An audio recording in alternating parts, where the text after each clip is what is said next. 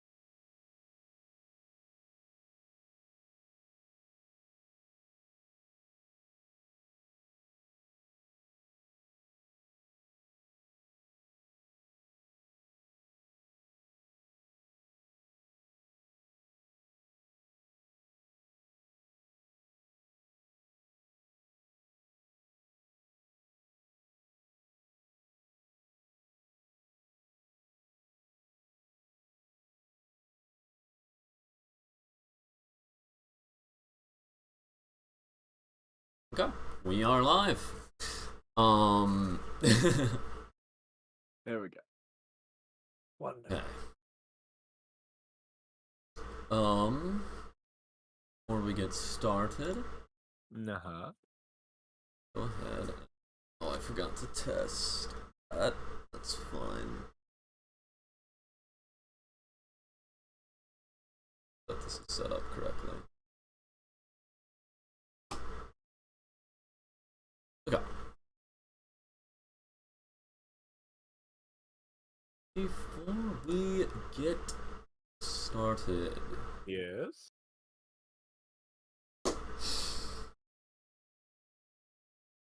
hello, and welcome back to Dancing with the Devil. I am Kjarl O'Larlandine I, and I will be your storyteller from the Dreamscape Storytelling Guild. And this is my player. Hello. My name is Gimmick, and I am playing Lord Voltaire Castellenter. Fun fact, I was going to have a top pack as I usually do when I do these games, but the only one I got at my disposal is this leprechaun-looking thing, and I think it throws off the vibe a little bit. So I don't think I'll be doing this, unless the situation desperately calls for it.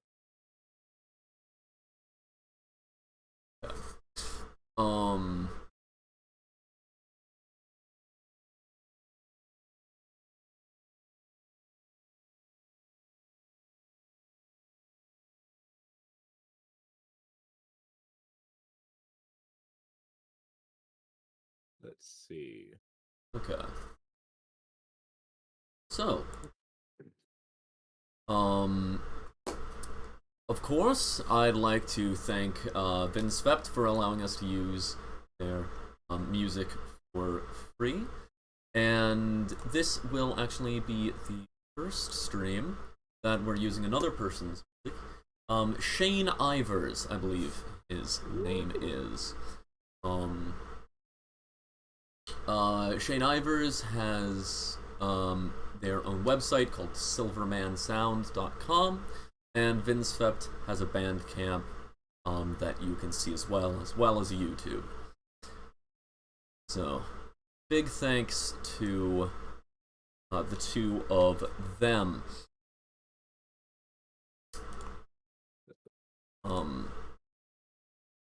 By the Also, way, have you ever seen Vince Vept? His hair is so long. I had no idea. yes, yeah, I have seen pictures of Vince Vept. Very, very impressive. Yeah. Additionally, this, our story tonight will, be from Dancing with the Devil, Chapter 1. It is inspired by the song Dahmer Does Hollywood by, Amigo the Devil. Great song, and I strongly suggest, just one of these days, just try to separate the, like, author's intent from a song or whatever you are listening to, and just, like, think of it out of context. See what you can get from it. Pretty much all of the inspirations for these, this session and the last one were completely abstracted from the song and not following the actual story at all. It is wild. Yes. Oh, I didn't do my makeup or anything. Oh well. Let's go ahead.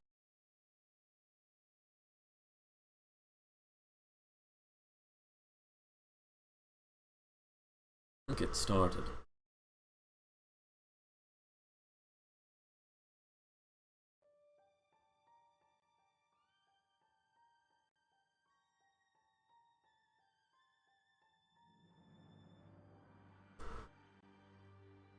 Voltaire had lived in Baldur's Gate for nearly a decade, being raised by the clergy of the Lythandrian monastery, the abbot of which, Father Killian O'Dara, became his surrogate parent. Almost a year ago, in 1491, Dale Reckoning, Voltaire returned to defeat the fiends of Waterdeep. And due to this conviction and his achievements, he became the Acolyte of Argus, and made interim leader of the Waterdavian Crusade, whilst Argus is away on his pilgrimage to the holy city El Turel to be officially sainted. The plan that Voltaire and the tactical commander of the Crusades, Sir Nikolai Constantine, have developed is for Voltaire to integrate himself into the cults of Waterdeep and gain their trust by convincing them he is a cultist spying on the Crusades.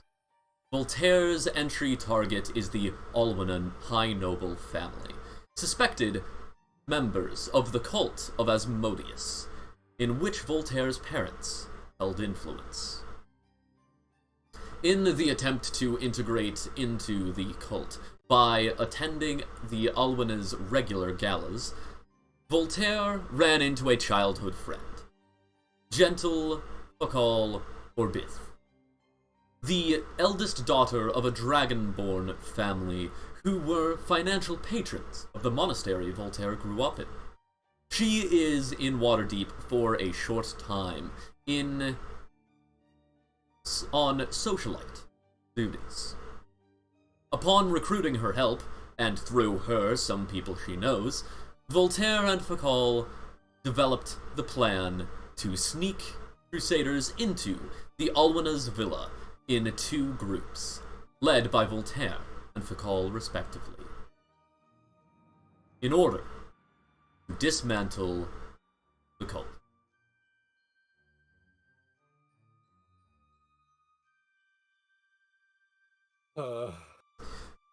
You are back at your workshop once again. Oh.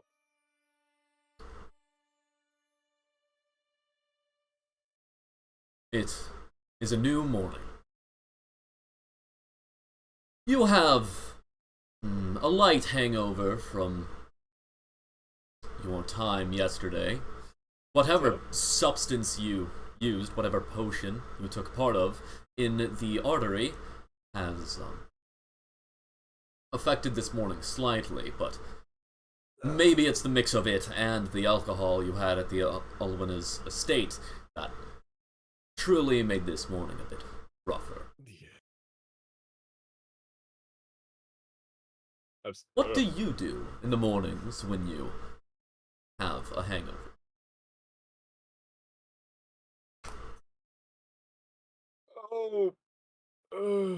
I tried to get some gentle stretches in, not so much that I toss on my head too much.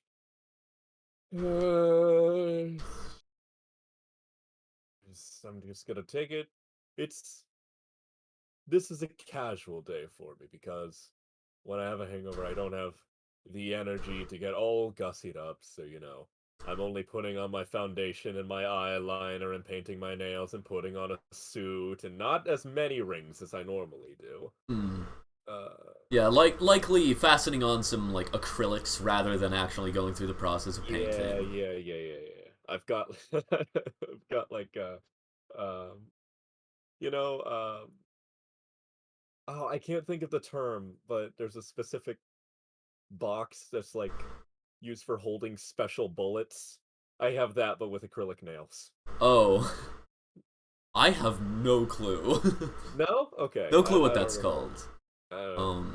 But one of those guys. Yes. That's where I keep it. And just the Speaking of bullets, casual top hat.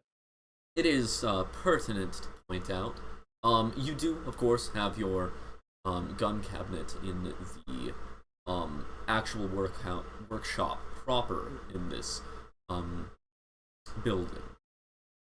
And of those, it is now locked since the incident with Beatrix. Yes. I should double check on that. So I'm gonna, Yeah. yeah, As I'm you gonna are, check. as you're preparing the clock on your mantle in your room is tick tock tock.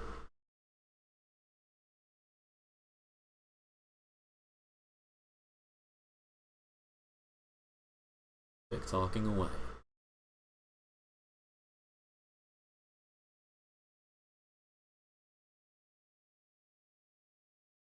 Okay. Do I know what the progress has been in terms of? It's been a while, so I need a reminder. Do I remember the progress on changing the situation with the children, on like or adding to? Um, it is still something that you have your plan in place, and it is still going through, largely a mystery to yourself. All you can do is hope to succeed.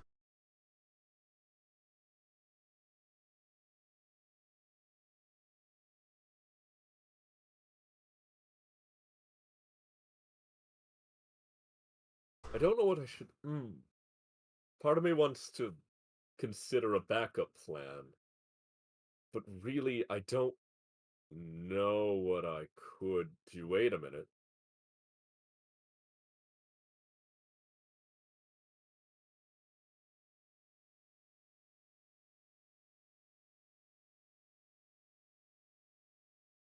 I know I worked with. I my studies at Baldur's Gate were more with demonic studies. Do I know anything about ghosts and the like? Um, yeah. Go ahead and make a religion check since you're thinking of it from the angle of religion. Yeah. Okay. And I do have proficiency in that. So I'm only using my proficiency modifier today, correct? Is that? This would be an intelligence religion. Yes. Okay. So Okay. presumably you're proficient in that. Yeah. Yeah. Okay. 16. 16. Yeah. Um Lucky number. you think about it a while, and you there wasn't a lot on it. Um generally um with everything going on in Boulder's Gate, whenever the clergy might encounter a ghost, they tended to just leave them be. Um, the general consensus was that ghosts are generally docile and will, um, if they become a problem, we'll get a call. So we can go and deal with that when it becomes a problem. So Since there were we significantly greater problems, they religiously you so we are who we were gonna call. Gotcha. so religiously Gotcha. a what you really know about ghosts is that ghosts are spirits that for one way or another refused to go to the afterlife. Right. um and um yeah, with the 16, that's generally what you would know. Mhm. Okay. um I guess I'm also thinking of with that in mind, like are there methods for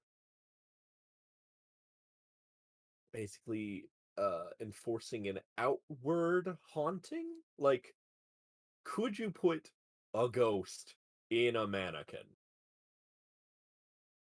Or does the ghost have to choose to be in the mannequin? Okay. Go ahead and make an...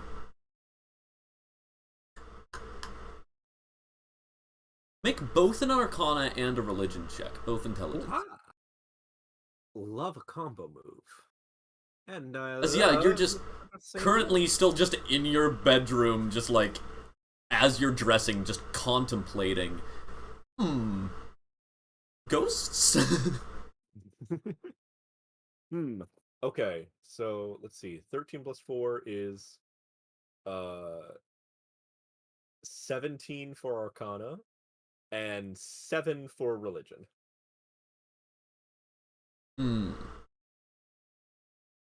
Okay. Got a mixed spread. So, for the Religion check, you have no clue. Yeah, if it was ever mentioned, you don't remember it. yeah, sure. However, for the Arcana check, you're aware that ostensibly that is what a nimble right is. Ostensibly, a nimble right is a... well, at least a body, a mechanical body, a mannequin, if you will, that has a sapient soul. A soul of the same grandeur as the sapient mortals. Right. Okay. When it comes to actually... You said a 17? What you got? Yeah. Yeah. When it comes to actually knowing if you could trap a ghost, or if a ghost could even inhabit a nimble right or mannequin, you're uncertain. Okay.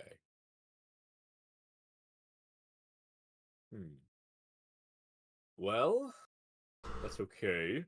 Okay. So, backup plan. Ghost happens when a soul refuses to go to the afterlife. So,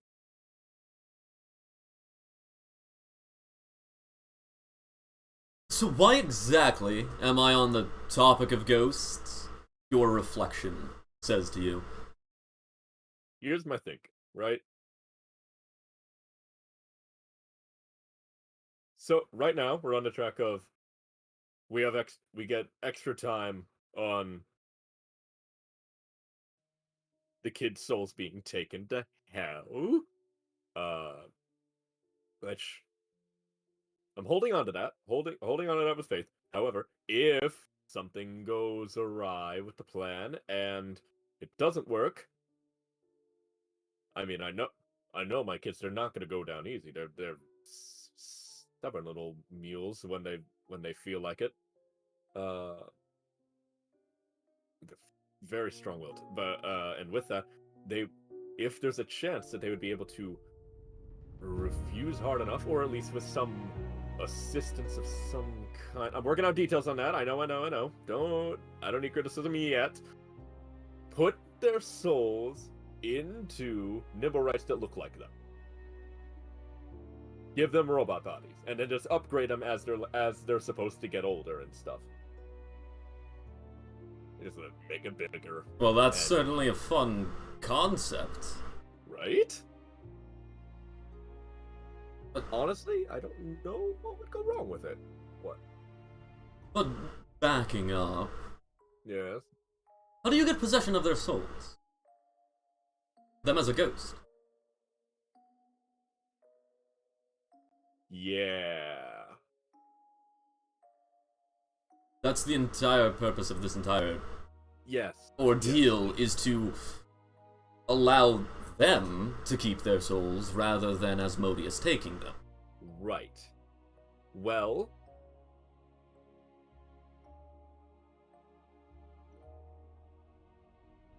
Do I own the Nimbleites that are already in the house, like Nim and Jasper and the third one, whose name escapes me?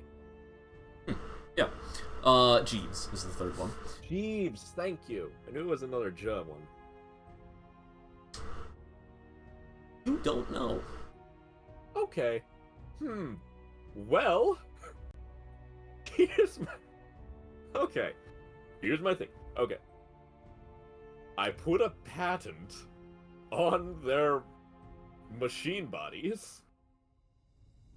Therefore, I would own them in the moment, and then I sign over their bodies with the magics of their souls attached to their respective Nimbleites to the children. Ergo, they own their souls. But you don't have their souls to sell in the first place. Right, but I would own Their body? The Nimblite isn't a Nimblite without the soul, right? It's an automaton, yes. Yeah.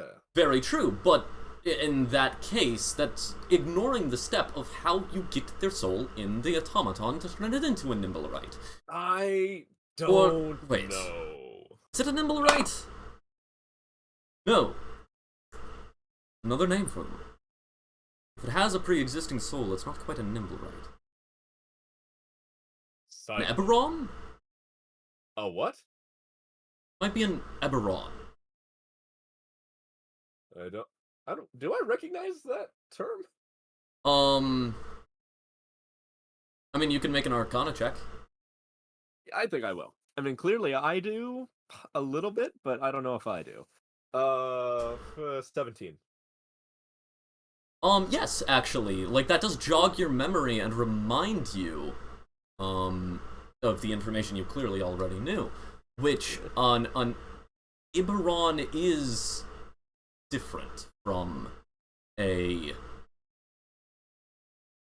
They are different from a, Nimblite.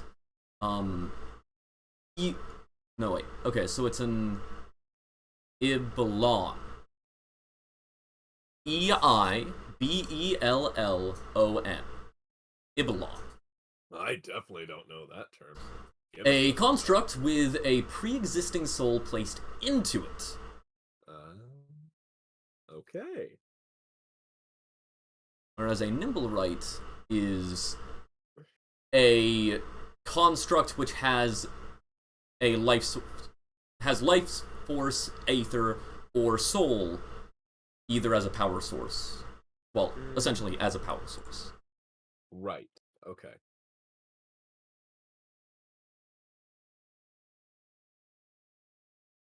So? We'd still need the soul in the first place to put into the automaton to make it into an Ibelon. I have been thinking about just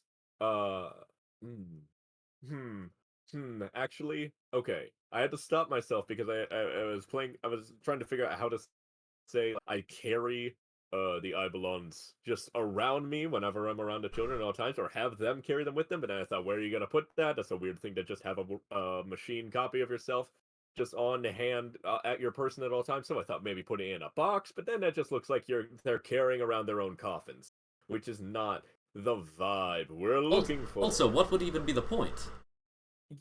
Well, I don't. Here's the thing. When it happens, if it happens, because what is it? Their souls being taken. Yes. Yes.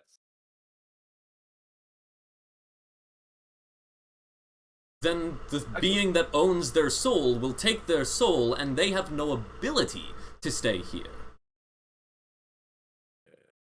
Not on unless you're proposing a soul heist from Hasmodeus themselves. Less of a heist and more like stealing something while it's on the way to its proper owner. Yeah, when a heist. when you get no, like when you ball up. I'm thinking less of a heist and more like when you ball up a piece of paper and go to throw it into a rubbish bin, and then someone smacks it out of the air on the way Well, while it's yes, up but in the there air, is so no they never go down. stealing happening there. Right? No, and they This smack is down. stealing! By the laws of the cosmos, as is written by the infernal contracts, the souls are rightfully Asmodeus's. Okay. Well, Therefore, it would be stealing, and not even your angels would aid you in that.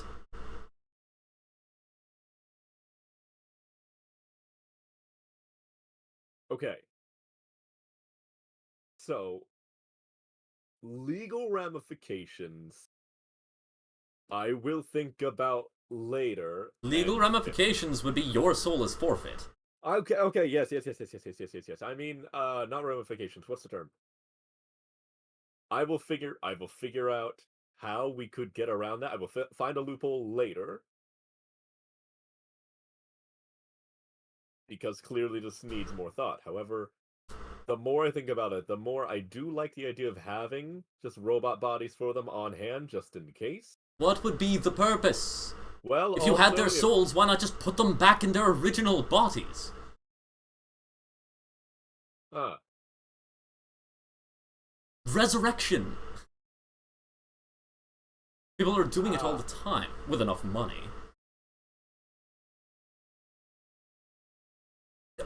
Stop worrying. Don't continue thinking about it. I already have a plan going through. That's not something we have to worry about now. You have so many other things to do, and you need breaks. Come on. Believe me. You need breaks.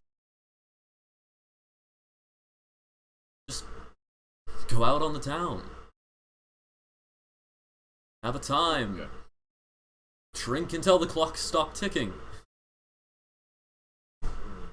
Well, hmm. Hmm. Not to mention, you don't even know when the raid on the Alwinas is going to happen. Did we not? Did I not set up a time and date for At that? their next gala, What? Oh gosh. you haven't yet heard when. I haven't yet heard when. Okay, How yeah. about just finish your morning routine? Let's finish our morning routine.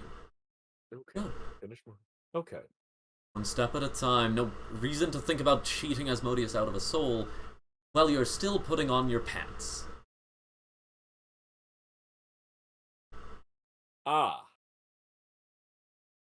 That explains the cold. Okay. There we go. I put on my pants.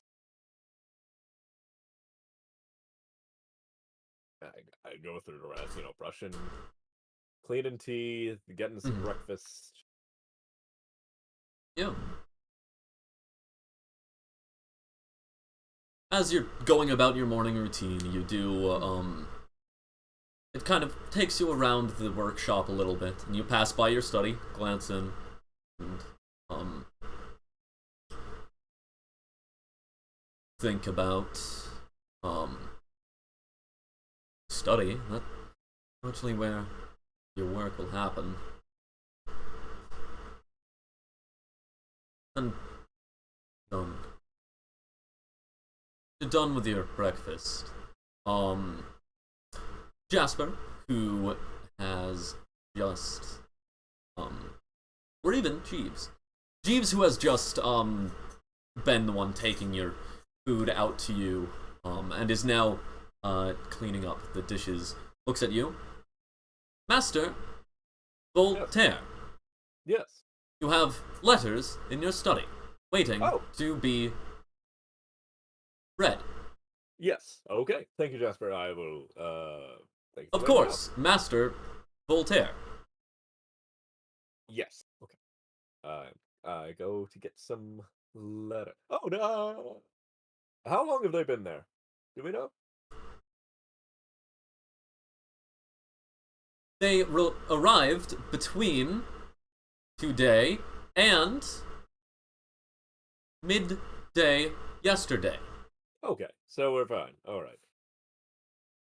And I go to get the letters, and I open them up, and what? Well, what do we Yeah. got? So there are a couple guild letters, like, some of the, you still are, like, finishing up, detaching yourself from the banking and money lending, business that you used to be a part of. Specifically, there's bankruptcy that you're having to, get around, as a lot of the liquid assets had been poured out, and calling in that loan from the Guilds of Triumph only really gave you a new guild position. You're still dealing with becoming free from that bankruptcy. Ooh, But dark times. Dark times. um other than that, Jasper has been dealing with some of the lesser details of that, though some of the greater do need your private attention.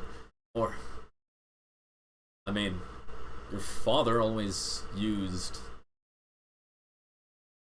different staff members, guild members, to be a secretary of a sort, but you don't have one, not since you moved here.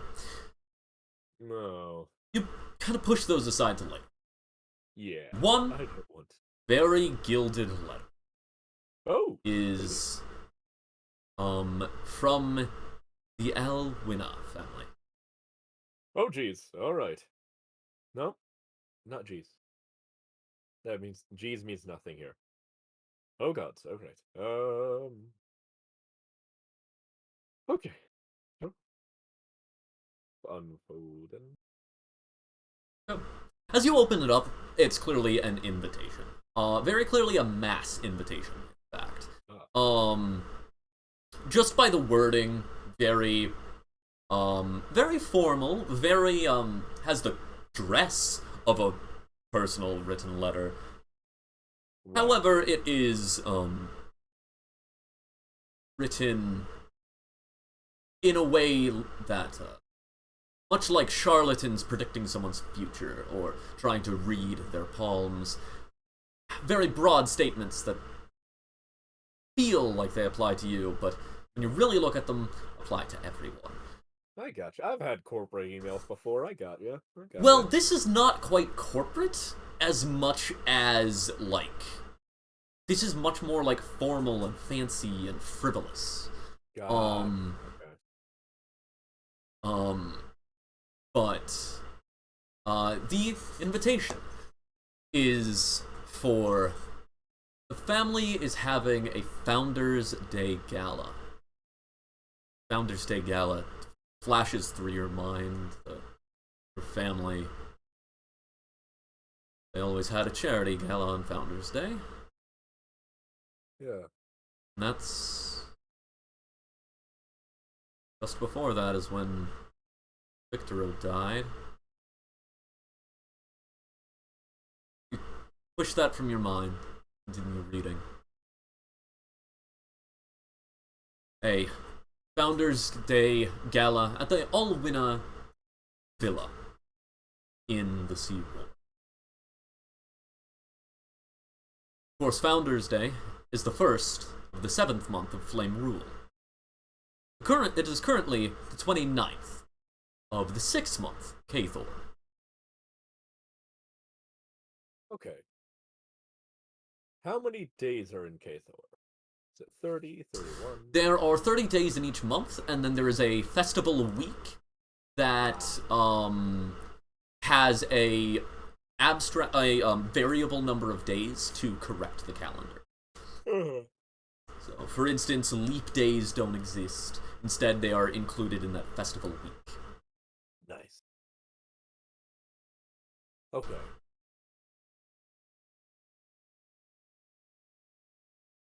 So I've got today's the 29th, so we have 30 and then the 1st. So I've got 2 days. Got 2 days. Got 2 days. I'm gonna put We'll see. thumbtack up on. I was right. You have time. I've got time. Got time. This is fine. May as well party before you have to go to a party and remain entirely let's sober. Fun. Oh, Oh, fella. Let's not use the P word right now. Oh, goodness. Still recovering. I mean, I've got. Goodness, party. Should I? No. Okay. I don't. Enjoy yourself. It's the end of a 10-day. It's the. You know what? Yeah. It's the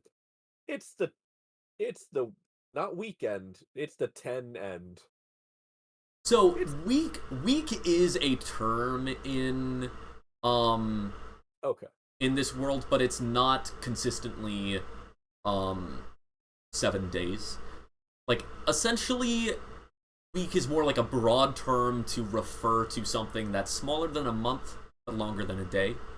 Yeah.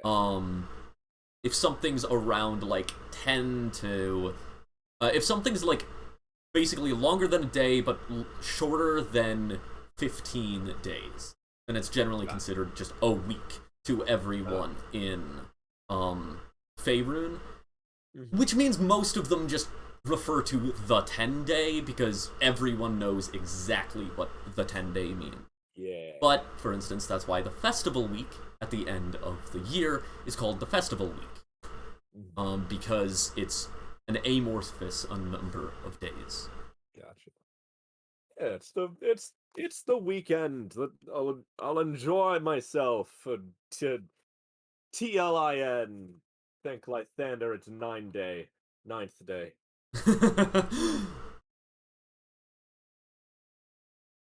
Goodness,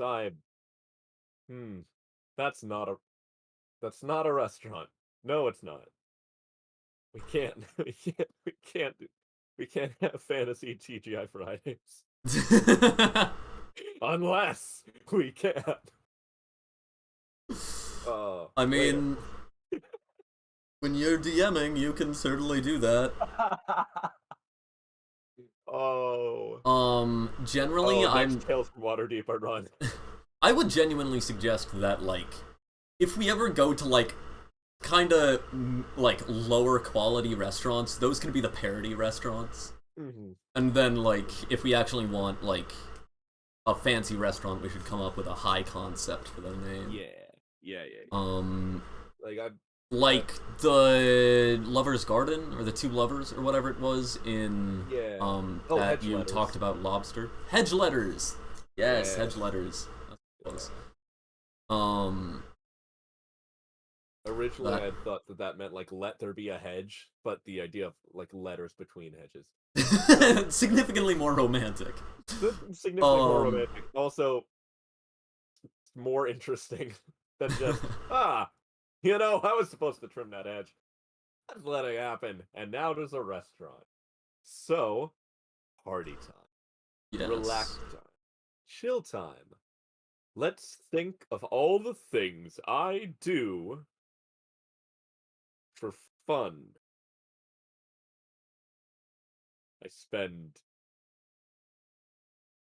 I look around at this big empty house.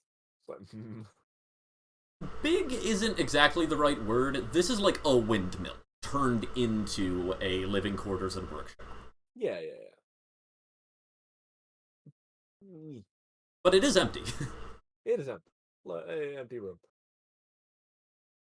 Oh, I'll call up some. I'll reach out to some friends and we'll hit the town. Oh. Well, how about you make a list of things you enjoy, you make the things you enjoy, and you make the friends. Come on. I'm sure we've got friends. Sure we do. Well, acquaintances at the very least. Yeah, or, well, I know people by name. Just think, you have, there's Raphael Despond. drow that you scared out of the car. Yeah, I don't think that'll work since I scared him out of my car. Well, Also, that was an embarrassing interaction. I was like, "Hey, remember last time when I tried to convert you to Satanism?" just don't. Don't Just bring it up. don't. Yeah. I don't know. I don't know. Gosh, wow. Wow, I really don't know anyone. Who's that, Who's that woman that you met, few days ago? Oh, um, oh, I had her, Hmm. I had her name written down on my other character sheet.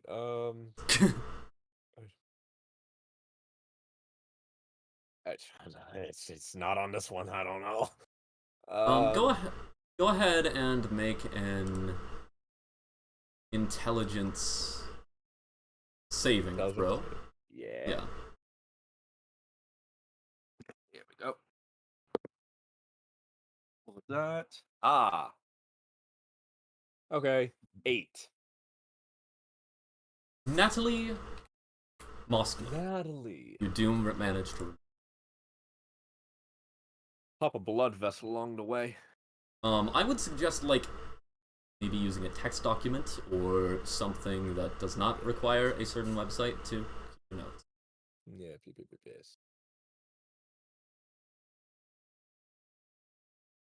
Oh, There's her. goodness. That's her. That would be nice. I like her. She's fun. She was fun. Or, I mean, you are a Castellanter. You can always send out invitations, shotgun it and see who approaches, or just walk into a place and I construct my stuff. And I will surely gather. Yeah. Yeah. It is.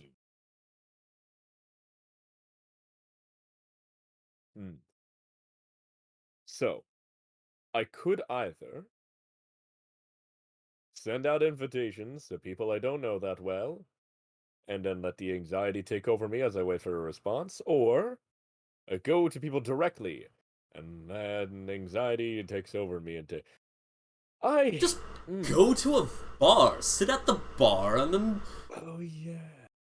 I'm sure. I am sure that there are dating bars around here, whatever the frick you might call them. Just go to a place, everyone's gonna be there in order to meet people. Everyone's gonna assume someone sitting alone is not there to just drink themselves to death. True. Probably not. You can find people. I can find people. I don't know if I want to go drinking at 9 a.m. though. Why not? Oh, you got me there. That's a good idea.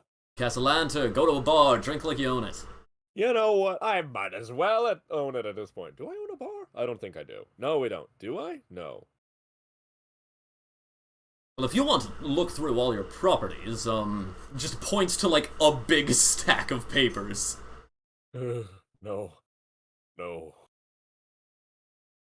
No, I can't touch that. We leave that for tax day. We're not doing Also, that. use some time. Learn how to use the Aethermobile. Oh yeah, I should do that. You know what? That's what we're doing. That's what I'm doing first. Hopping in. I get in the Aethermobile. I'm like, all right. Practice time. Gonna practice, and then gotta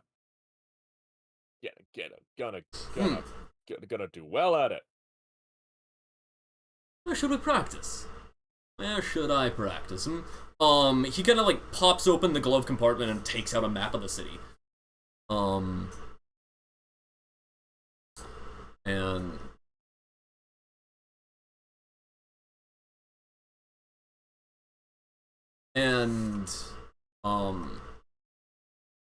looks at the city itself. Well, we got the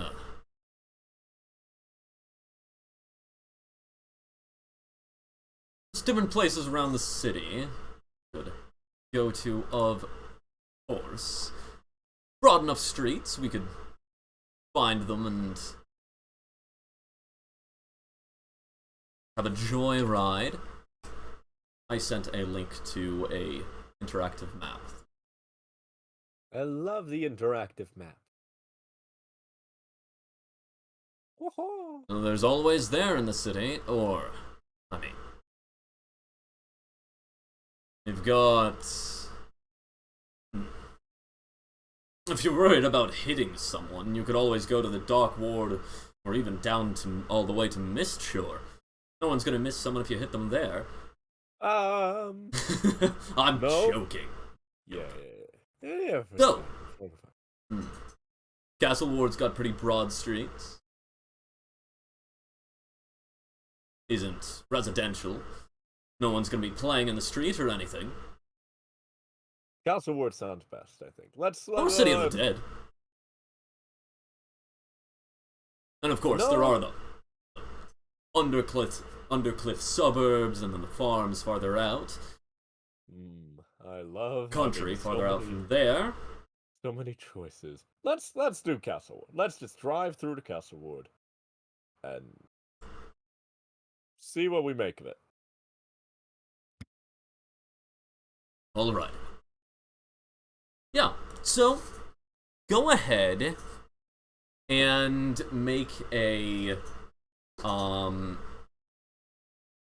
what would your passive land what would your passive dexterity wisdom land vehicles be?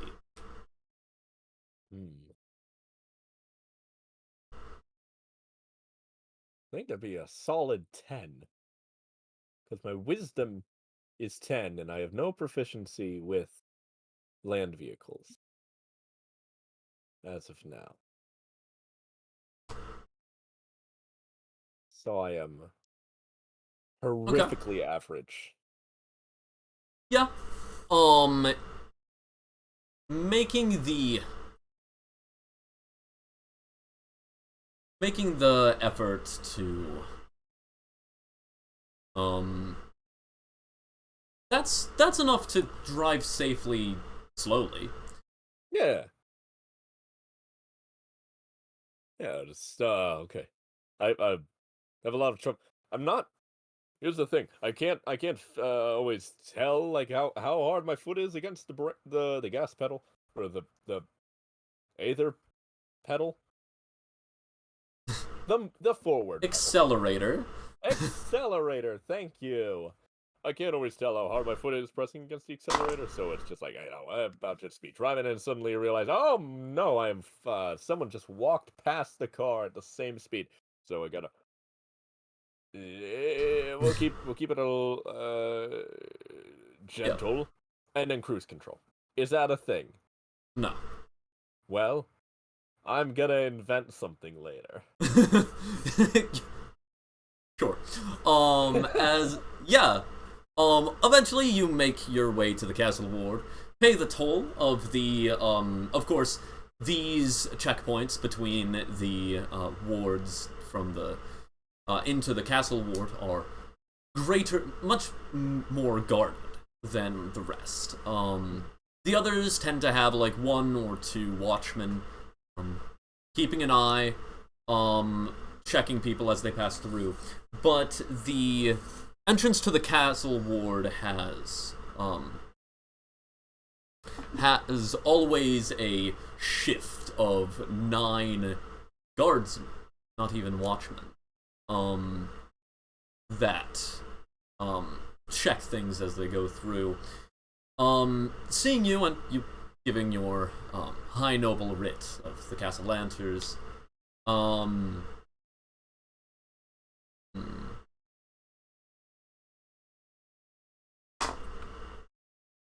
they let you through. Ooh. Yes, you're now in the broad streets of the Castle Ward. The wide courtyards and this is the academic and the military, as well as the ward that much of the government takes place in, such as the Council of Masked Lords and some lower administration as well. As yes, you begin to drive around. I don't know what music is playing on stream, but I just put on a playlist for classical Baroque period music, and I feel like it is the vibe of the Castle Ward. Yes, that works well. Okay. As yes, we're you gonna are. do some simple maneuvers. Take my way through. Going. Just gentle. Yeah. Gentle practicing. Oh, look over there. Pay attention to where I am on the road, traffic, and all that. Moving forward. Oh, come on. Surely I can learn driving with more fun than this. Bring her up some speed. Alright, fine. I'll bring her up some speed. Come on, have some joy in this ride. Yes, I'm having fun. My foot goes like that much. Okay.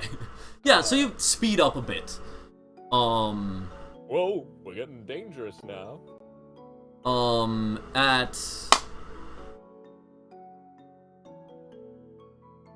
At this point, yeah, so you're driving.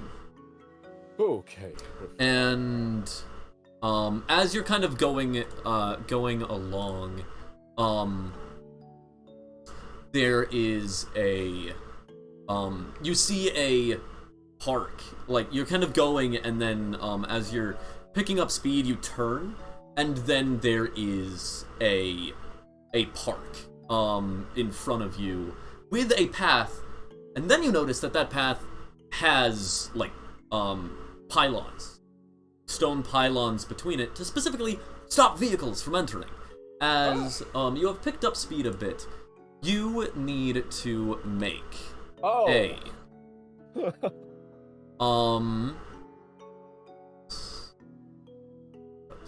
you need to make a dexterity land vehicles check. Are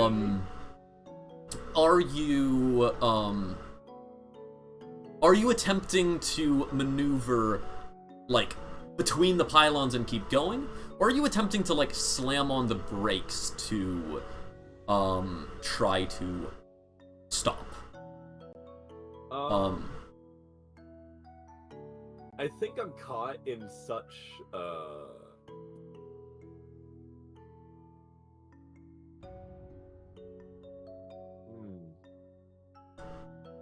Gosh, I don't know. Whatever it is, I got a 19 on it. So I need to figure out what I did well at. Okay. I'd say, well, it actually, like, would have changed it, the, check. I should have stopped you. So, I mean, since you just, like, kind of see it and your reaction is, don't hit poles, I probably hit the brakes. Yeah, you kind of, no, because that would actually be the dexterity to drive between them. As you, like, maneuver, between the poles and are now, like, driving kind of through this park. Oh, there's nothing here. Okay. And, yeah, the park is rather lovely, as you're kind of having picked up this pace just a bit. And... Okay. As you are driving through, you...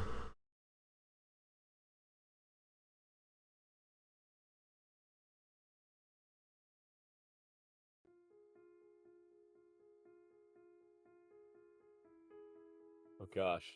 As you're driving through,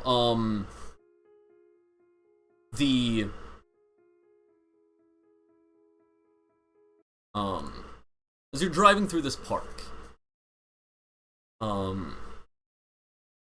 you are kind of going, and your reflection's kind of like looking around, just a smile across his face. See, isn't this fun? it's fun. Going and seeing the places you're not supposed to in an Aethermobile. You know, honestly, yeah. Almost like you're out in a forest, isn't it?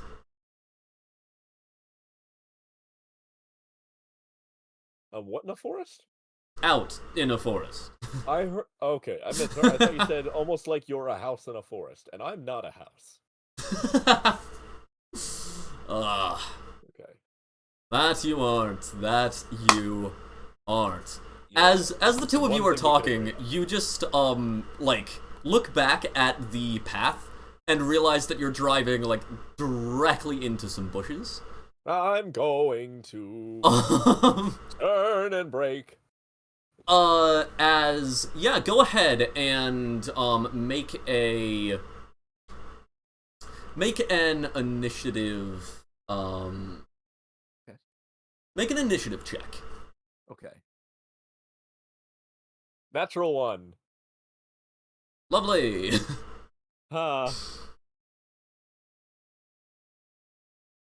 You know what? It's fine. Just gonna calm my nerves some. Just As fine. okay, It's you are.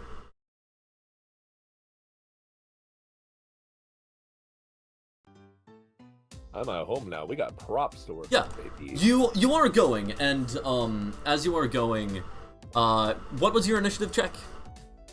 Natural 1. Yeah, so you do not react in time to hit the brake as you're just going on through. Go ahead and make me a... I'm gonna say make me a land vehicles proficiency check, except you're gonna be using the vehicle's strength. So, that's going to be... For now, just make it with a +3. Okay. Something +3, so 3 + 10, 13. 13, okay. Oh, you closed that quick. I did bad. No, it's just too low that, like, I need to focus on this. Okay, yeah. Yes, that is enough.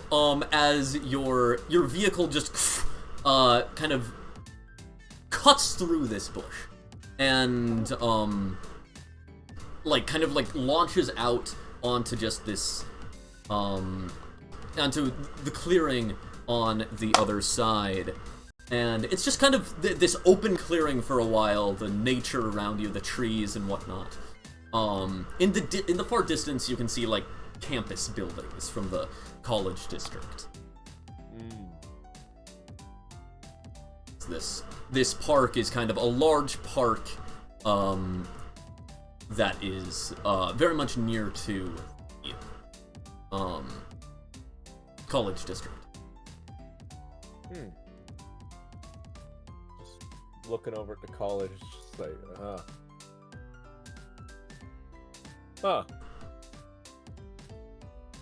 You know, it's... Gosh, it is weird. I didn't really think about it until now, but, like, in other circumstances, I would have been at the age where I would be, like, getting in there, like, at the end of summer, and then instead I got 2 kids. I'm trying to work my way out of hell.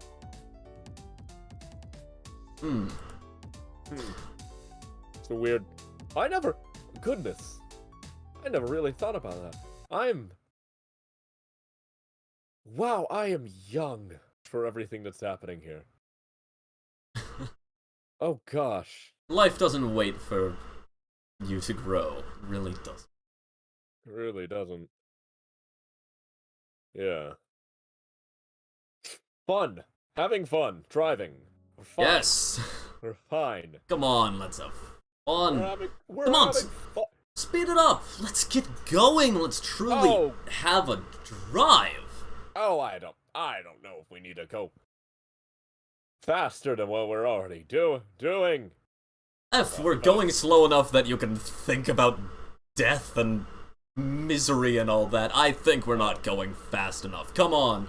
Your reflection reaches over, grabs your, like, knee, and pushes it down. Okay. Are you wanting to, like, resist pushing the accelerator? Resist the urge to push the accelerator further? Yeah. You just... I'm afraid, but I can't fight back at this point.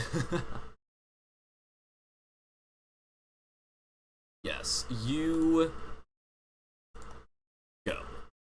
Whoa. Excuse me.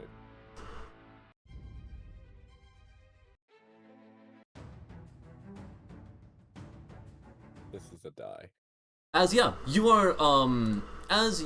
are driving and, kind of slowly beginning to speed up,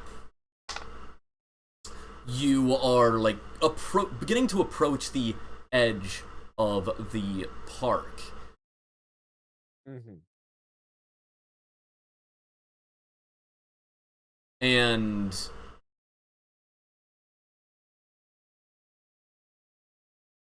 as you are going,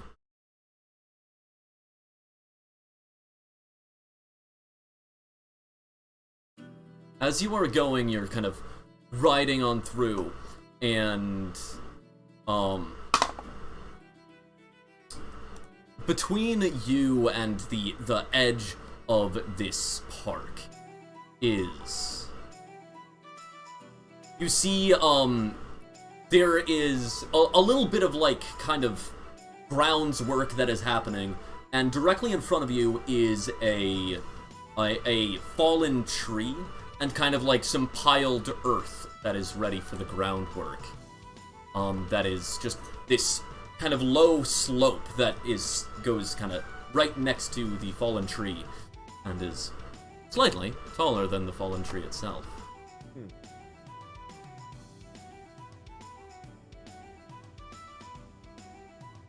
Okay. What do you do?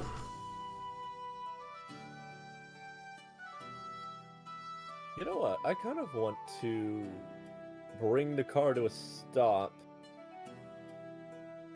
and get out and walk. We're in a nice area. Yeah, as you Get some fresh air. With the car. as you kind of begin to slow down the vehicle and kind of your reflection kind of looks over at you and is like, really? We were about to get something interesting. We could have gotten air off that mound. Oh, gosh, I didn't even think of that. What? What? Look at it! It's perfect! It's right next to the log, right next to the fence. We could jump on out of here and straight into the street.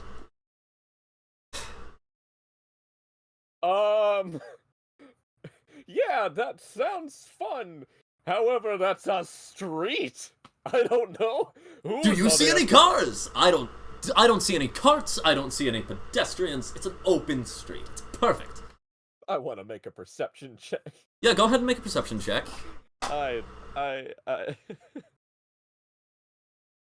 This is natural 20. Natural 20. Okay, so Yeah, show me all the hidden traps that you laid at this mound. there is Show me all the ants like we're planting with the little pitchforks. there is a like road that's kind of that is going and like kind of horizontal to this, and the road's wide enough that if you hit the ramp at an angle, you would be able to like land and go one way or the other down the road. One side is in fact completely clear.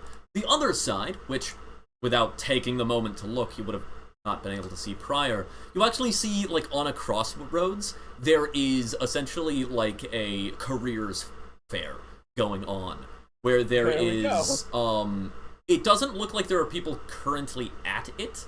It is still a bit in the morning, but there are kind of stalls set up that there may be people in there, but you can't see anyone in there. Yeah. Plus, okay, I point that out to myself. Even if there's no one there to hit, if there are tents set up, that doesn't. I don't want to deal with someone like calling city watch on me and you know pull over. Do you have any idea how fast we're going? Also over a fence. Just what does it matter? Think about it. I'm capable of making you disappear. Snaps his fingers as your reflection changes form into an entirely different person. Ah! Just like this, they are like this strong-looking woman with like streaked back, like actually pulled back like dreadlocks, even. And they have it's vitiligo, right? The splotchy skin. They have vitiligo where they have like dark, almost mocha, and then almost white, pale splotches across their face. Come on! It's not like anyone would, even if the watch came after us. Not like they'd even be able to track it back to you. Enjoy it! It's not like you're gonna hurt anyone. If you are, you can race out the gates into Undercliff, into the fields. It's mid-morning, all of the students are in school, and all of the workers are in their offices. The streets are open. Take a joyride. Drive your car like you stole it. No! Come on. So your reflection, like, grabs you and, like, tries to pull you out of the driver's seat and, like, get into the driver's seat themselves. I can do it. Are you trying to stop them? Yeah, I'll if I'm okay, yeah, this, make a strength athletics check. Yeah.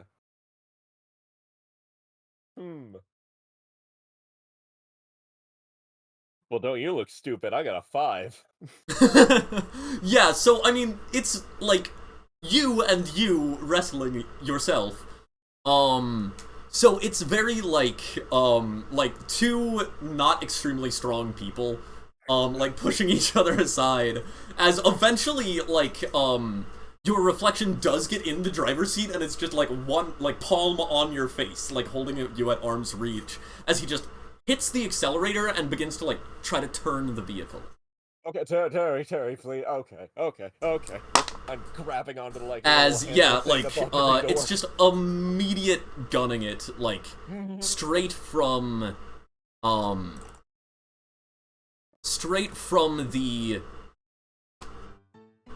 the stop that you were at, just roughs up the grass of the park and begins to drive around. Have basically, automobile manufacturers figured out airbags yet? What? Have we figured out airbags yet in this point of our technological prowess? No. Yeah, I thought not. Yeah, these are still the old style wheels. As you, like, it drives, I suppose, drive in a circle. I'd say for the moment, no one is the DM. Plot points. Yep.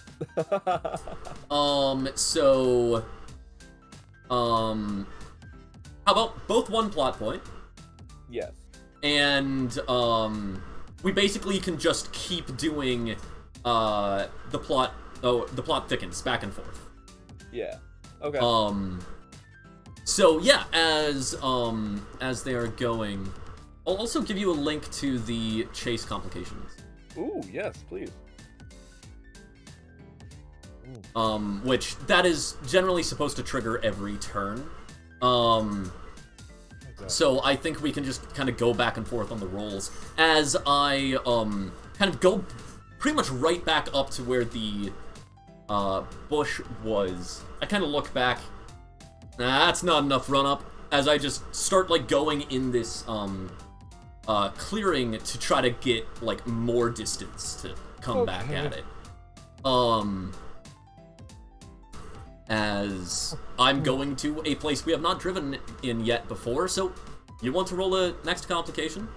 Yes, I do. Okay. So, if you scroll down, I'm using the forest complication table. Forest. Yes. Let's see. Ah, here we go. Okay, yeah, I'll roll for it. Let's see. 1 out of 20. That's cocked. Let's see. 19. Okay. There are thorn bushes. No. 19 is nothing. What did I say? Oh. 11 and higher is nothing. Oh, yeah. Even better. Yeah, so I just, like, get some distance, turn it around, and then gun it. Towards the place. Might want to hang on to that top hat of yours. Like, I, at this point, put one hand on my top hat, and, like, just a hand on the steering wheel, try to gun it over. It was a... Fallen tree is an impediment. Roll up to impediment. Yeah. As I go ahead and jump on over, that would be a... I can choose a dexterity land vehicles check. Ooh! An 11. That does just pass the DC of 10, of course. Okay.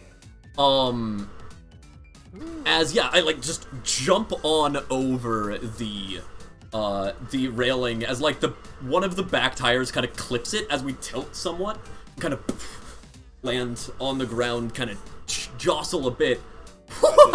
See what I mean? That was grand fun. Hold on one sec. Let me roll for something. Okay, I have 3 new white hairs. Yes. As come on, it's street driving. This'll be fine. Get over here and see how fun it is. As I, like, basically, like, yes, I hit the accelerator a bit and then, like, hop up with my feet onto the chair, like, holding the wheel. Come on! Grab it because I'm letting go! Okay, I grab it out of your hand. Yeah, as I, like, climb out of the, back seat, I hate machines. I climb into the back seat, and go ahead and, I'll roll the next complication. We are now back in the city complications. Okay. Got a 6, so actually, if you look at the complication, like, location thing, and then tell me what I get, then I'll look at the actual rules, like, for what the complication is. So, a 6 on the city complication. That's a fence or wall across the path. And what's in the third? Barrier. Barrier. Okay, yeah. As, yeah, you, like, get into the driver's seat, look, and that was a turn. You are about to miss that turn. I'm gonna try not to. Okay, you're gonna, like, try to, like, do it essentially a drift or whatnot, like, try to get into that turn. Yeah. Go ahead and make a dexterity, land vehicles check. Okay. Okay, not bad. 19? Plus... Yeah, you, like, turn and swerve, as you make the turn. As you are now, like, on a straight of way again. You wanna roll the next complication? See what I mean? You're getting it! I'm truly understanding the feel of the road, the feel of the car. I hate this. I hate this so much. I hate this so much. This is why I have a chauffeur.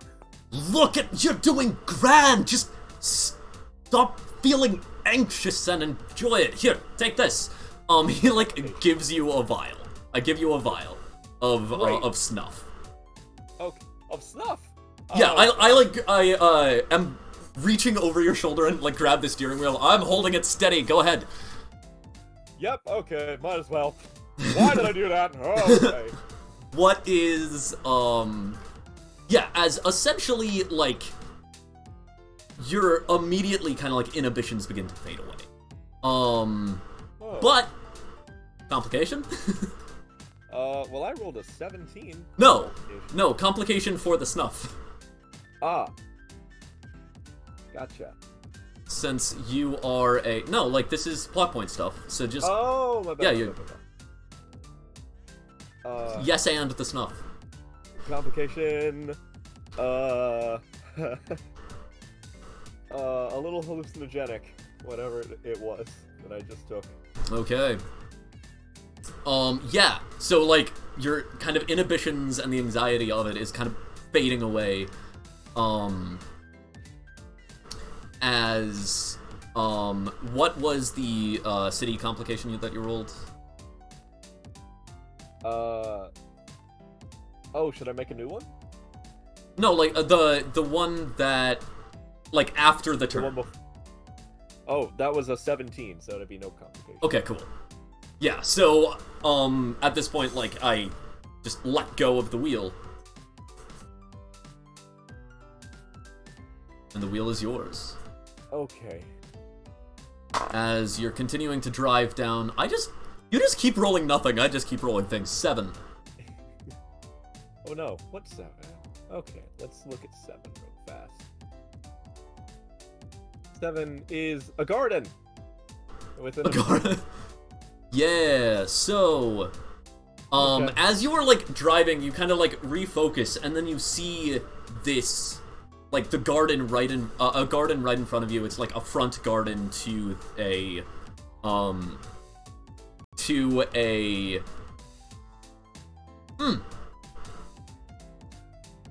I will...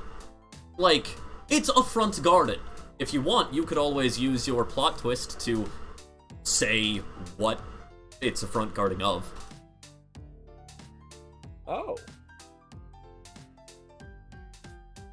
Oh, jeez. Because I just used a plot twist, so you have to use one before I can again. You're right. Okay. Plot twist for a garden. It's... Well, a plot twist can just add anything. Like, you're currently going through a garden. If you want it, like, I was just suggesting that you could decide what the building type is. Oh. Like, is this, like, an office building, a college building, a police station? A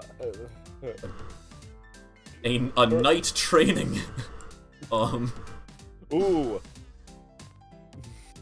Okay. Yeah, night training. Night training's good. Yeah, so as you're going through the garden, there are actually, like, a couple of knights that are, like, currently, like, sparring. As you just, like, enter into the garden, you, like, you see these knights are sparring, and... I'm gonna say they're both gnomes. Cool. Does that change anything? No, it doesn't. As complication, this is the Order of the Unicorn. As you see these knights sparring, and you see, like, fairies, basically, like, some sprites are basically swirling around them and sparring as well. Oh. We have prior established, hallucinogens lessen the barrier between, like, other dimensions and the one you're currently in. As, I, like, from the backseat, am like, maybe want to make yourself disappear. Maybe. Oh, yeah. Okay, as... Is that yes. how I just... It's like, yeah, it's like you do it and then fire. Like, you burn into another shape. Like, yeah, it's some... Okay. Like a costume on top of you is burning away to reveal what's beneath. Okay, I forgot that was our way to do it, and my thought was, like, I pull down the top hat, and it, like, a face burns, and then it's a new face. I mean, like, you are holding the top hat, so maybe you, like, pull it down on accident or whatnot, and then it burns away, and you're now, like, move a wig or something out of your face. Yeah, it's a really cool transition. That is an action, so, the complication, I'm gonna say go ahead and do do this at disadvantage. So either well, if you were going to just barrel straight through the garden and also possibly you would just kind of be putting it on the knights to dodge you. You could use strength and just kind of like lay on the horn or whatnot. Or you can use dexterity. Disadvantage, vehicles check. Yeah, that makes sense. Okay, let's see. Where's my other die? A good one.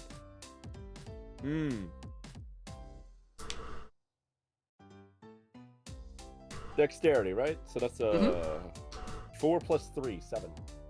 7. As yeah, so you're kind of like going through as then the like knights look over at you and try they both try to like dodge out of the way as like you're like turning the steering wheel, but you're like hit a curb, so you're just in the air and unable to steer away at the moment as the two knights like just dodge out of the way and you like just continue driving through the garden. Okay. As hey, watch out for your fairies. as you know what? I am going to you look back and one of the bushes starts to like morph and then it changes into the shape of a horse. No. As you are continuing to ride. Jarl.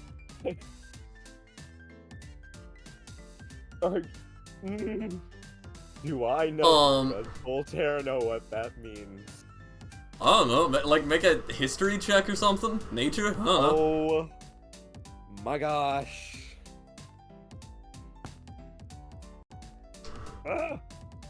History. Intelligence history. Yeah, so 8. I mean, you're hallucinating. It's probably a hallucination. Whoa. Like, you did just see fairies. Whoa, that bush got bonafide. Anyway. As, yeah, you are just kind of continuing to, drive on, I'm afraid. I'm afraid. I can't go up against him again. As you are just going through the place, do you want to add a complication to looking back and seeing a bush turn into a horse? Complication? I'm not paying the best attention to what's in front of me. Okay. So, disadvantage on your next, driving complication? Yeah. Okay. So, that is... You know what? I'm just going to say what it is. You look forward, and then you realize you've made it back to the wall between the Castle Ward and the, I think North Ward? Or... Well, no, this, you would have been coming from trade. Yeah, so North Ward. And in front of you is the gate with, like, there are, like, 16 guardsmen. Of course, it is, like, morning.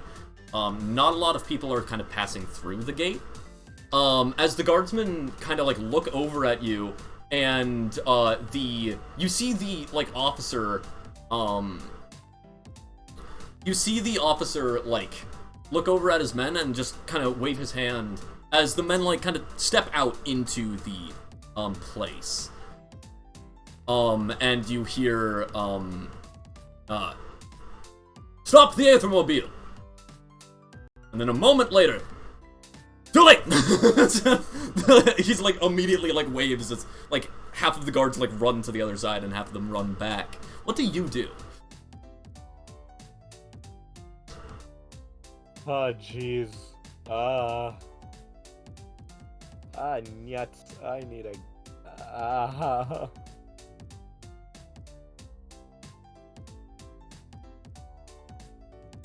You know... I don't know. I don't know what to do. I gotta keep going.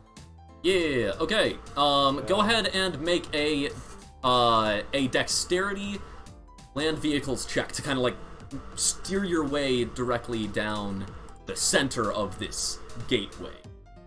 Okay, is this the one I have disadvantage on, or is that... Yes, disadvantage on this one. Okay. Well, me and my big mouth helping me out of a jam again. Let's see. Okay, wow, 2 15s. Nice. +3.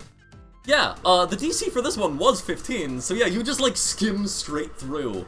And then I just like, as we're going through, you see me like pop the glove compartment, grab just a sack of coins and be like, "Great job, stiffs!" And just chuck out the sack of coins as we go by. Oh, that's where I put that. Alright. Yes. Good. That makes it... I didn't want to stop to do that. That's good. As yeah, you just kind of continue gunning it. And, Hey! you kind of drive for a while,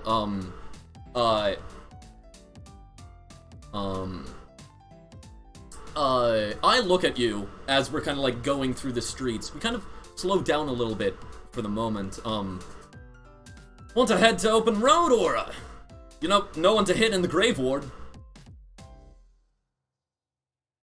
City of the Dead? What have we got to lose? Let's go to the grave ward.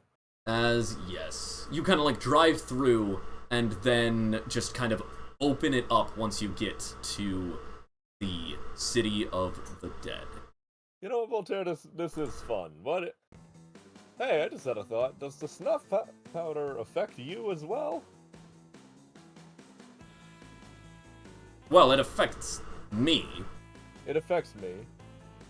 Of course. Well, here you go, and I hand you the snuff powder. As, yeah, you just are now kind of driving through the grave ward. And, you see...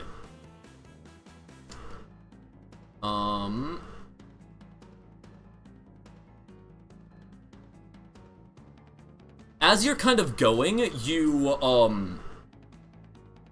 you see there is, like, a place where there is essentially, like, a coffin ramp that is used to, like, load coffins into mausoleums. That is... Well, would you look at that? It's wide enough for the vehicle. As you're going, do you go for the ramp? Might as well at this point. My inhibitions are gone. Yeah, go ahead and make living the high life. Make that check. Yes, you can make a strength land vehicles or dex. Yeah, strength land vehicles. We'll go with Strength land vehicles. Okay, I want to say that's +1. Okay, right. I'm a little bit better than. Oh, it's the vehicle strength though, so it's +3. +3, so that's a 22. Yeah, so you ride on through and you hit the jump as you do so. Yes. You know, as you do so, you're just kind of like hit that ramp and you fly over. You like look down and you realize that you have like just jumped over a row of empty dug graves. As you like look down and you land on the other side, you look back at the graves and oh wow, just all the way behind you, the fence far behind, as you're just continuing to go.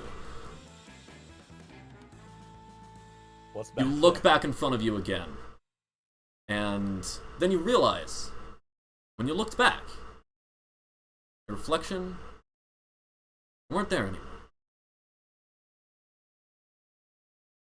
As you continue driving. Oh, I wish the music I You- had was listened by both of us, because that You can was now so have perfect. you essentially have like the jack of all trades half of proficiency bonus in land vehicles Hey. now. Okay, I So will take it. go ahead and add that to your thing. Half proficiency, you said? As yeah.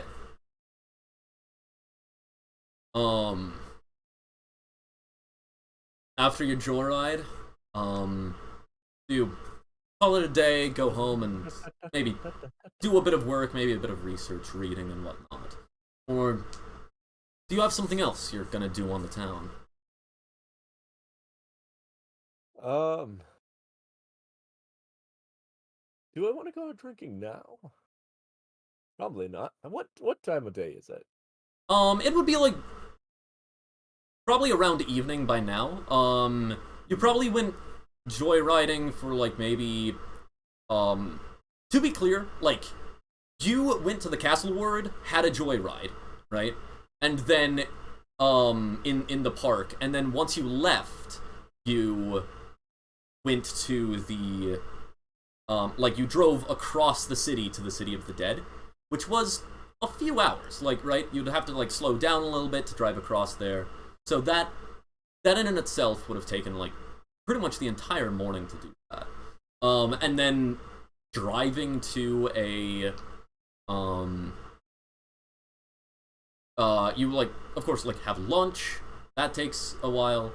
And then it would basically be choosing whether to drive and start an evening of partying or whatever. Or heading home, and I suppose you could wait till the evening. So basically, you can either start your start socializing at late afternoon, or you can wait till evening. That would entirely just be your choice. Okay.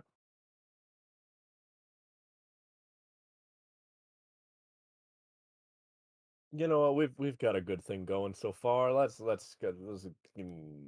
to the town. Okay. Where in the city are you going?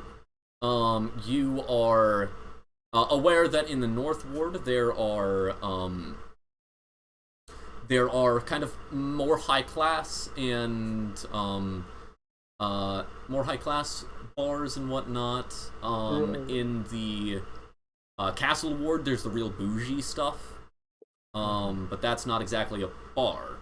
The North Ward is the first place you can find speakeasies.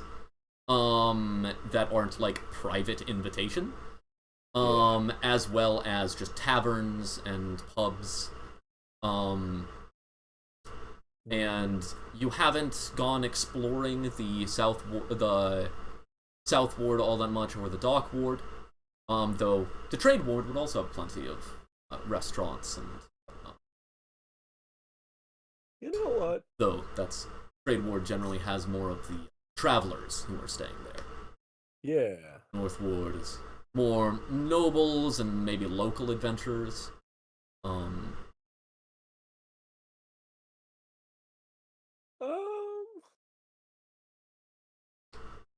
Honestly, the dock ward sounds nice. I like a good scenic view, and the sea's already there.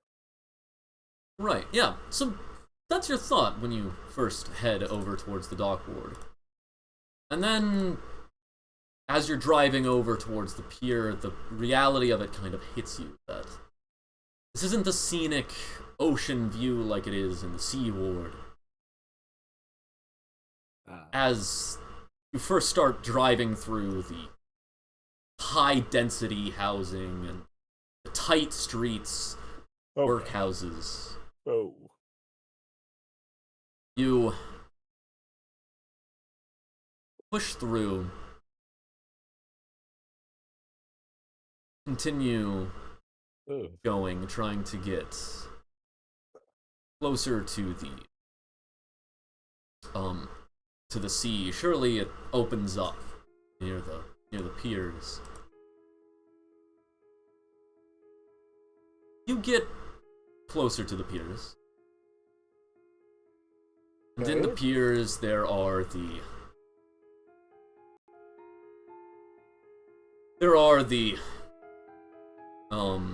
it does open up a bit. There's cranes and whatnot. There's piers themselves, some courtyards, warehouse yards, larger places that normally have a lot of stuff put into them. Since Founders Day is coming, the people of the Dock Ward have started to set up their places, started to set up their stalls, festival grounds.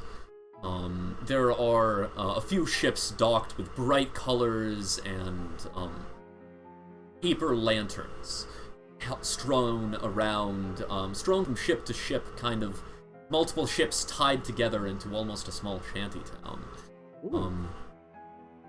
Oh, that's as lovely. They are out in the harbor, and currently you kind of like look around. There are a few ferrymen just with their rowboats or gondolas just at the piers, ferries, looking around.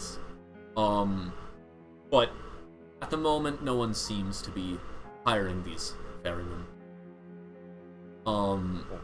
It's just kind of a slow night. Many of them are like playing cards. A couple of them are fishing on the pier.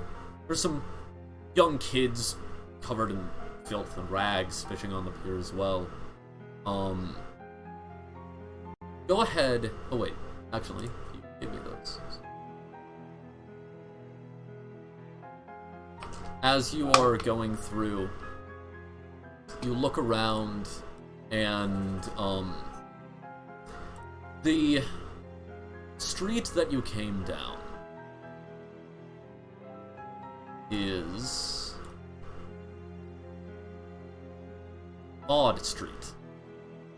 You had initially come down Snail and then cross Fish, and you saw the pier through Odd Street, so you drove down it.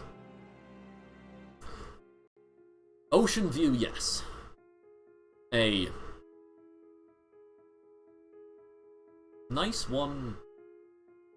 Well, it's not pretty. Partially serene, perhaps. Yeah.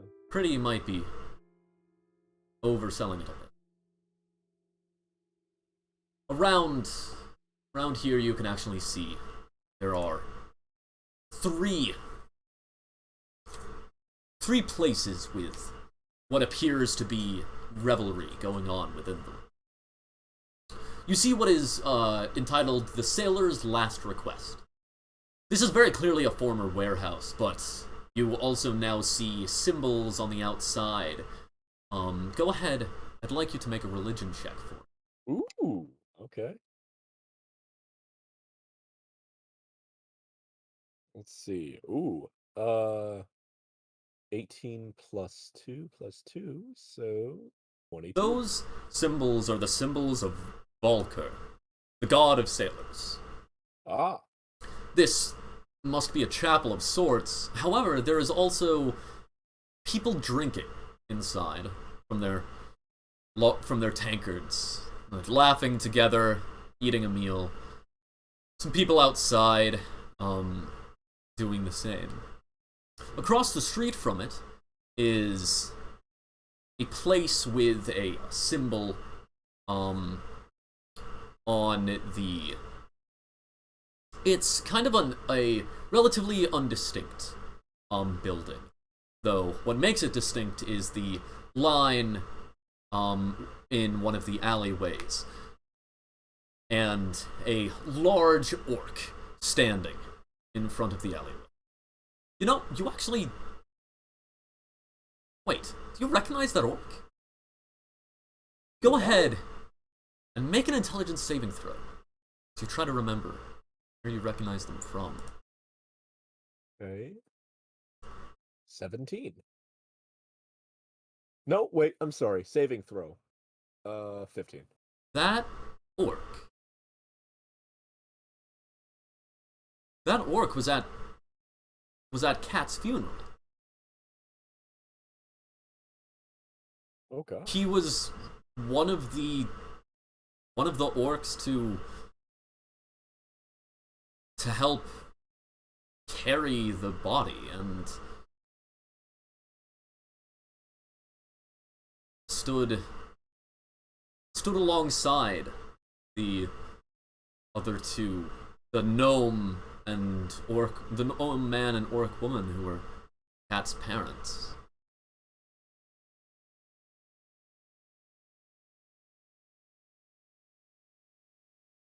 Well, I gotta find a way to talk to this guy. They're standing and kind of like looking at people. People are like showing them their necks or their arms and or their hands, and then getting waved in. Or some people are kind of like trying to talk to him, and then he's like, "Get out of here." Now the third place that you see before you continue, you do see what is very clearly just a plain tavern. The angry coxswain. Swain. Okay. Oh, I know that term. What is that term? Go ahead and make a intelligence history check. Let's see what we can do. Okay. 16. A coxswain is the steersman of a ship's boat, lifeboat, racing boat, or other boat. Essentially, the skipper of a boat. It's actually probably a coxswain, because it's the same as bosun. Yeah, okay. Same spelling. That would be my guess. Yeah, that makes sense. Though you would almost certainly pronounce it coxswain. Oh yeah, because I don't know that. I don't know boats. Whew. Okay. Well.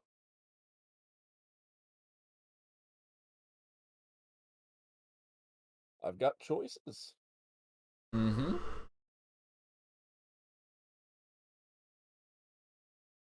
Goodness. Hmm.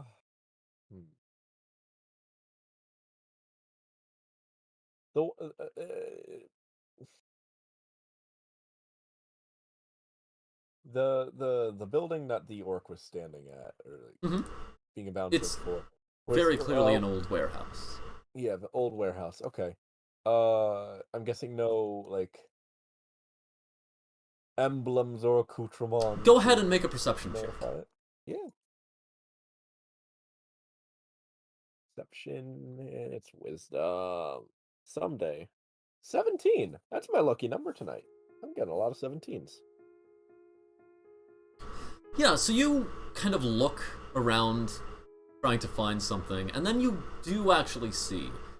You see the same symbol placed a few places around. One, right inside the alleyway, you see the symbol. Another, you see it up on one of the highest windows.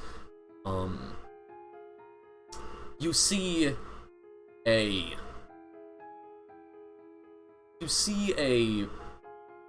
snake.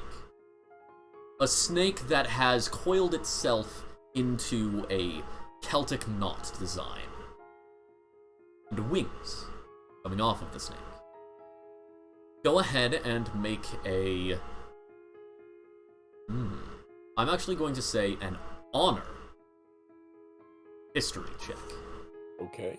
I know I have a +3 to honor. So... This is...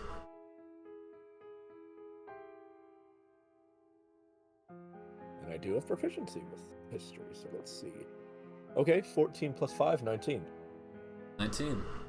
you've been around this city a while, and you have heard that, one, this symbol is black, which, of course, that's a very common type of paint, but you do know a black winged snake is the symbol of the Xantherum, a faction within Faerun that is known for having very elite and professional mercenaries and sellsword. They are known to be very respectable and are not unoften allies with the Lord's Alliance, the faction that eventually grew into a government. The Xantherum never grew into a government themselves. Well, at least none that is officially stated. Go ahead and make a normal history check for me. Intelligence history. Okay. What you do know is from being in this city, you have heard that the Xantherum is connected to this mafia within the city. It is actually something that the Xantherum themselves do not admit, though they do not dissuade the rumors. And the Mafia very proudly calls themselves the Xantherum Mafia. Okay. This symbol, the snake coiled into a Celtic knot, is the symbol of the Hardlock gang. A gang that, generally, you would know is in control of the dock ward. Interesting. And you said that they do have a good footing with the Lord's Alliance? Well, more like friendly rivals. As much as a entire faction of people can be friendly rivals. Okay. Yeah. Hmm. Like, they sometimes compete with jobs, but if their faction agents are both on the same job, it is encouraged by both factions for them to work together to complete the job. Mm. They are one of the biggest adventuring factions. Gotcha. Well, One of the 5 largest. that might benefit me to check them out then. And that history roll is let's see. Normal history, so okay, intelligent, okay, +2 +2 +2, dirty 20. Okay. The, you do also know, not from that check, but the prior one, that the Xantherum Mafia is a controversial group amongst the city. Some of the wealthy elite despise them. Others enjoy them and even have suggested that you go to a Nigel party at some point. Nigel being another one of the families. Nigel being led by the Nigel Gnome family of high nobles. Around the city, you're not entirely certain what the looks on the other gangs are. However, the general consensus seems to be that when taken their controversy into consideration, they are criminals, but they are often honorable or at least charitable. If you don't cross them, they won't cross you, and they some people see them as a way to keep down other crime.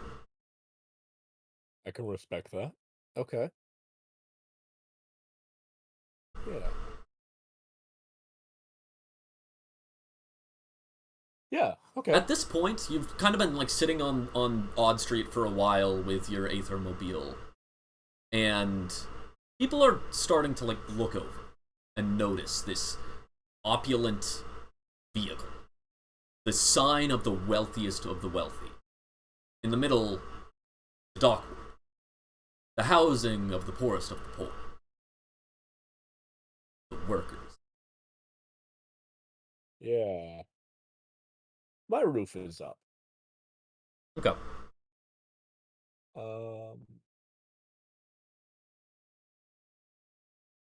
do you do?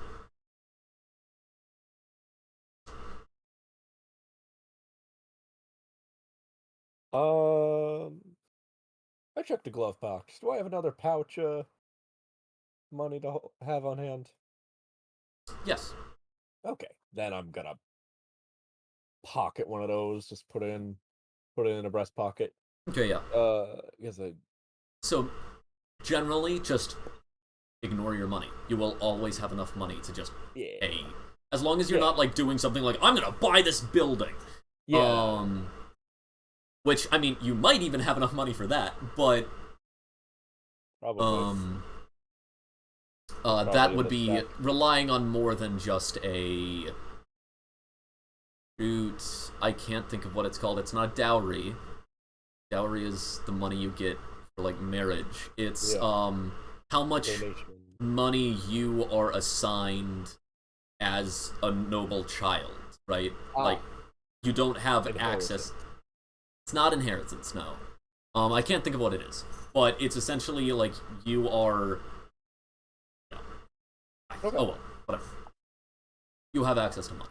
Yeah. Um, you as you're like opening the glove box and like grabbing out some coinage, you are like leaning across, and then the analog clock of the center, the dashboard, is tick tock tick walking away. What? What do you want? What? You're a clock. I'm fine. We're fine. We're fine. We're just gonna. I'm taking time to socialize. This will be fine. Uh, hmm. I'm trying to decide whether I want to um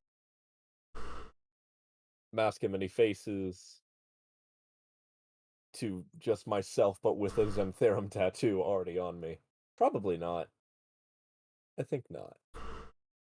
Oh, I think not. No. But I would like to hop out, lock it, and uh yeah, you hop out and you tap the aether crystal to the vehicle as it glows and stops glowing again. You look around as someone, like, you lock eyes with someone kind of huddled in an alleyway, their coat, like, clutching. You realize a bag next to them, probably all of their possessions, and that probably cost less than the charge of the key. yeah. I'm gonna. Do they have like a hat out or? However, you do cast both alarm and lock on the vehicle. Yes. Okay. Person in the alley. Do they have like some like I don't know an open guitar case or uh No, you do not. You do not see one. okay. Oh, I'm gonna just walk by them and just wordlessly just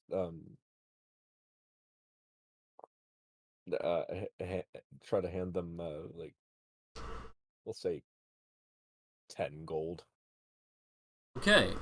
Go ahead and make a um ooh.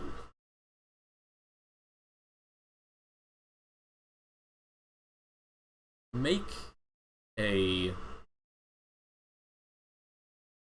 persuasion check. Okay. -5. -5. No charisma, no honor. -5 is your modifier. Wow. Okay. Well, that's a natural 20. Yeah, as you take out the coins and hand it.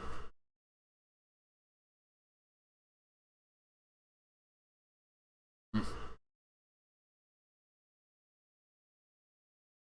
thank you. And you don't not wanting me to go anywhere. Nothing. Sorry? Not wanting me to go anywhere. Do anything. Nothing.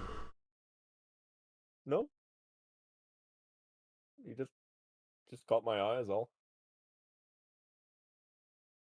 Do Maybe we the have kid's to? better than the parents. I try. Thanks, Have a good night. Castellanter. Yeah. As Walk off. kind of walk off, and Oh, that feels good. Oh, do you at all think about what he sure. might have meant by that? I feel like I've gotten a. Wait. Wait a minute. Hang on. Very My parents, clear that that. my parents were like philanthropists, kind of. They donated regularly. They were charitable people. What?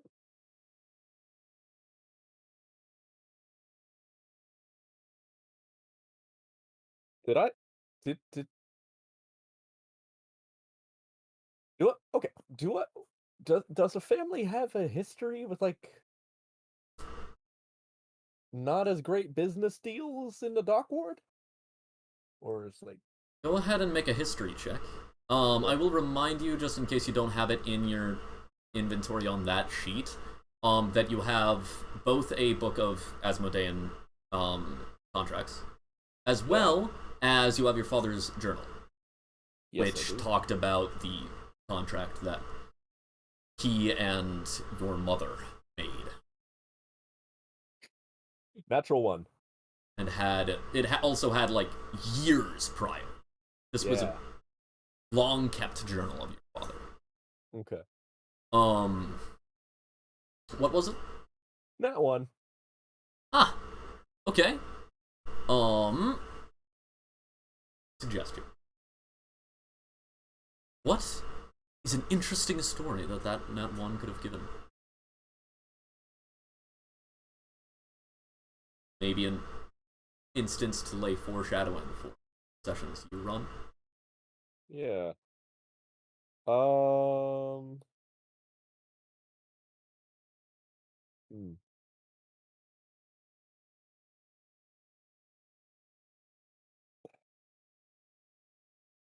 I mean, there are. There's a whole stack of uh things that I own back at back at the workshop. I wouldn't be surprised if somewhere in that stack is uh, a purchase that I don't know, buying up a neighborhood for something or Okay. Yeah. something like that. I don't know. You assume that your parents probably maybe some way exploited or I did guess. something with. Yeah. I, Yeah, that's what I got now. It's as you now possible somewhat exploitation. feel like you might have a target on your back. Hmm. What do you do?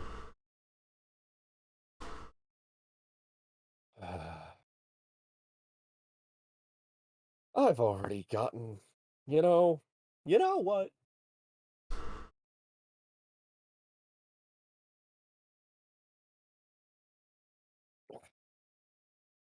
I'm not exactly a stranger to skirting the line of allowed alliances. I think I'm gonna try to get into that warehouse. Okay. I want to socialize and I want to see like if this is Yeah. something I could Do you do anything while invest waiting in. in the line, or do you try to circumvent the line? Oh, I don't think I circumvent. Okay. Do you do anything while you're waiting in the line before getting to this orc? Yeah, I'm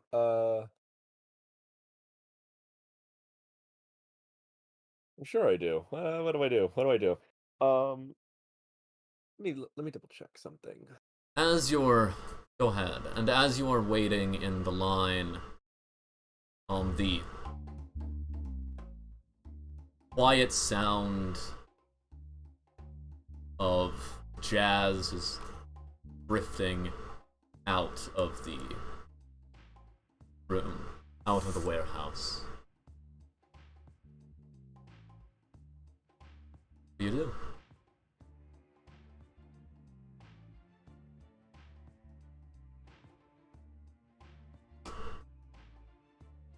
I mean, okay. The people who are also in line. Mm-hmm. Am I able to see a tattoo on any of them? Probably the symbol of the place. Yeah, you see, go ahead and make perception checks. Yeah. It's not difficult, though. You can very much even, you can very much see that tattoos are being worn. Okay. What's the check? 18. Yeah, so, you can tell these people are even, like, there is no form of hiding it at all. Even a lot of them have, like, rolled up sleeves to show a winged snake on their arm. You actually can tell that many of them have the winged snake in some other arrangement, or the winged snake with another symbol, like, that is being eaten by the snake. It's, like, just in front of the snake with the snake's mouth open. The snake is sometimes wrapped around different things. But, like, everyone seems to at least have just a basic winged snake. Yeah. And maybe on top of that, another tattoo that is the winged snake in some sort of other, looking more like a kind of family crest situation. There are a significant number that, yes, do have that winged snake woven into a knot, Celtic knot, and all of them also have the winged snake just flying, just kind of slithering, wings outstretched. There are others with other winged snakes as well. Okay. They are either most of the time there is either the tattoo is either on their forearm, under forearm, or back of the neck. Okay. Nape of the neck. Okay. The person in front of me, in line, I think I want to get their attention and be like, "Hey, I'm a first timer here. I want to make a good impression. You got any tips?" Yeah. She kind of looks back at you. This.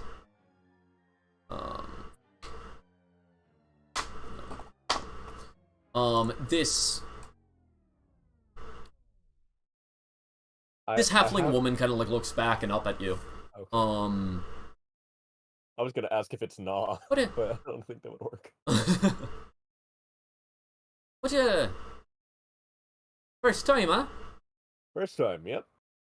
I just made man, or what? No, just Body first in the time harbor and all available. that, huh? Body in the harbor and all that, huh? Oh, yeah.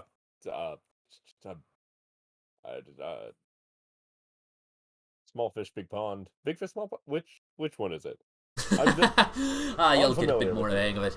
I'm quite new myself. She pulls out and shows her tattoo. It is, like, the tattoo is red around it. Not extremely red, but clearly fresh.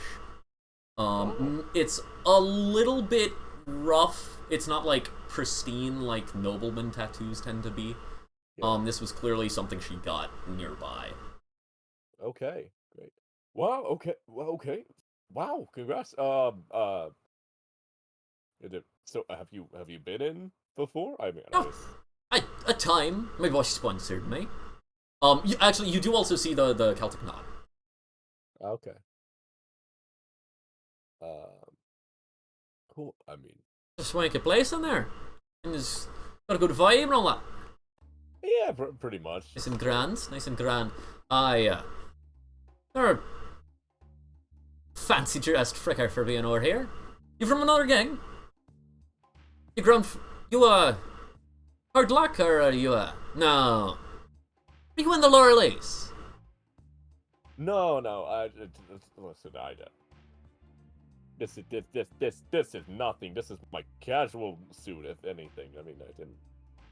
This is, Well, I guess it is a little bit. I've got glued on acrylic nails, for goodness sake. This is not. Healing? You're not with the dwarves, are you? No, don't. It's nothing to worry about. Listen, does it really matter who I am? I want to. I just want Make to a deception check. Okay.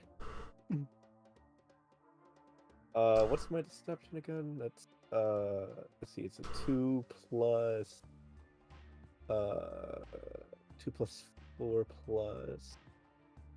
Right? Yeah. Okay. 6 plus nat 20. Oh, come on now, lad. Be proud of your affiliations. Scream it from the rooftops and all that. You're not around any enemies during the year. Come on. This is neutral ground. The ground floor is grand, all that like. It's all grand, man. Come on. That's fine. Yeah, that's an old grand place. Just, you walk in, you show your tat, you get in right quick. Grab a potion or two. Sure. Swill it away. Absolutely.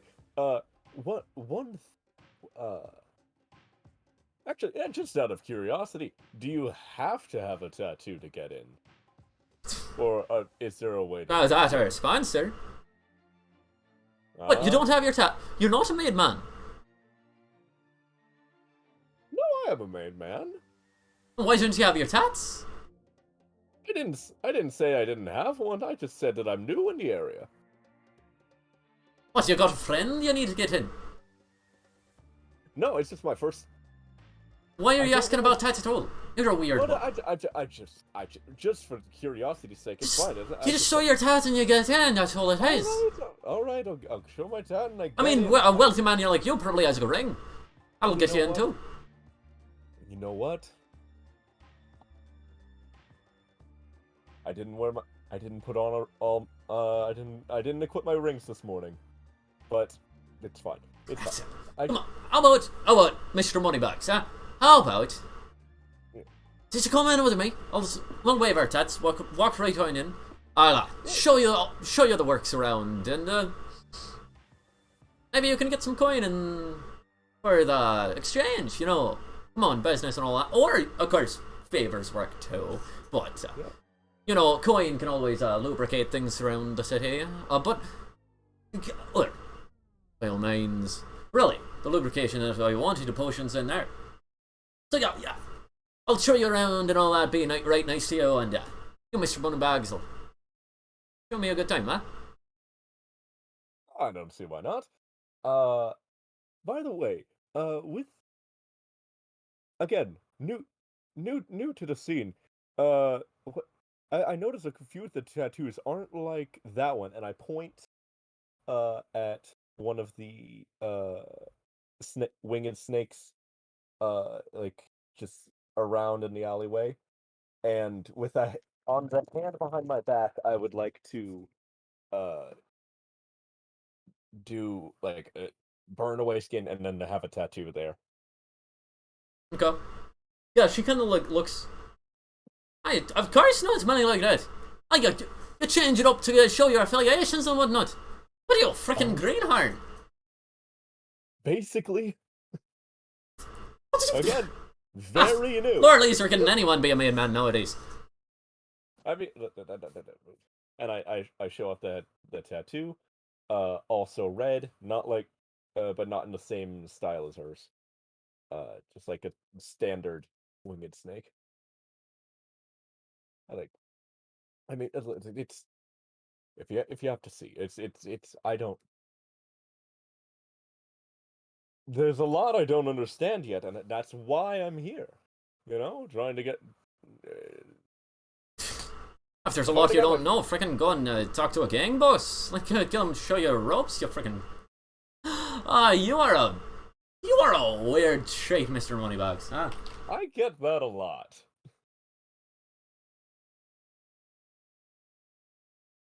Yeah, so she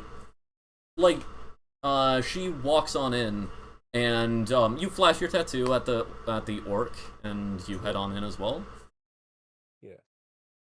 As I pass by, I'm just like, good to see you again. And go over. Yeah, so he kind of like looks at you odd. Uh, same to you. Like gets back to his work. He didn't recognize me at all, did he? Nope. Nah. Does not appear. Way. Well, actually, make an insight check to. Yeah. Okay. Glean that. Insight is. Okay. Oh, proficient with it. Nice. So 19.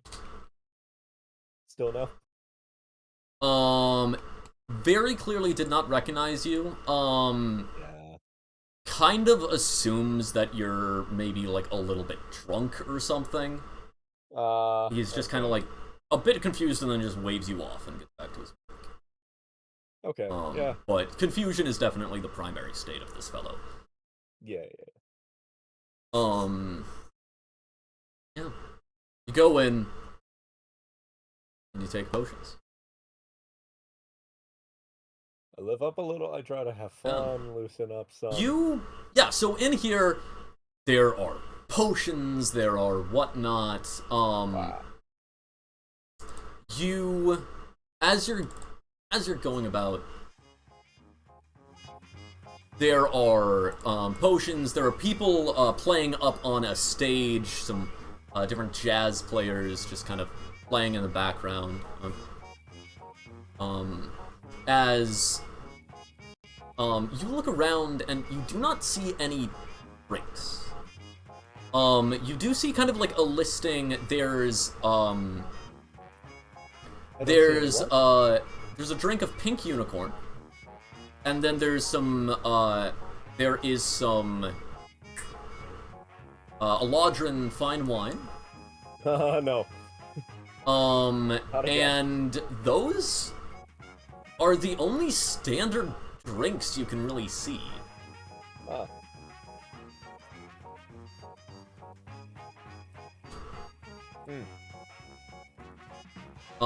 There is a sign that says, like, to order Shadow Dancer. You have to pay upfront a very large amount of money, and a month of it in advance. A month in advance? Yes. For a drink? It seems they need to ship it here. Oh, okay. You have never heard of Shadow Dancer in your life. Yeah, no idea what that is. And in this new environment, where you are mostly confused, and where this halfling woman is just taking your pockets and using them as her own, yeah, that's where you spend the rest of the day. Yeah. Do I ever catch her name? As I would have introduced myself as Terra, I guess. Okay. Yes. You do catch her name. It is Nizu Fatberg. How do you spell that little treat? Nezu. Fat. Bough. That is not Berg. That's.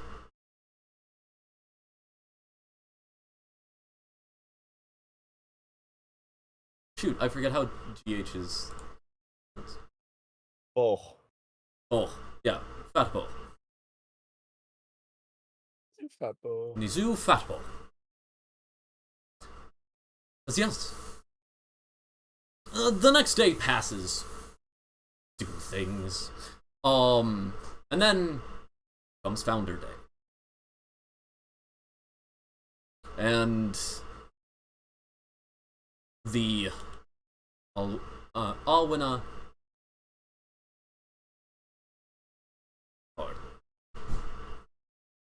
Founders Day Gala. The plan, of course, was to have the next day. The plan is before the day before. The plan is to have you head in first with perhaps some help. without armor and with concealable weapons, so that you are able to enter into the party and look normal. Then you will follow the Alwinas to their cult happenings. You'll basically be like, I'm here to do cult things, because you are essentially posing you and your associates as remaining members of the Castellanter's cult to Asmodeus portion that they organized. In order to do so, you'll go in unarmed and unarmored, as apart from small concealable things. And then later, to alleviate suspicion, your friend, Bakal, will bring some of her associates in, and will come later than you. Yes. They will meet you inside of the temple or wherever this cult is meeting, which is believed to be on the premises of Alwina's villa. And yeah, that is the plan. Are you gonna try to get any associates, or are you going on your own? Am I going to what, my associates? Are you going to get any associates? Yeah. Where? Good question.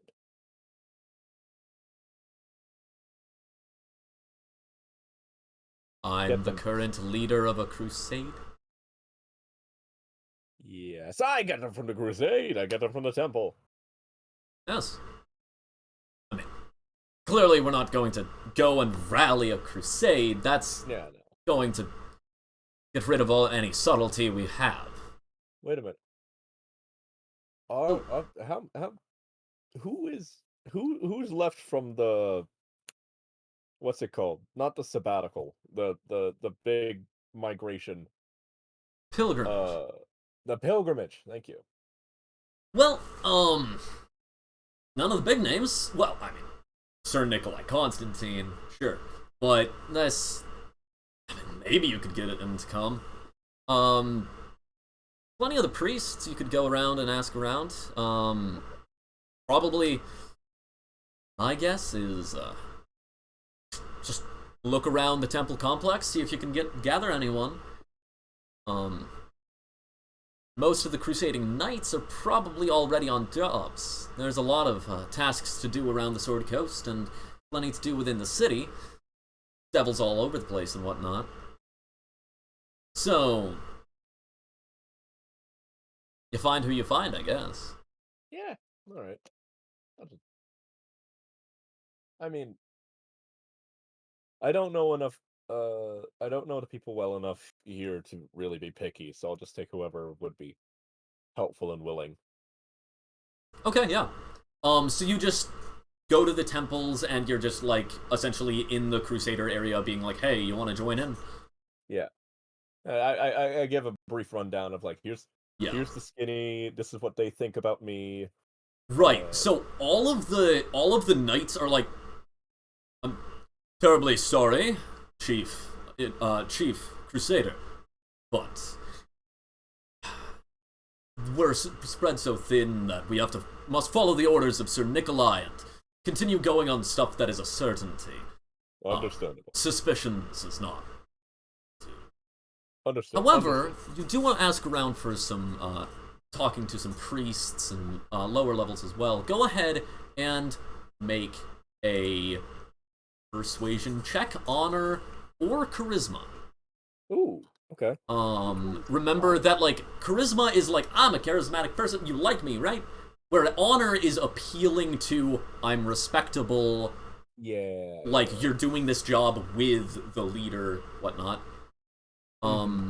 So. Okay. I think the honor would be best. So that's a 3 + 2 + 12, so 17 again. We're going good with this number. Okay, 17, I need yes. to watch 17 again. I hear it's good.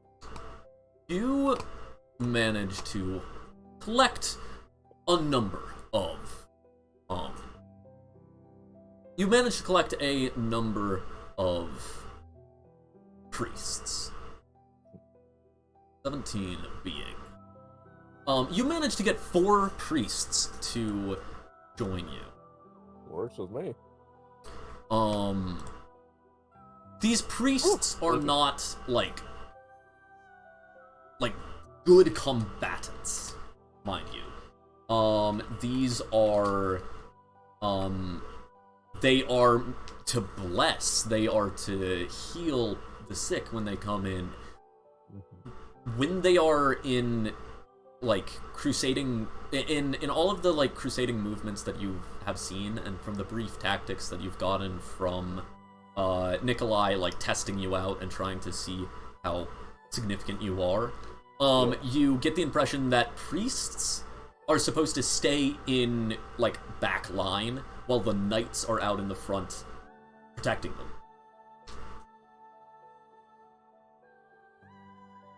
Okay. Okay. Then I guess a good strategy would be to, like, make sure that they're, whatever happens, they won't be directly in harm's way, but still, perhaps, being of use. And of course the, anyone who is more, militaristically capable is generally just being like, we need orders from Nikolai. And, like, that's what all of those conversations boil down to. You actually talk to a lot of priests as well, and they're like, oh yeah, I'd be happy to, where are the knights gathering? And then you're like, well, there aren't any knights. And then they're like, this isn't a proper crusade action? And they get kind of confused and then turn you down. Yeah. But I got 4? You got 4. Better than nothing. Holding on to that. Yep. Yeah. Well, patented Castellanter struggling optimism. One of them comes up to you. The 5 of us are going to infiltrate a cult on our own, and what's the goal? To shut it down? Prevent... The 4 priests, and I'm sure you're capable, but the 5 of us are going to shut down an entire cultist gathering?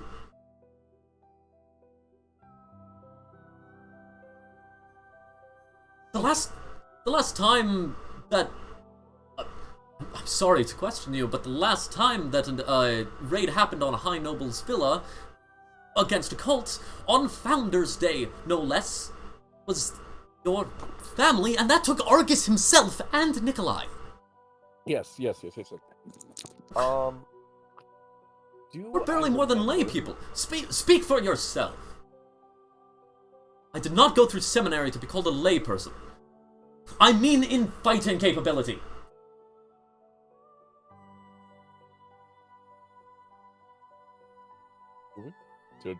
Should I give you? I mean, if you believe that we can, I suppose that we will. It's might frightful, though, sir. Yes. It is. All that we do here is frightful, to be honest. No preparation can... no amount of... military tactic can take away the fear in the situation. What we have is the ability to move past it. To work in spite of our fear. Make an honor persuasion check. Where'd you go? There you are. Okay. Honor is +3. Persuasion is +2 proficiency. So, dirty 20. Okay. Kind of look around at each other and kind of steel themselves a bit. Okay. Well, I suppose, it's time to gather arms and armor, then. As they go into the armory, do you follow after? Of course. Yeah, so they go into the armory, and, like, they begin, like, looking around. Some of them are, like, grabbing maces. A couple of them are grabbing swords. One of them is, like, beginning to, grab some chain, like, chain mail and beginning to put it on.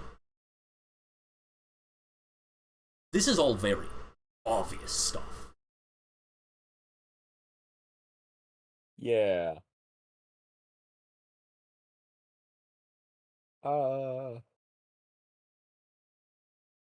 Okay. What we... Do we have any... I guess... Essentially, like, in order to sneak stuff in, it would be, like, daggers and maybe some sawed-off arquebuses. But those are generally, like, one shot and then you just drop them because they just destroy themselves. Yeah. But anything else, you can't super conceal it. I mean, if you could get into the Grand Armory, you could potentially get pistols. But those are all, like, custom made. It needs great gunsmiths to deal with. So, those require Nikolai's approval to get into. Is it possible for us to be able to play off having such weaponry as a form of sacrifice? When going into a gala? Yeah, I forgot about the gala part. There's a public gala, which is a cover for the cult activity. Right. All of the cult have to be able to pass through the gala. Instrument cases. Okay. We do the classic. We're a band. We're setting up, and then we sneak over. Yeah, so you, like, look around the armory. There's no instrument cases in an armory. Right, okay. Any of you play guitar? Any of you play, like, 4 guitars? No. None of us are musicians. There's the, there's the Sanctum of the Gods of Music. Sanctum of the Gods of Music, okay. We could perhaps ask them? Yeah, how would they feel about us borrowing some instrument cases to conceal the weaponry in? Because, like, chainmail you can put under clothes and stuff. The weapons is the biggest thing.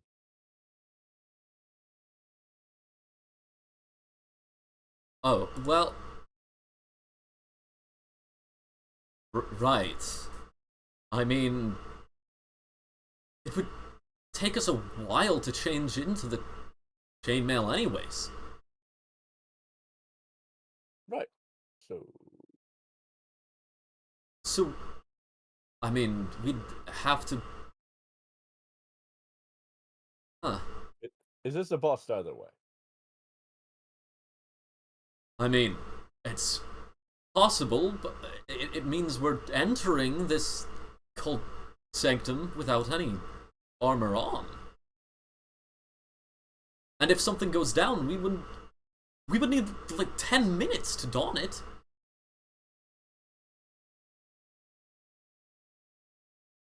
Yeah. Okay.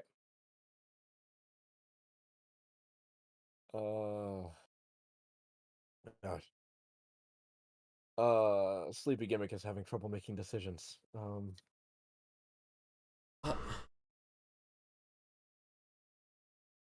I mean, we can hide it, though that would be more than a simple instrument case for each of us.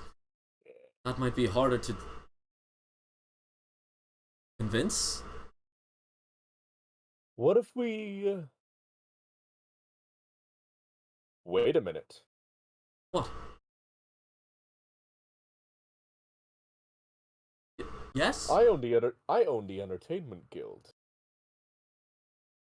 I could pass you folks off as entertainment of a show of sparring or something like that. How often do you get that at a gala?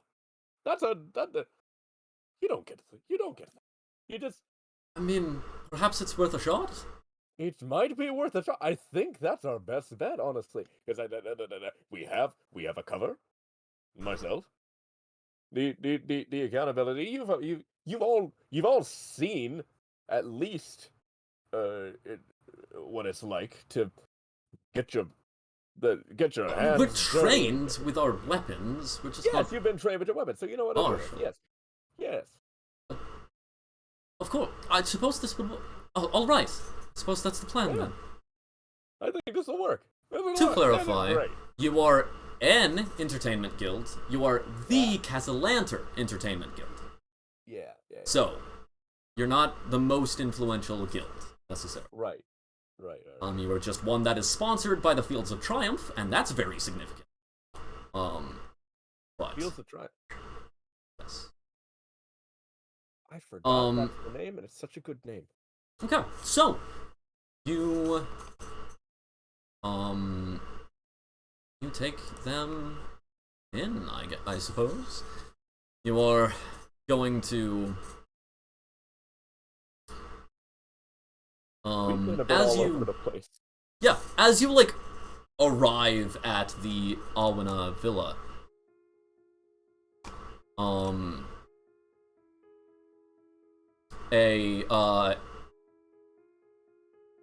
the Alwina that you've met before, the Alwina daughter, We all remember. she comes on out.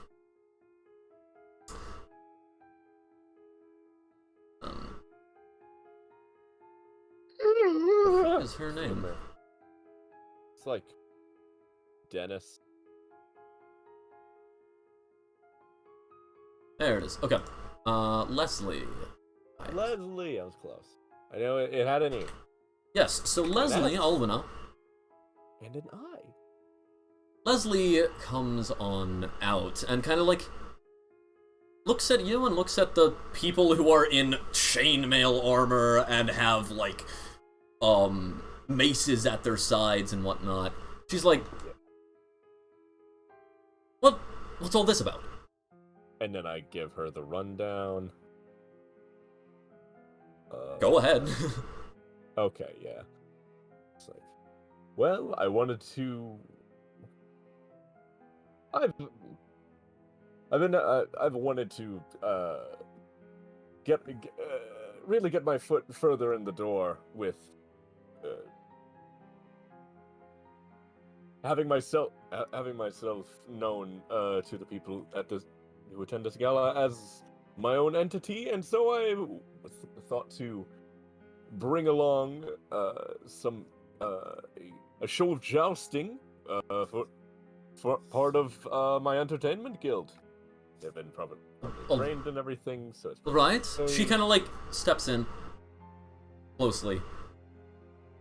Are these the remainders of the cult of Casalanter's worshippers? Well, obviously I can't speak too loudly about that, but there's a reason. If they're the entertainment, how are they going to slip away to the cult meeting? They have to tune up. You know, I had that part of the plan ready when they were going to have instruments. Your warriors were going to have instruments? You know, we had several drafts of how to get through this. All right, the point. Listen, the point is, how many people here actually know anything about jousting, about the entertainment fighting? Like, these people don't know. They just see, they hear, that's entertainment. Well, they must be doing what entertainers do. They make an honor and deception check. Yeah. All right. It's another proficiency roll, so that's gonna be +5. So 5 plus 14, 19. Okay. Ah, right, fine. She waves down a servant. Take them to the stables, show them to the horses. Plans have changed. The meeting is not going to happen here. We're going to slip away. Go over to Mount Waterdeep. Specifically, thought it apt, we're going to go to the crypt of the Castlanters. In Undermountain. Okay. All right. Leave in a short while once the party gets started. Yes, of course, of course.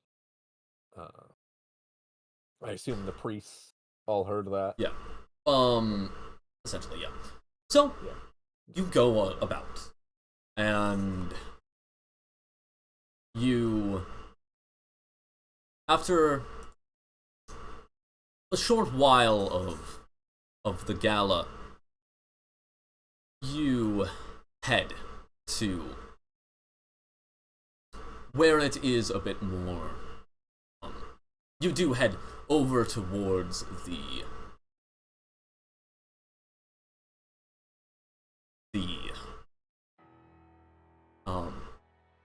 Mount Waterdeep. You head through kind of back roads around the back of the castle wall and head over a road coming from the seaward, for the high nobles to be able to get to their crypts. As you follow that road, as you go down towards the crypts,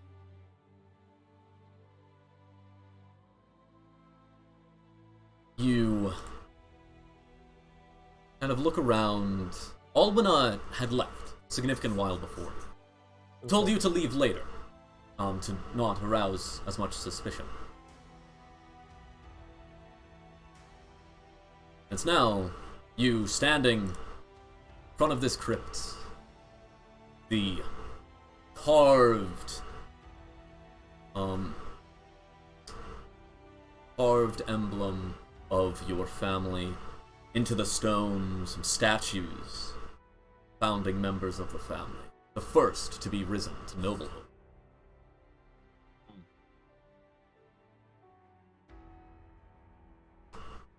There is the entryway.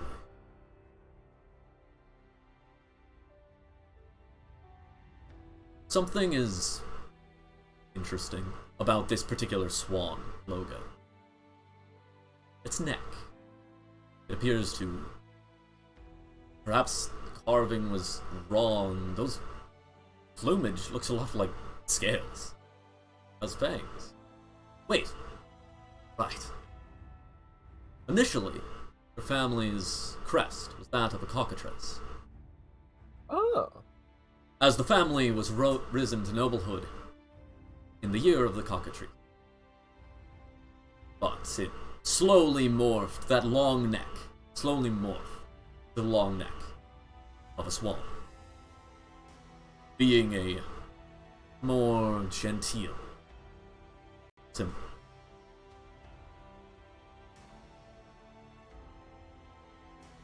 Huh. I like the cockatrice better. The priests kind of like look at you. Are we heading in now? Were we instructed to wait for... No. She said that you would meet inside. You would meet inside. Then I say, yeah, right this way, and I lead the charge. Yeah. You enter as confidently as you can. And then you begin to hear chanting. You turn over to where you're hearing it from. Right inside, standing in the shadow, is a small group of... There's a couple of two cultists. They're chanting, lightly hitting their hand against the wall. As you notice them, they nod. Continue to chant in Infernal. This chant is a know that language. It's a you know Infernal, correct? Yeah. Yeah. This chant is definitely a chant towards it's a chant of Asmodeus, that specifically to Asmodeus, and it's a chant about the guile, the subterfuge, and even treachery of the demonic courts. Essentially, it's a song of chant of praising to Asmodeus, of his guile and ability to suss out deception among his archdevils. Cool. You continue walking in, and as you do so,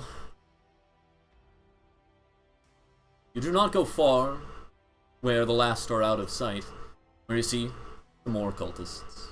Another handful here, there. You get to a point where you've seen 8. Then to a point you see 12, 16. Oh gosh. You look kind of back at the priests as they're like kind of cowering. As one of them puts their hand on the other one. Darius, I'm done. Be alright. Yeah, come on, Darius. Trust Voltaire. Oh jeez. As chanting witches. You've now passed 24. And now the chanting is about allies. Allies of the great Asmodeus. Chanting the different names. First chants Asmodeus, and then the name of each of the archdevils. Before each,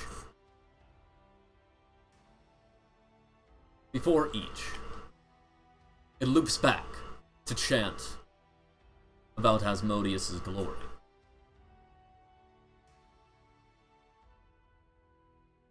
As it chants, it talks about, first, Zariel,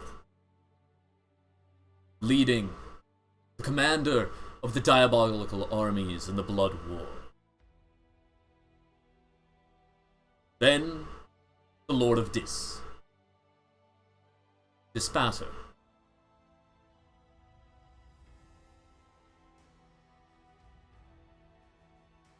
who rarely leaves his iron tower. Then the archdevil of Minaros, Mammon, the patron of greed. Then the archdevil of Bel Eoth, the official lord, the fourth layer. The archdevil of Stygia, the Vistius, who serves Asmodeus as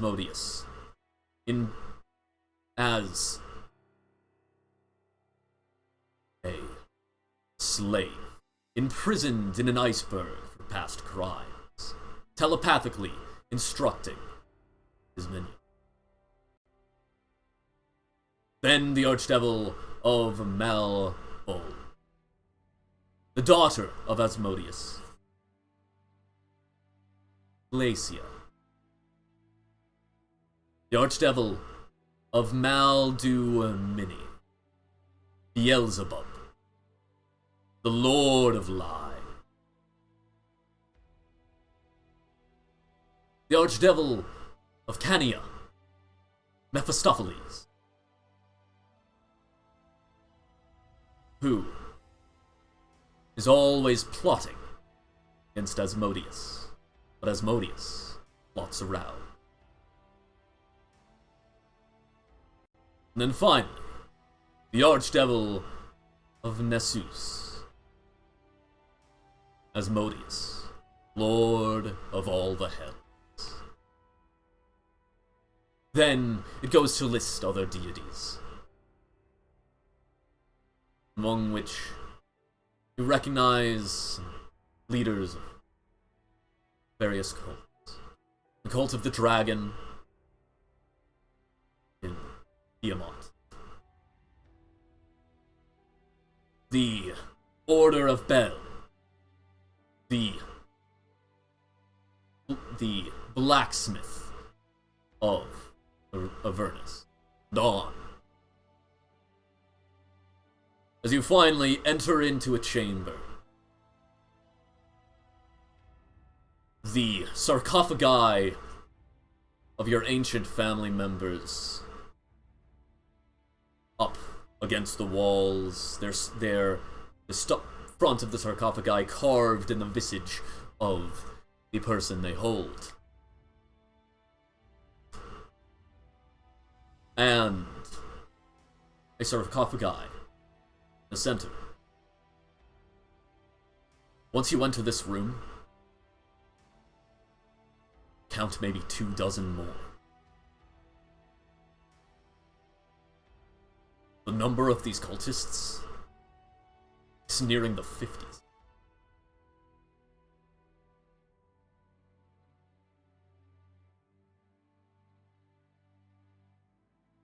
Well, Lord Castellanter, very glad you were able to come, Alwina says. I'm so glad. It was a great pleasure that we were able to connect and that the remnants of your cult of Asmodeus were able to come. I hear that you have a friend that's bringing more, and I'm very glad that more are able to come. This will really be grand. Now, unfortunately, time is short, and we cannot stay here if we want to dissuade suspicion. So, let's get the rights underway. Come. As she gestures down at the sarcophagus, and the first time you notice, in this open sarcophagus is a person lies within it. Person bound and with restraint. A half-orc.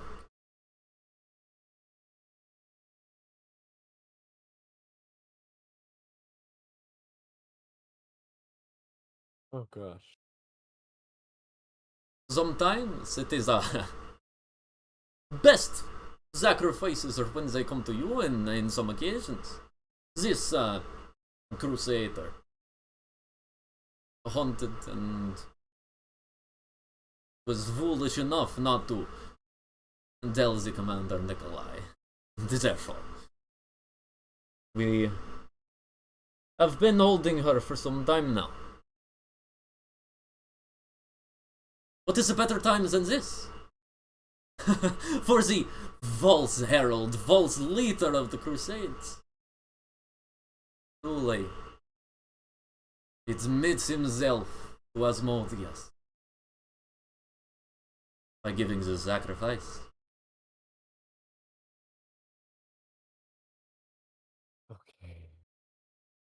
She reaches back. A cultist hands her a wavy sacrificial dagger. She takes it. Is that it?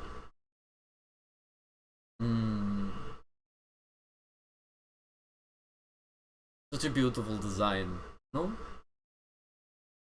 The trough groove down the center, leaving the blood stains of many. Turns it around. But the worst, once you have returned to the true cult of Asmodeus, no?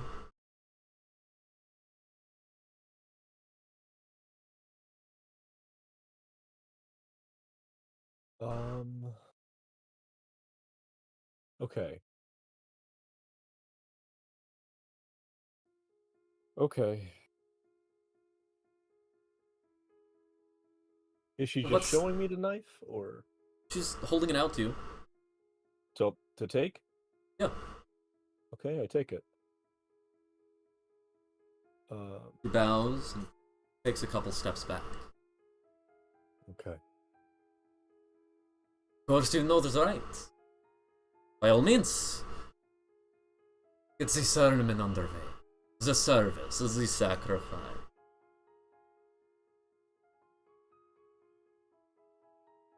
I assume that I do know the rites, that I've been able to gather some from the book. Religion check. I'll give you advantage. Well, nope, those are Asmodean contracts. You do not have a book on Asmodean rites. Oh, it's not in Dad's journal? Nothing like that? Now, those give you advantage by using them. So you'd be taking out his journal and reading it. Right? Now, the journal was like it was a like blood-stained leather book that was very clearly later used as like a essentially warlock pact source between Victoro and Asmodeus's advocate. Right. And through his advocate, Asmodeus himself. I feel like it would give me more credibility if I used it then. Sure. Okay. Yeah, you take it out and kind of flip the pages. Go ahead and make a investigation check to try to quickly find the sacrifice page. Yeah. I hope he had a glossary. Investigation, you said? Yes, investigation. Intelligence investigation. Okay. 15. Okay, yeah. You'll flip through it for a while, and stress begins to build up. Like, maybe they know. It's taking too long, Eventually you find it, though. You look at it, and you read your father's handwriting in what you hope is red ink. Asmodeus today has instructed through their advocate how we are to sacrifice to him. Not wish for it to come to this, but I suspected it after making contact with Holt. Suppose this is the first time. Well, knew this time would come. I have sent a trusted confidant, a servant, to pick someone up from the Dark Ward. Instructed them to find someone homeless.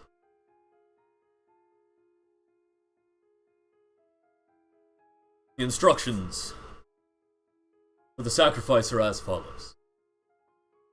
Below it, it's very instruction. The instructions of how to properly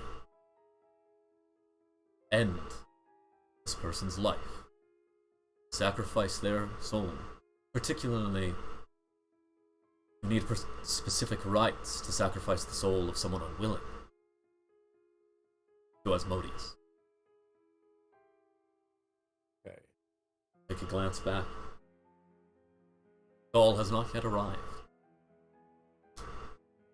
Aid she's bringing. Okay.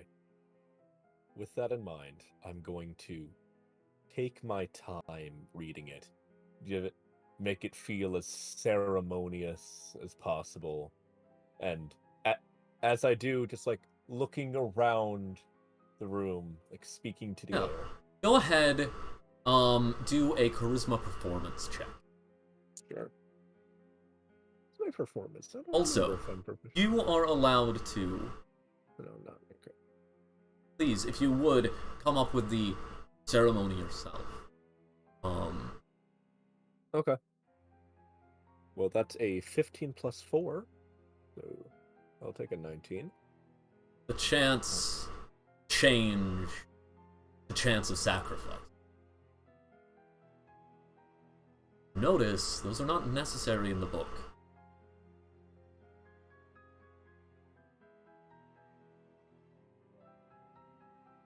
As you kind of reach the end of reading what you are about to do, Alwina's kind of looking at you, very, like, a smile plastered across her mouth, but none in her eyes. You've reached the end of the page. As I've been reading and looking around the room, how is the room lit? The room is lit by torch. Great. I was hoping for that. As you are reading and mention certain parts of the ritual, specifically anytime you mention the name of Asmodeus, the fire's slightly taller. Yeah. Okay.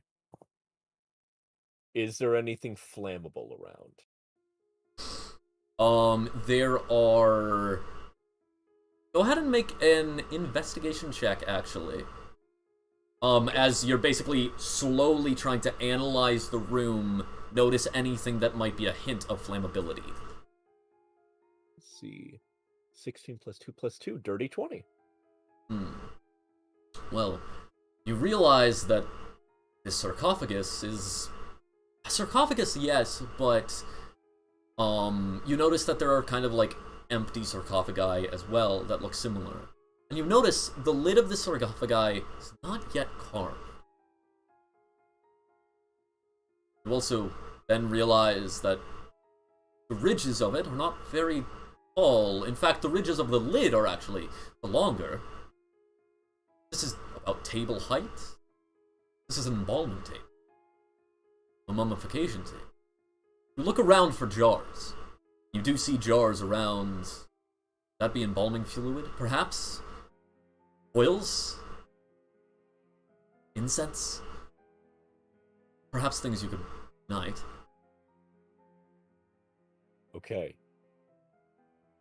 And then... How many are near the cultists?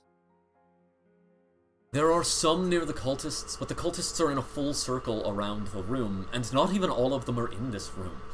About half of the ones you saw are in this room.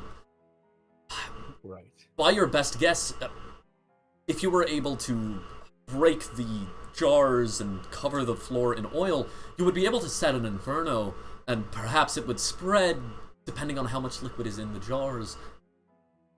But then how the smoke would get to you as well. Fire could potentially affect your priests.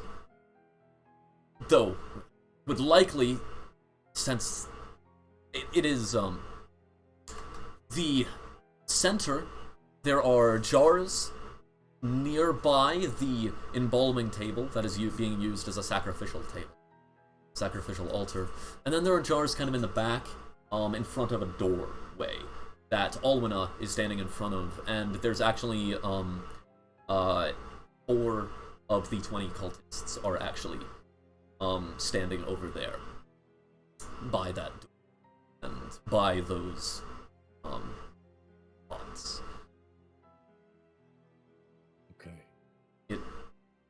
The embalming fluid you imagine that it would hit them, and you might be able to throw these embalming fluids that are at your feet at people to ignite them. But around the room, there's no more jars. Okay.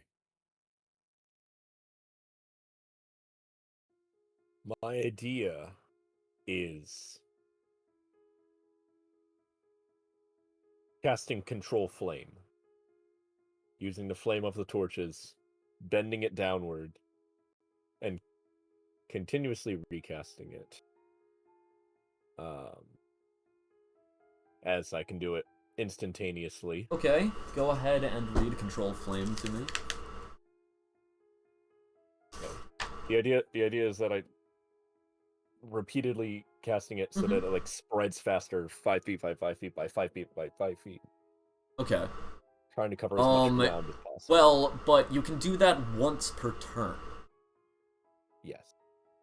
If you set someone on fire, the cultists are all going to charge you, and they are not far away. Yes. This room is a large room. The cultist circle is about a 60-foot radius from you. If you might be able to get an attack off before they get to you, and then you would be engaged in melee. Okay. One idea.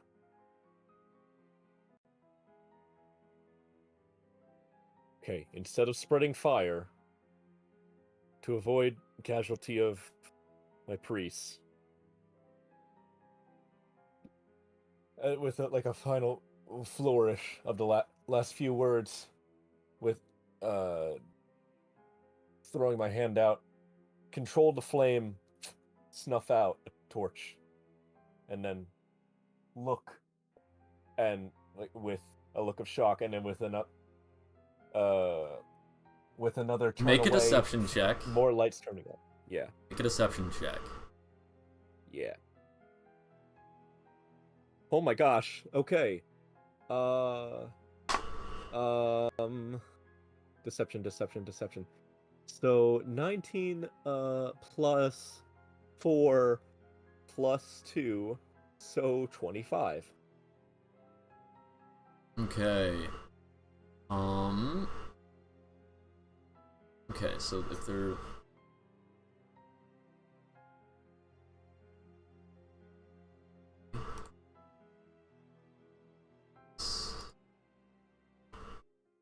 As I'm looking around, like, what is happening? Yeah. This is not right. Really try to ham it up. Right, yeah. So there are... Okay, so one in each corner, then one... 2 for each door. One in each corner. Okay, so 3 on that wall, and then 2 on those 2 walls. So there are 10 torches in all around the room. As you snuff out one and start and say that, what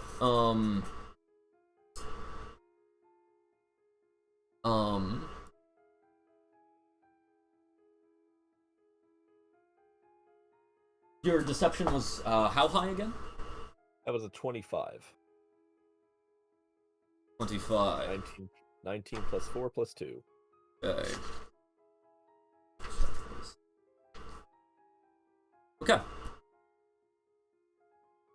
As you continue, you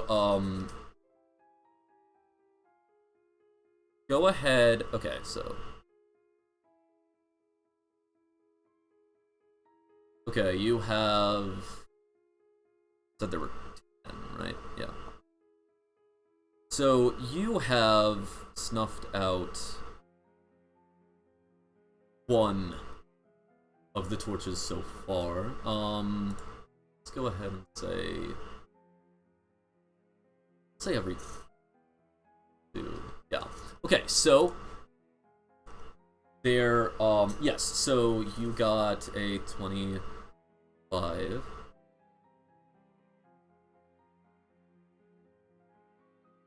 Okay, you snuff out 3 of the 10, and then you need to make another deception check. Great. Okay. Okay. Deception. Okay. We already said +6, so 13 plus 19. Okay. Well, then surely we should reignite them. Reignite the torches. Why are they going out? I don't understand. It's still casting. Okay, make another deception check. Wait, actually, what components does that spell have? That is just somatic, which is why I've been flourishing Right, yeah. as I've been reading. Okay, so what was your second, what was your, second check? Second was 19. 19? Okay, so another 4 snuffed out. Okay.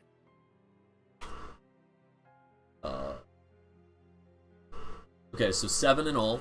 You need to be making sleight of hand checks, actually. Okay. Can do.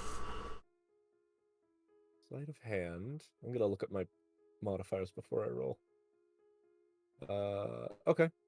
So pretty good. I forgot my dex is so 3 plus 13, 16.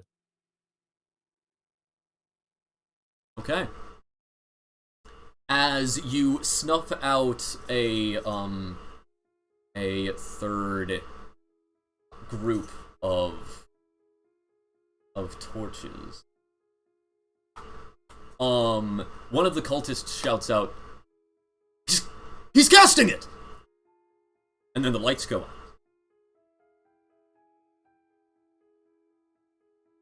And, Bella looks like Jig is up! Gets them! Roll initiative.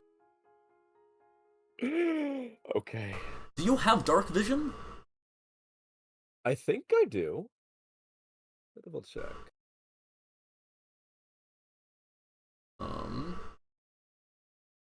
Okay.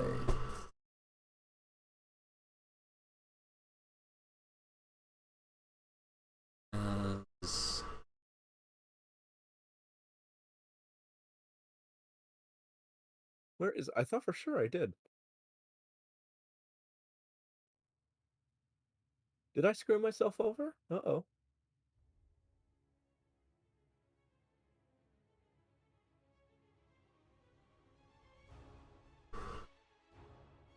You might have an invocation. One of your invocations, maybe like Devil's Sight, I think maybe gives you dark vision. I think I did. Okay, hold on. Yes, because I'm using an outdated sheet right now. I'm trying to remember. Okay, I want to... Let me check. I have them as well. Okay, great. I know I've got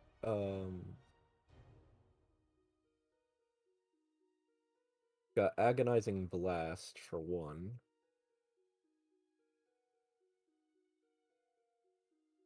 Okay.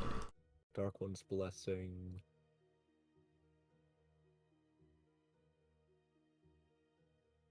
You do not have Agonizing Blast because yes, you get them. You get them from the patrons, so it has to be right. Oh, that's Celestial. Oh no, it's you specifically get what Argus has. Oh.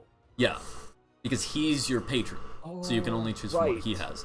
Your Eldritch Invocations, you have, let me double check things.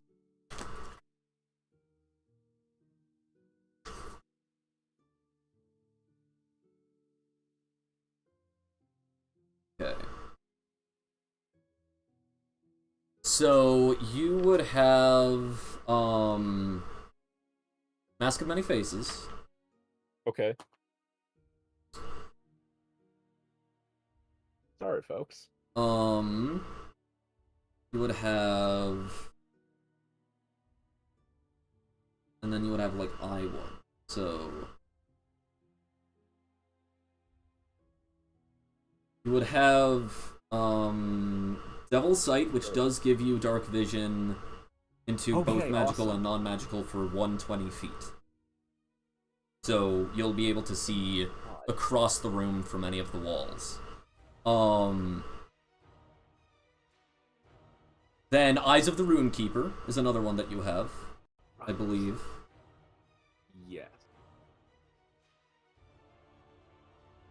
Okay. This might work. Okay, yes. And then, yeah. Those are the ones that you have. Okay. Great. Oh shoot, what was my initiative? I already forgot. I forgot to write that down. Let's roll it again. Okay.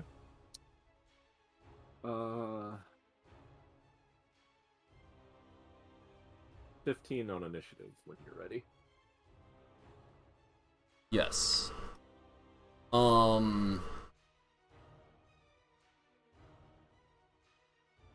Yeah. So. Okay. Yeah. Figure that one out. Sorry for the a little bit of stumbliness for the viewers. We had technical difficulties and lost a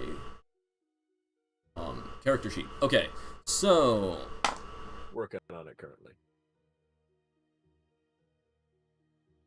Okay. All right. What was yours again? 15. Okay. Okay, yes. It is your turn. Okay. Great. As you as the light goes out, there and they hear the jig is up, get them. Your priests kind of look around, and one of them is like, Lord Voltaire, what do we do? As you, as a player, can choose. You can choose to either control them in a battle encounter, or you can choose to let them fend for themselves and go as a free agent and try to fight. Okay. As the lights have gone down, Alwina is staring directly at you, as she also has dark vision. Great. Okay.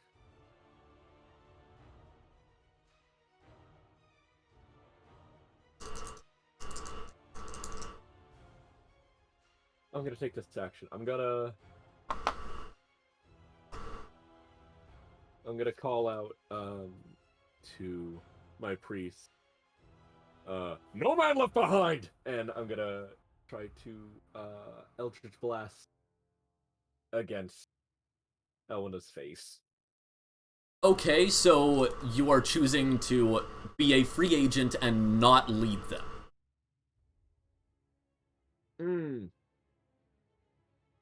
Basically, you are choosing in between a commander position where you are fighting with them and giving them orders, or being a free agent. Let's do commander position then. Yeah, that's the better idea. Okay, yeah. So in that case, you are in control of 6. Okay, so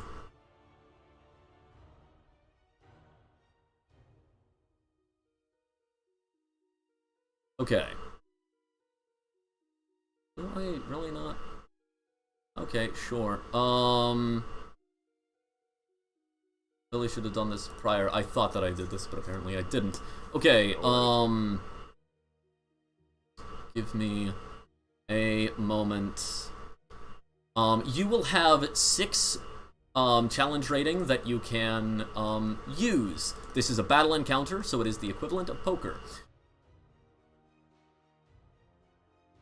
I can use challenge rating. Yes, challenge rating is your chips, I believe. Ah.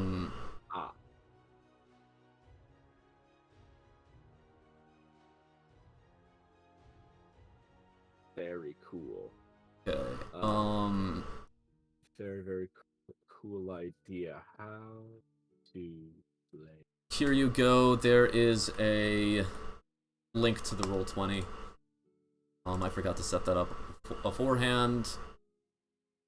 No worries.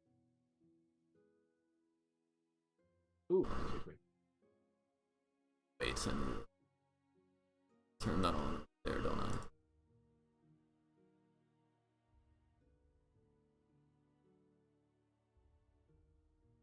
Go.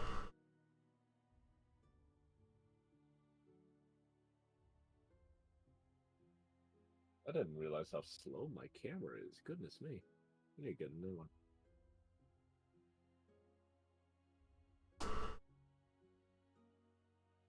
Okay. Let me see if I can quickly find where the cards are. Okay. While we wait, ladies and gentlemen, let me tell you about this really cool thing. You might know it if you're watching this wherever you're watching this. And it's this very cool little thing called Patreon.com. And when you go to Patreon.com, you may see Actually, a tab up there that says Find a Creator. Dreamscape Storytellers is there, and it's very helpful to us and very fun for you if you. Thank you very much. Out a little bit. Actually, let's go ahead and take this moment to have a break. Okay. Cliffhanger right before combat. We will be back in at 25. Ooh. So about 8 minutes. Be right back.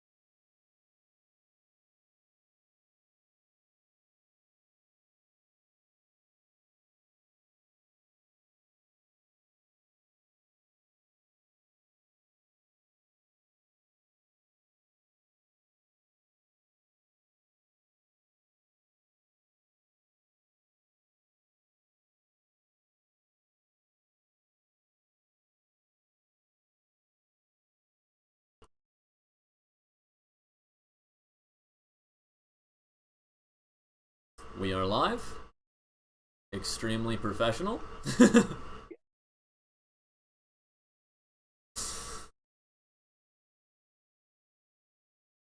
Okay. Welcome back, anybody. If anybody's joining us halfway through, Voltaire was on a stealth mission to enter the thing. Crypt.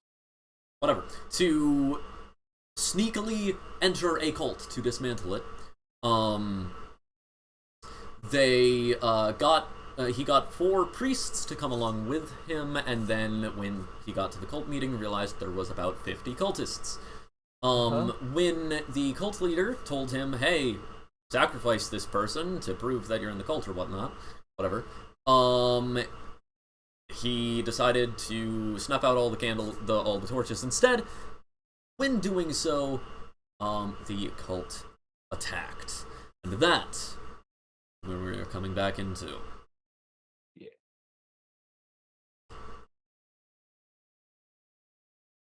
So. Are we putting the Roll20 on stream? No, you're not. Okay. You get theater of the mind. Okay. It is, yes. As we go,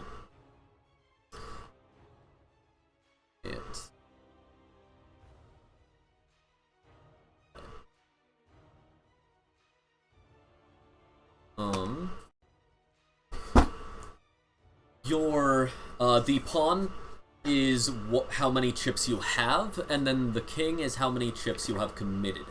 Your chips are equal to your troops' HP multiplied by their challenge rating, or their constitution score is what we're doing since we are combat. So, okay. That is your. You are starting with one. You are the white token in the black circle. You can control that, and you're starting with 96 chips. 96. Okay. So, phase 1 of battles.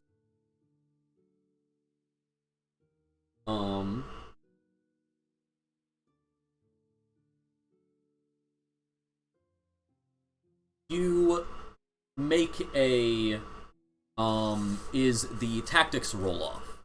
So you can you need to make an intelligence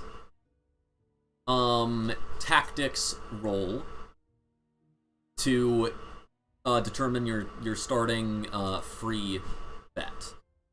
You don't roll it yet. This is when you would try to creatively use features and or traits to improve that roll, or maybe make it a different type of roll. Since you had prior said that you were like Eldritch blasting at Alwina, you could go ahead and do that.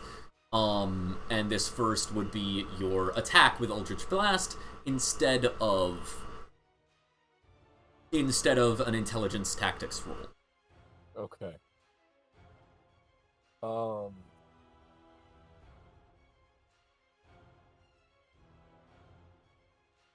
Kind of leaning towards doing that specifically because I want to take out. I don't know how many of these cultists have dark vision, but I know for certain that one of them, who is leading the charge, kind of does. Mm-hmm. So yeah, go ahead.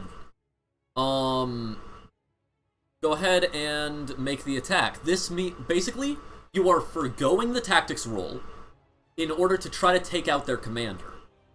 Yeah. So go ahead and make that attack. Once the commander's out, we're going full tactic. Hopefully. Okay, so it's a 6 plus 12, so 18. Okay. 18 is a hit. Okay.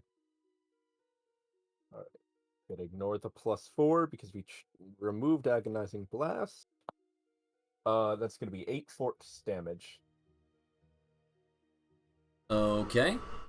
to Elwina, preferably her face. Yes. Preferably? Doesn't matter. Oh, wanna- right. I wanna forgot hard- that I she wanna- will have cover because of her people, but yeah, okay. Yes. 8 damage, you said? Mm-hmm. Okay. Yes.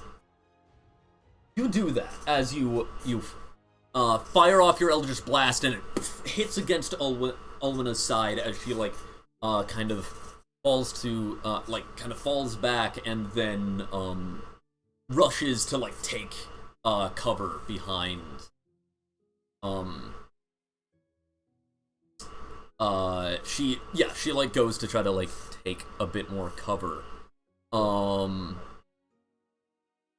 as she is now switching to fighting defensively.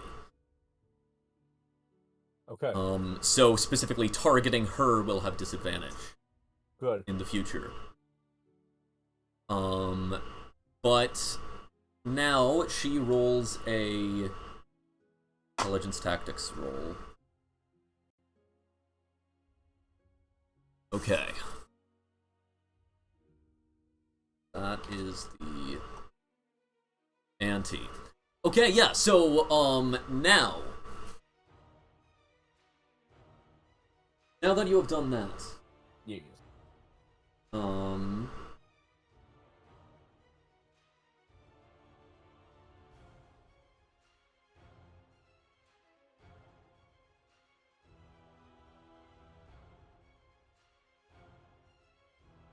Okay, yes. So, you can choose to, enforce,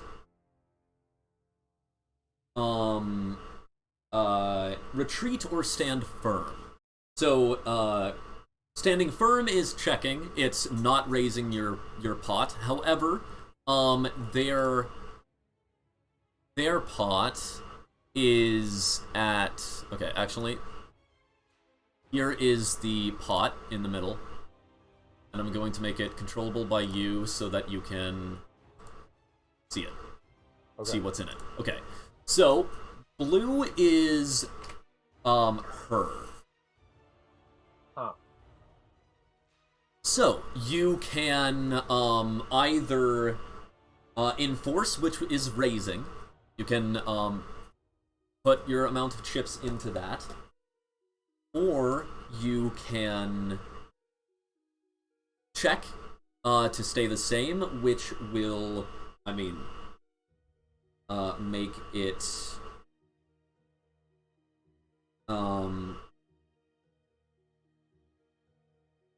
you can't do that, because you're not higher than them.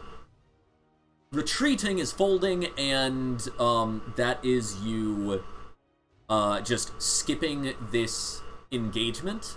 And what that will mean is you will automatically lose. However, you will automatically lose the amount that they bet because you are in an ambushed position. You cannot run away. Okay. Because you're surrounded. So if you fold, that means, in this case, you'd automatically be losing 5 chips for nothing. Right. Okay. So, first off, we deal to all players. This is big time. I'm very glad I didn't wear the stupid leprechaun hat for this. This is stressful.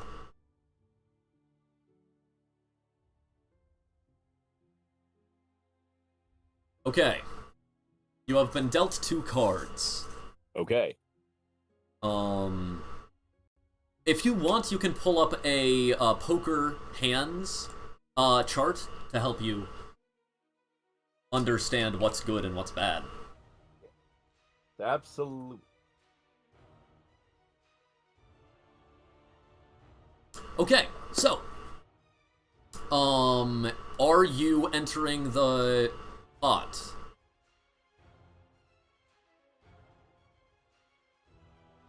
If you are entering, if you are engaging this spat.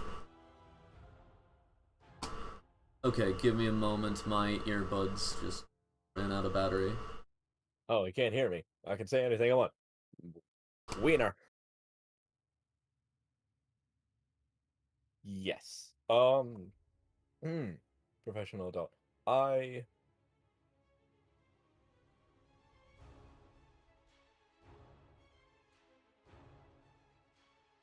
Okay, so what you're going to do is you are going to take... Okay, give me a moment. Because you're not on stream at the moment. Give me a moment. Okay. There we go. I need to adjust the volume of the music in accordance. Ah.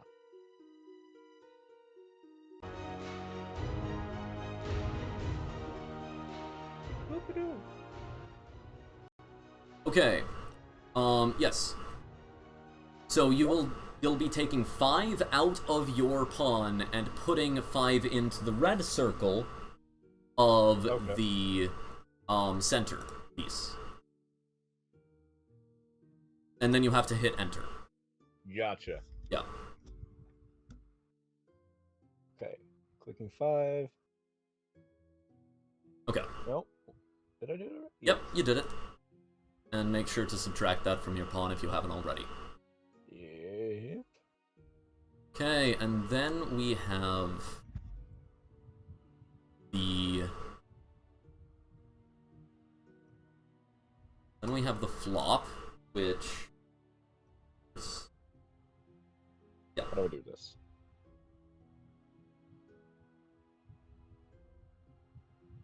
What?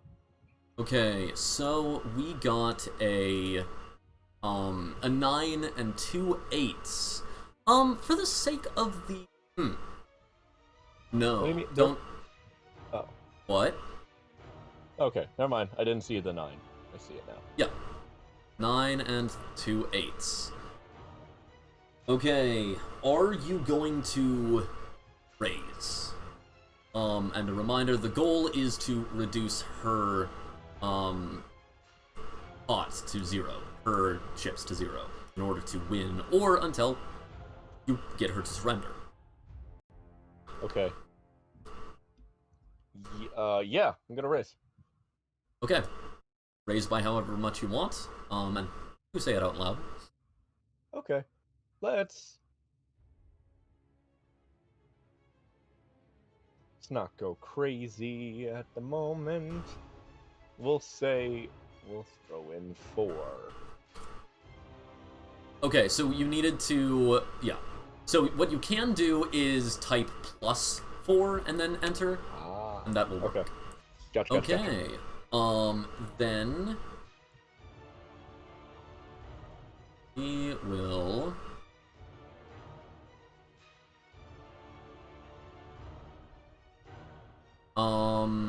I'm very... She has no reason not to, so she's just going to fold. And, she, like, pulled, like, the cultists said as they were pressing in, and you guys, like, take a stance around, defensively. The cultists are kind of, like, pulling in, and then kind of step back a bit. As you hold them off for a while. Maybe soon, the reinforcements will come. Okay. As that is the pot, no one lost any chips because their check is what gave them 5 to put in. Okay, now, it's the beginning of the round again, the beginning of the hand. Now, this is like slightly longer than the 6 seconds regular rounds. But actually, with this few of people, we'll say that it's still only 6 seconds. Go ahead and what do you do at the beginning of the round? This was when you shot her with an Eldritch Blast last time. Yeah. We're gonna do a tactic intelligente thing because I want to get the priest to get the sacrifice free and able to move so that we have extra hands on deck. Okay, she's currently unconscious. She's unconscious. Okay. Did not. Oh, sorry, did they're not unconscious. realize- Unconscious. Did not realize they were unconscious. Okay. It's fine. I mean, using healing would rise her to consciousness. Then yeah, that's what I'm gonna do. I'm gonna do a bit of healing. Nothing Okay. more than healings. Oh. How long does healing light last? I don't know. It's your spell. I'm just talking out loud. Healing light. Tell me all about healing light, por favor.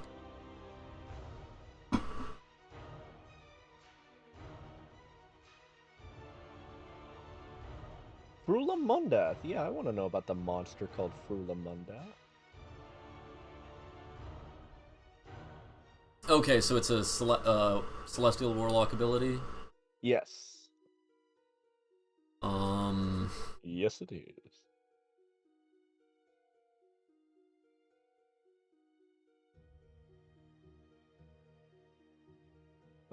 Healing light times 4 per long rest. You have a 46 healing pool resets, so you finish low. Okay. Okay, so it's like lay on hands, but for warlocks. Yes. And it's a Okay. bonus action, which is nice. Okay, so you can do that too, like when you. Okay, cool. Yeah. Yeah. And that's what we do. So rather than your tactics roll, you heal her. Tactics first. Next round, healing her. Okay. What do you roll for tactics? Okay. Trying to think what. Also, you can say what your tactics are, and that will change whether, like, maybe I'll give you advantage or disadvantage. Right, that's my struggle at the moment, figuring out what it is. You came up with tactics before the fight. There is oil. Yes. That you could set on fire. Like, you already have tactics if you don't want to come up with something new. Yes. Let's do that. Yeah. Fire on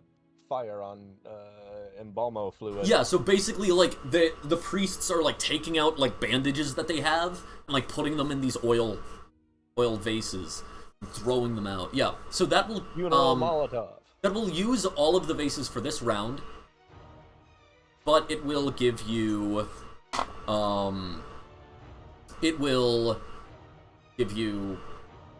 advantage on this tactics roll.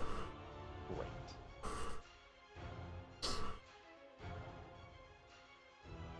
Okay. Oh, right. What do I roll for this?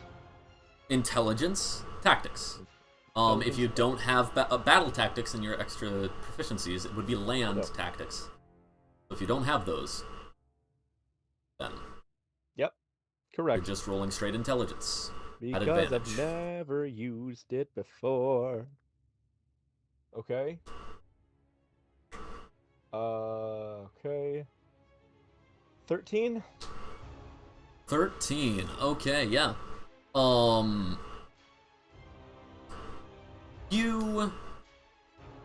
Yeah, you do that. So that raises what you're putting in for free. That is just what amount of chips you put in for free. As we then go into the... I need to do this. I forgot to do that. Recall. All cards. Wait. Dude. I did not mean to remove those from the board. You killed him. No, actually, it was correct to remove those from the... No, that's in your hand. In a single hand. If I shuffle... Does that get them... Fuck. Not what I meant to do. We're broken. We're dying. Shuffle... Then... How do I get you back in? Excuse me. All. Remove. Okay, so get those back onto the table. There we go. Okay. So don't do that again. Hello? Can I get rid of this window now? Thank you. Recall. There we go. Okay. Then deal to all players. Okay. That is your new hand. You do not have to raise any to stay in because you got the higher tactics roll.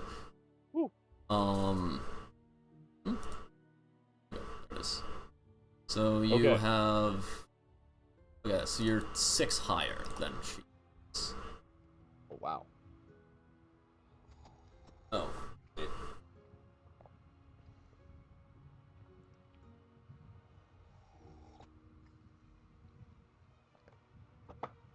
Okay. Boy, oh boy. I love poker, the game I've played. Huh. I mean, you never played D&D before you played D&D, so... Good point. Yes, so she puts in...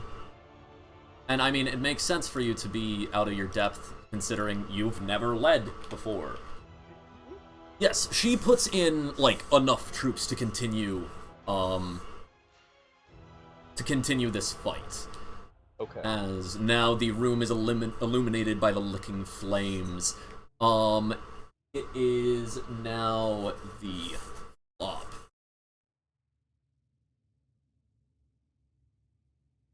Queen, a 10, and a king.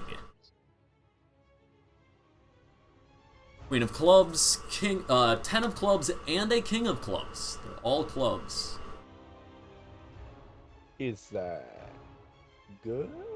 Well, certain hands have to be, like the royal flush or straight flush, have to be all the same suit. I think. Yes, flushes have to be all the same suit. So far it is. And, yeah. All clubs. Okay.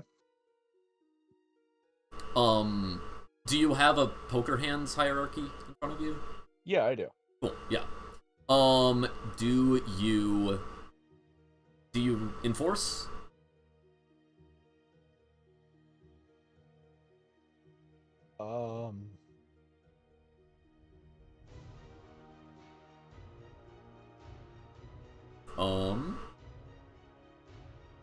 Do you enforce?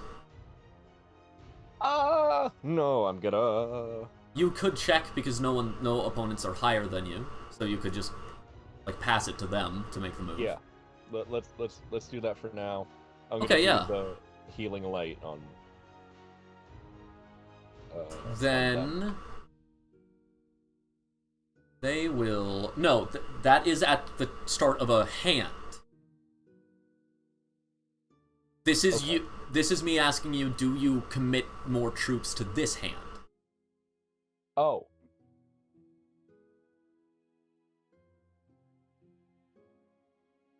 Well, since you checked, they are raising 6, so they are like kind of rushing in as 6 of these cultists kind of run in at you. Their pot is 19, yours is at 13, but you have not put anything into this pot yet. Okay. Are you going to enforce to bet, to call them? Or you can also go higher than them. Or you can fold, which takes you out of this hand but gave you no progress. Well, I do like progress, so let's do a pot edition, I guess. Okay, how many chips are you betting in? We'll put in. I want to get higher than him, so let's go 7. Okay. Then, against they them. will. Right, they can add 2, huh? Yes. They are raising you by 1. Ah. Are you raising back? Or are you matching? Either call or re-raise. Or fold. Call. Okay, so you are enforcing. You are reinforcing that maneuver of trying to fight them while they're in the fire. So if you're calling them, then you need to, like, they're 1 higher than you, so you need to subtract 1 and add it to the pot. Right, yes. And so I shall. Oh boy.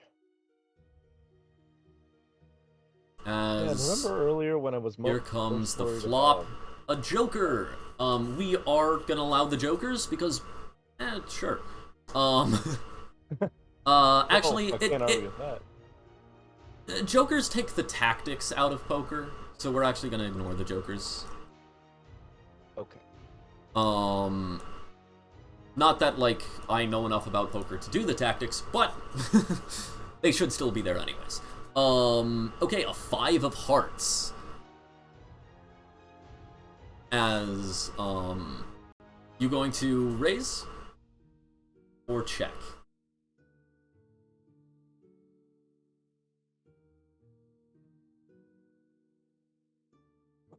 Are you going to enforce, send more troops, or are you going to hold firm?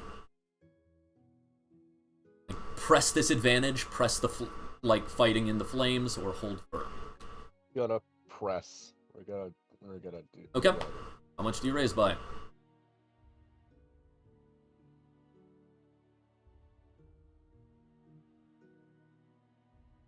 No, not raise. The other one. Check. So hold firm. Yeah. Didn't I say check?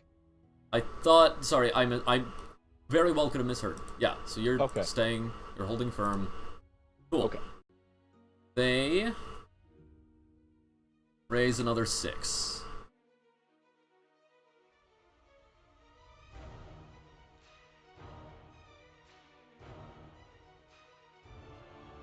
Oh, so on, we will keep the check that we got on the green circle of the king piece.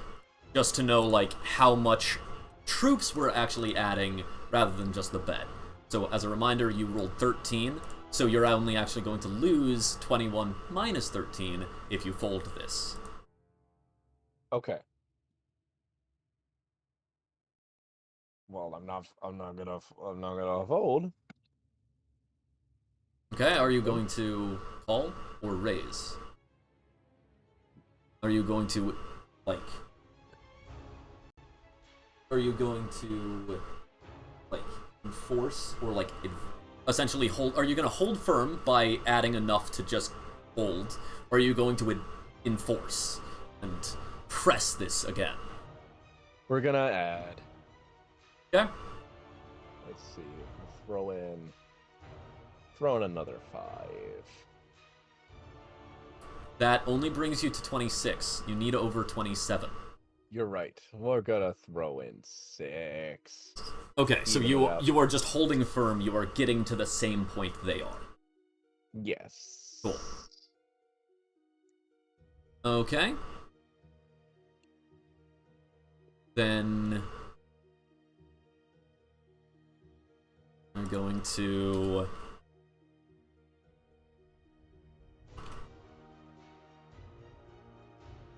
Okay. They're actually going to raise by another 3. Do you put in 3 more?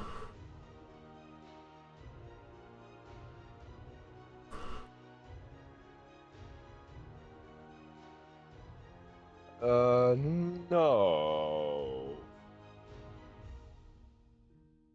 No? You're gonna fold and lose all of the chips you bet into there? I'm gonna add 3 more. Here we go with another Okay. 3. Here we go. So both are at 30. You would be losing 27. Wait, not 27. 17, because you got a 13. You would lose 17 if you lose this. Okay. Well, if you lose this, you just lose everything that you've already put in there is what you lose. And they rolled a 7. So, okay. Now for the river. That is a 3. I think that after the river there is one more. Yes, one more round of betting that you can do. Okay. Are you going to raise or hold firm?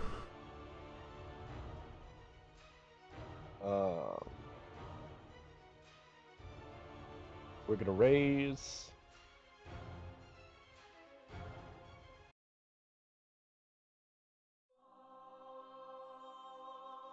We're gonna raise by 6. Raise by 6. Okay. Yeah, that's 36 against their 30. Yep. They are going to raise by 9 as the remainder of the cultists that are currently in this room charge into the fray. They are 3 more than you.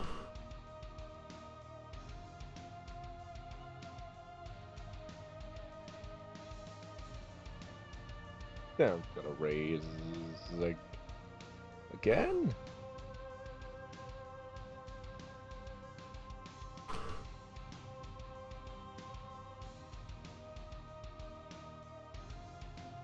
Raise again, toss in another 4, putting it up at an even 40.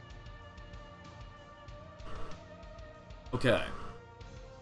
As you are doing that,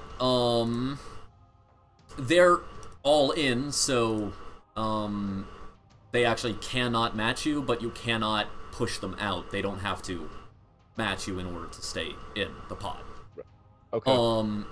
As now they check.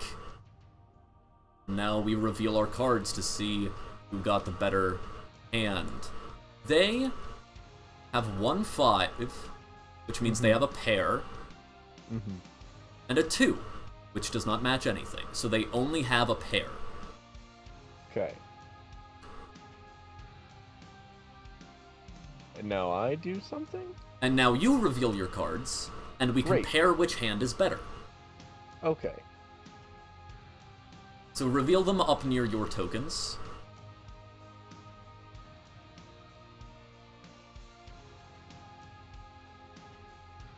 Playing cards, click to draw, drag to deal. No, not the deck. Have you not been looking at your hand this entire time? Maybe. Okay. Above your character portrait is your hand. Ah! That is what you determine whether or not your hand is better than theirs. So you've been betting entirely blind. Okay. Yeah, Cool. that sounds like me. Go ahead and reveal, but you need to be comparing those cards to the center cards to determine what you have. So go ahead and reveal those cards.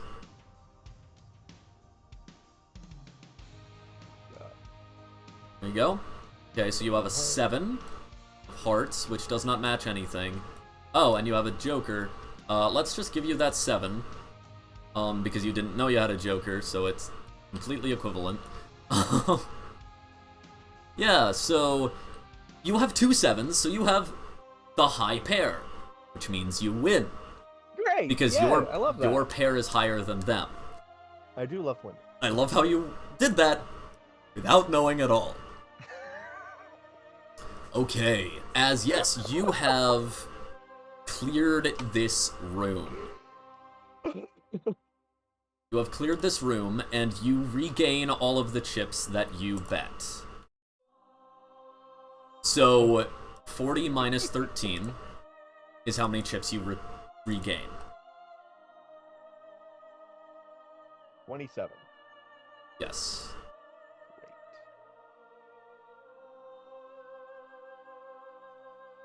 Uh-oh.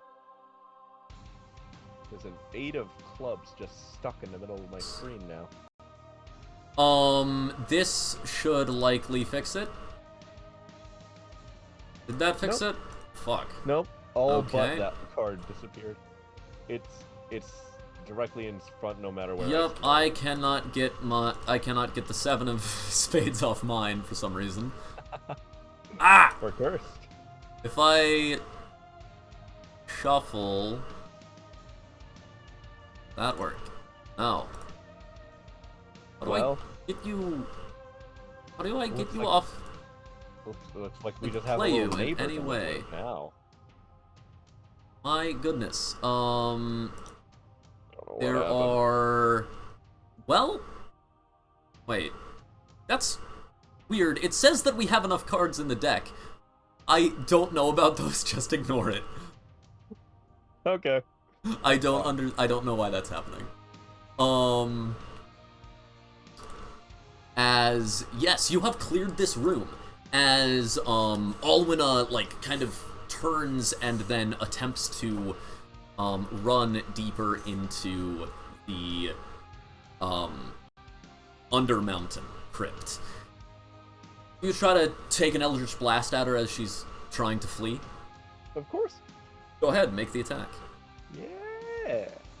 Let's see. So that's gonna be a 6 plus 14, dirty 20.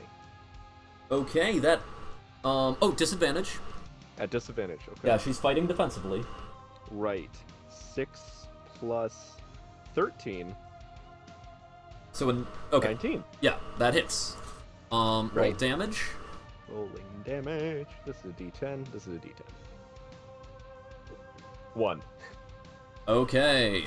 Yeah, as you hit her 1 again, but it only skims her as she runs deeper into the darkness of this crypt. Okay.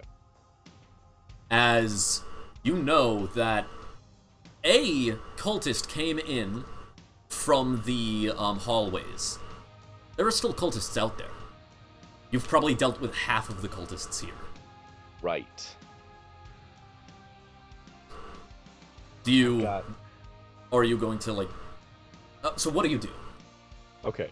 Reinforcements are or are not here. You have not encountered Fakal and reinforcements she was going to bring. Great, and I have no way to message her to know. I miss playing a telepath. Okay. Well, I mean, even if you were a telepath, I don't think you'd be able to message her because you're buried by a bunch of rock. I believe most telepathy stuff is unless it's going through 5 feet of earth. Oh, okay. I didn't know that. Okay. Yeah, I think that's how it works. Telepathy is just So some of brain them work, radio. though. Yeah, so what do you do? As you are now having a brief quiet moment. Oh. Yes? Um. The oil burning around you, smoke starting to fill up this room. We're gonna get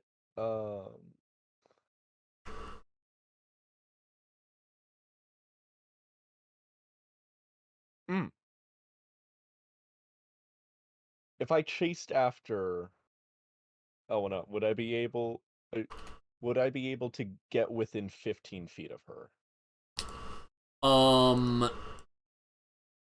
If you did, yeah, do you command the, do you like just start running after her? You could theoretically.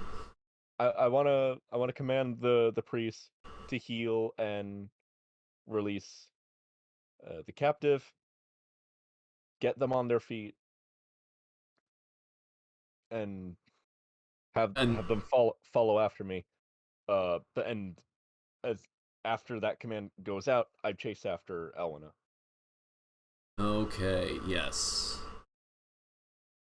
As you do so, well,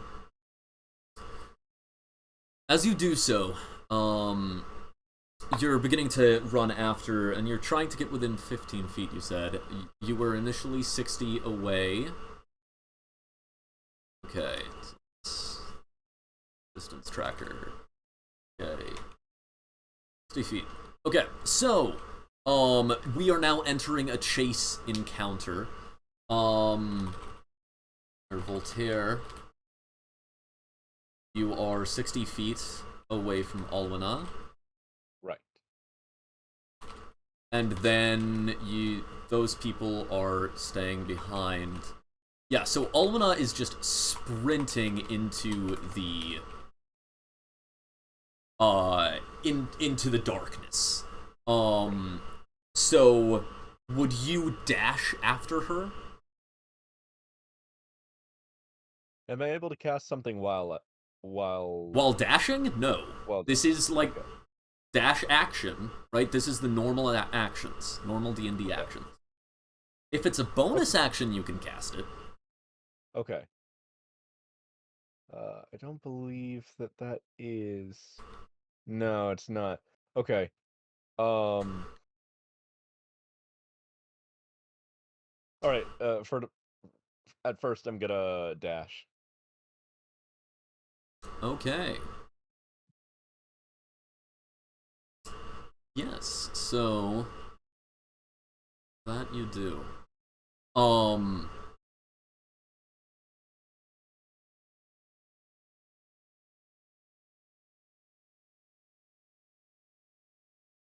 You go ahead. Dash. You maintain 60 feet behind. As Alwina is running through. Remember, you can dash a number of times in a chase encounter equal to your Constitution modifier, minimum of 1. After that, you have to start making con saves. Well, that was my 1. So, okay. Okay. She is going to be continuing to dash.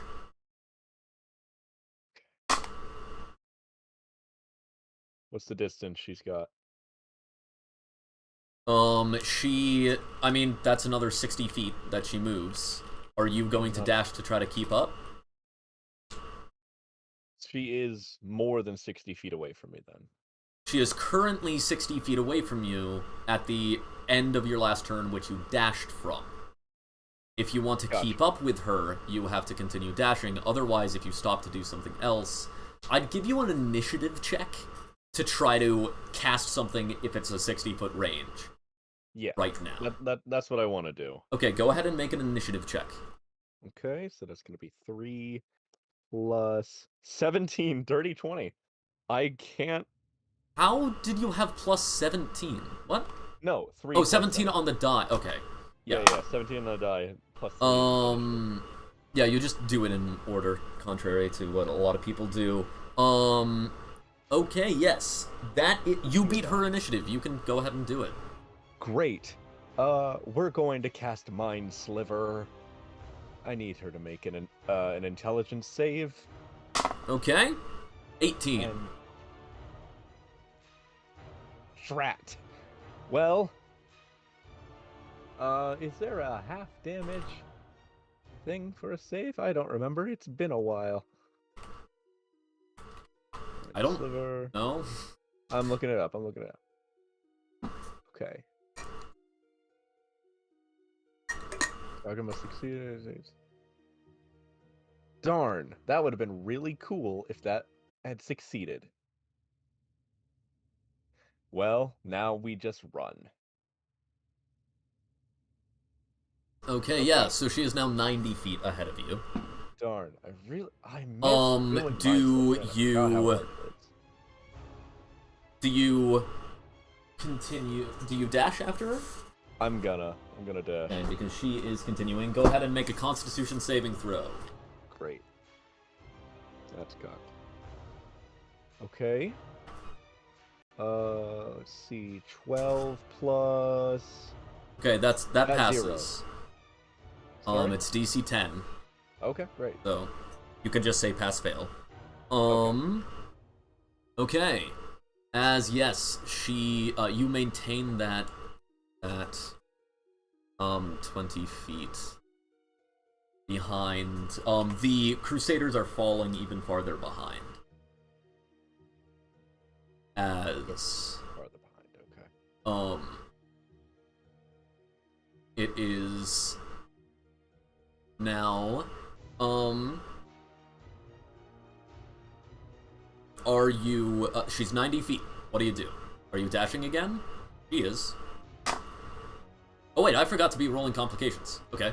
Give me a moment. I need to roll the complication for this one. And I'll roll it 3 times since I forgot the past 3 times. Okay. Yeah. As she's running, you see her jump. As then you see that there is a pit that she is attempting to jump over. As she jumps to the other side and continues to run, you have to do the same. A dexterity saving throw. If you want to follow her. Yes. It's gonna be 3 plus 14. 17. Great, right? That passes. Yep. Okay. Go ahead. And then, are you dashing? Yeah. So we're gonna make Okay. a con save. Con save. Nat 20. Okay, yeah. You are continuing to dash. I'll give you an extra 10 feet on that as you just, like, with your jump. You kind of just, like, jumped, kept that momentum, jumped really well, and then, like, as you hit the ground, you kept your jump from your momentum, kept going. You do close distance slightly. You are now 80 feet behind. As, remember, you can do things as a bonus action. But that's all you can do with the dashing. My only bonus action is healing light. Okay, as she again jumps over a pit. As these old crumbling catacombs are like this. Actually, no, what does the Big and scary. Let's go ahead and do that one. Same thing. Yeah, so she jumps over, like there's a sarcophagus lying in the middle. She jumps over it, jumps, as you see a hand kind of like reach up, an old, decrepit, skeletal hand reach up out of the sarcophagus and try to grab her. It doesn't, as she jumps over something on the other side of the sarcophagus. And as you approach, you see there is another pit on the other side of the sarcophagus. As you can attempt to are you going to attempt to follow and jump over that as well? Yes.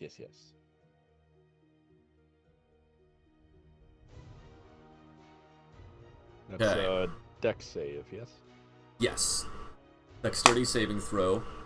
Please keep rolling well. And the skeleton misses you as well. And does not manage to, like, grab your foot. What was your dex save? 14 plus 3. Yep.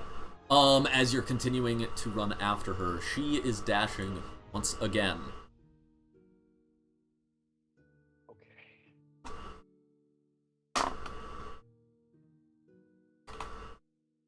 Are you dashing?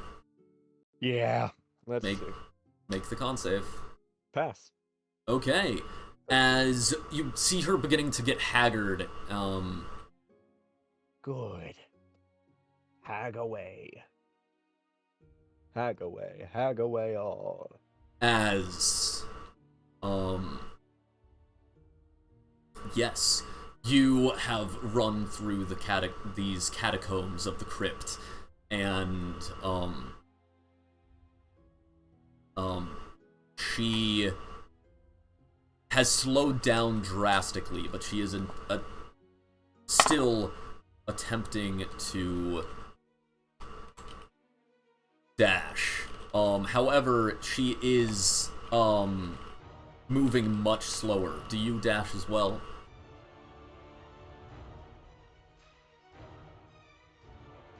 You know that you could gain on her if you dash, whereas if you just move normally... Okay, go ahead. Nat 1. Okay, well, that's 2 exhaustion fails. Which means your speed is halved. Gosh. However, however, you do gain 30 feet on her. You are now 50 feet away from her as she's continuing to run. Okay. Great. He's going to dash once again.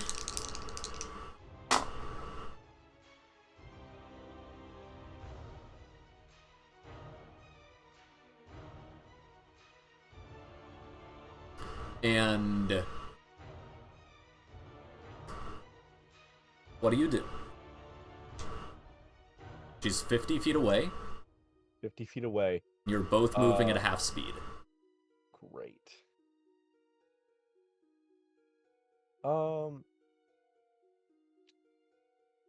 Okay. I'm gonna cast Sacred Flame on her. As the two of you are kind of limping through, you cast this spell as she's limping. Go ahead.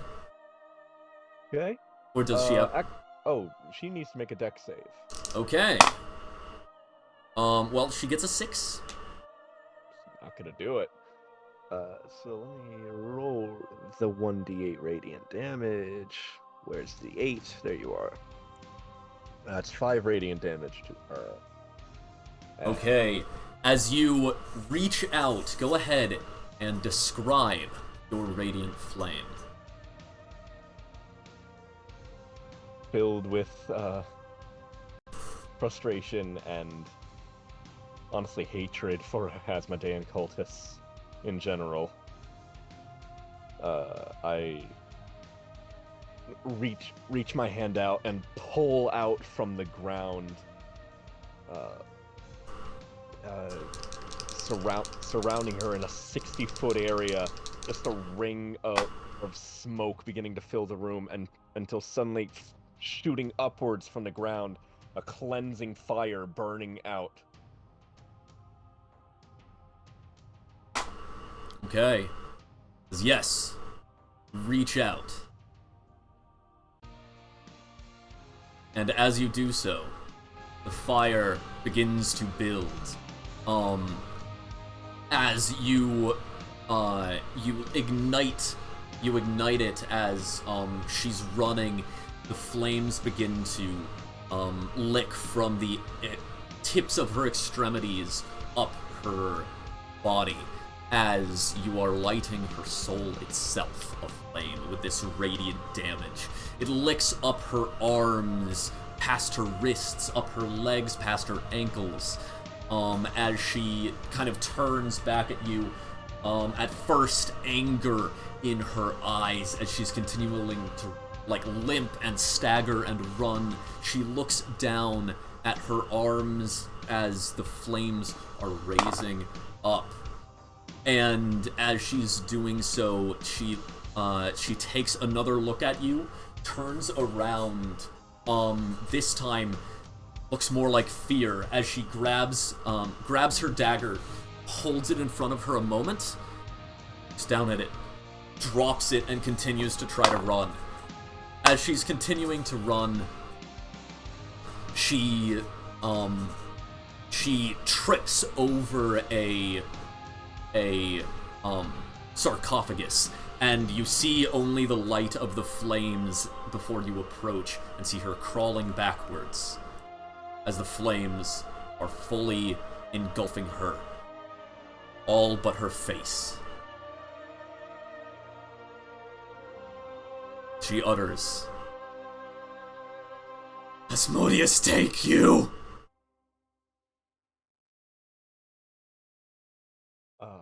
She falls dead. Like, she falls dead. Okay.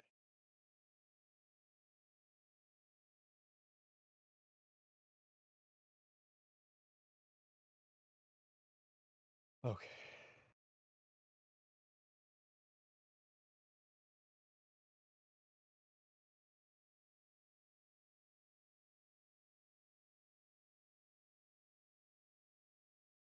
Oh, there was one last thing I wanted to do. Oh well, that's fine. Save it for another day. Yeah. You do need to generally declare non-lethal. Yeah. Or I didn't actually, know, but you know what? It's like, actually her body is kind of still smoldering, and she's actually, at this moment, still writhing. With the last thing she uttered. Asmodeus, take you. She is still possibly alive, likely making death saves.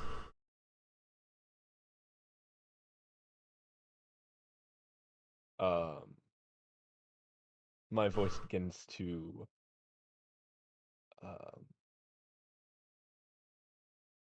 jumble out in echoes of sneering and insulting as I call out to her, "Asmodeus cannot stop me! Asmodeus cannot save you from me! I am the righteous hand of God, you insolent slave of death!" Vicious mockery. Vicious mockery? Yeah.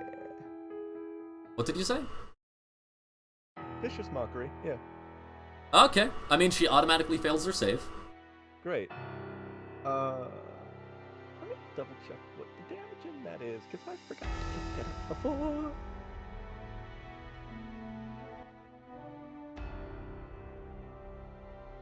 Viscous mockery.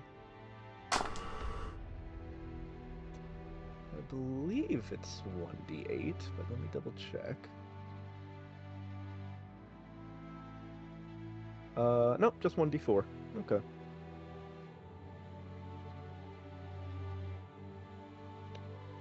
Max damage of 4. 4 psychic damage.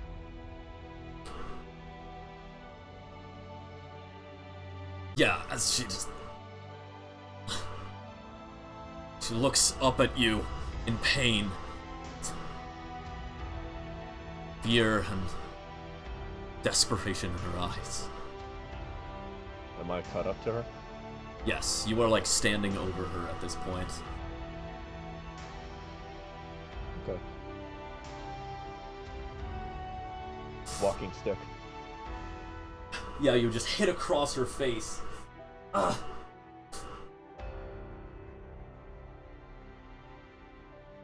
No matter how much of us you kill, it will not make up for your parents. Falls. Now lying still.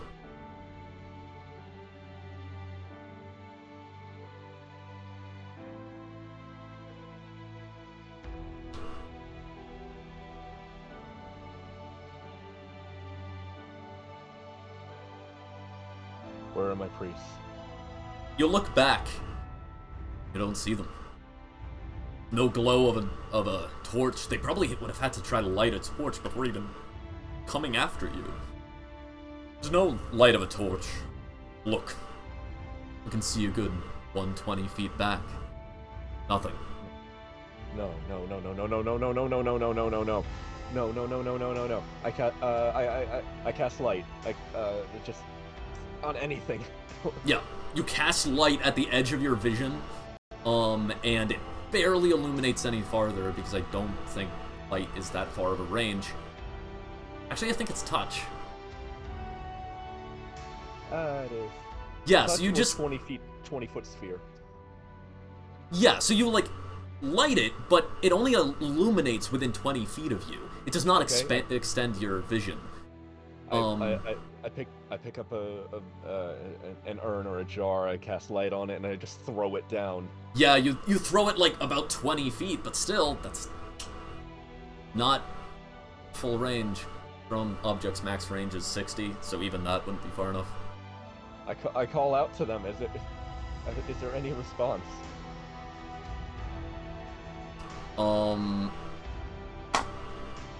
There is not a response, no. No. I charge back. Okay.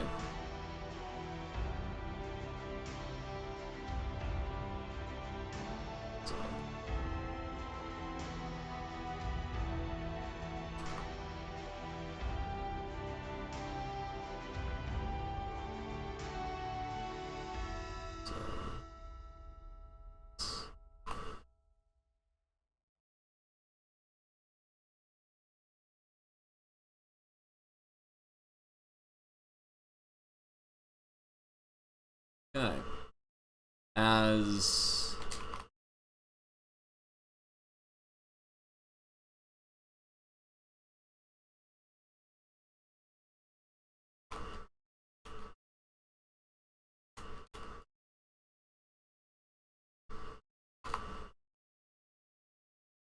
As you are running back,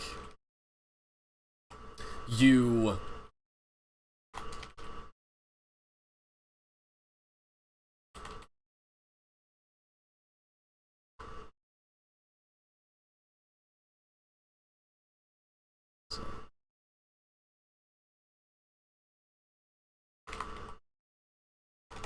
are running back, you eventually encounter wait, actually. Yeah, as you're running back, go ahead. I want you to make you essentially, because you're trying to run back as quickly as possible, your speed is still halved. You need to make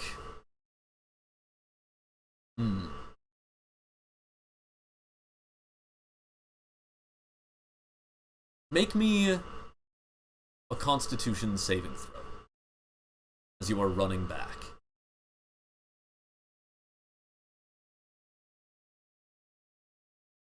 Not 20. Right. You remove one of your steps of exhaustion. You can now move at full speed again.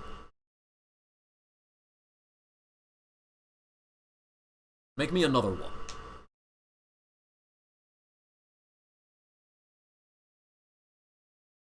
Eight. Okay.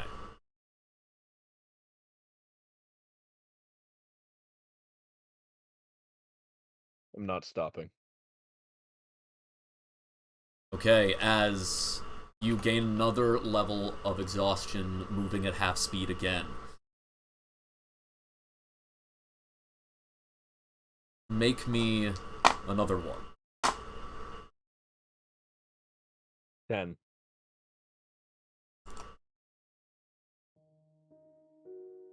As you are running back, 10 just passes as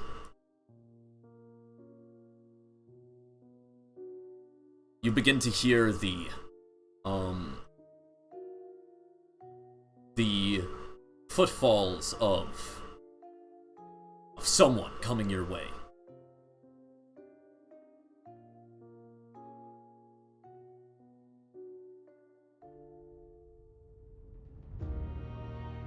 As you do, eventually reaching the edge of your vision, you see a half-orc. The half-orc that was in the room before running just kind of looks back Just running for a while. And then eventually, she sees something in front of her. Holds up a dagger. Who is that? They see someone. Sorry. Who is that? Who's there? They talking to me? Yes. Can they not see me? You're at the edge of their vision. Okay. It's dark. Okay. Okay, yeah, that makes sense.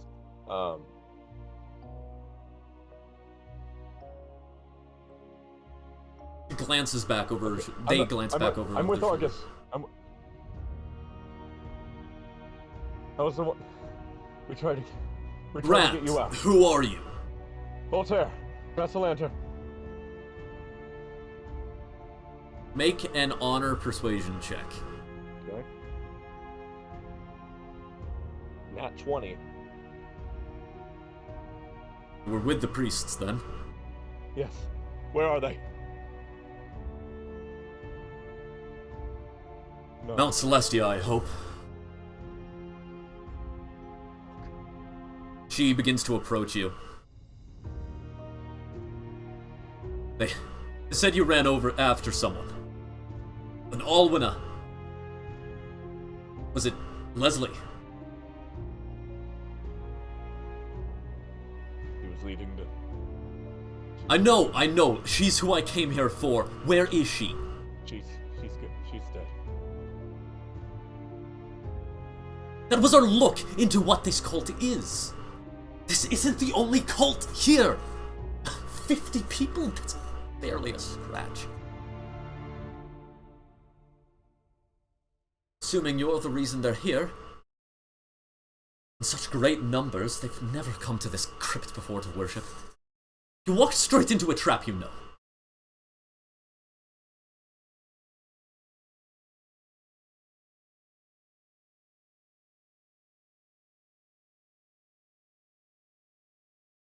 Of course, you're the one Argus put in charge. She walks past you. Crusader killer. As she's walking away, you see a single strand of pink hair. Clearly artificially dyed.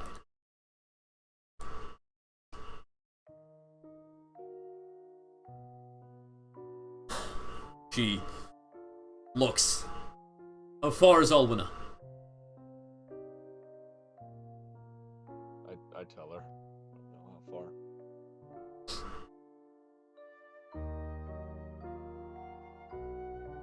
And you're certain she's dead.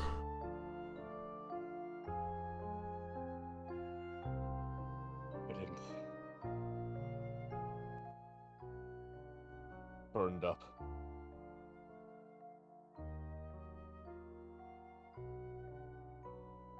I don't know if... Alright. Then...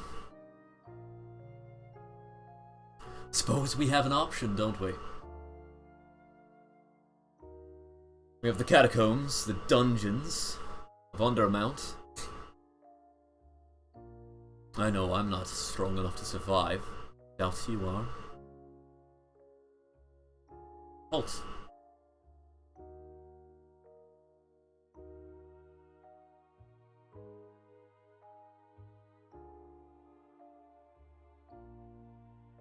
Well, which death sentence are we going to?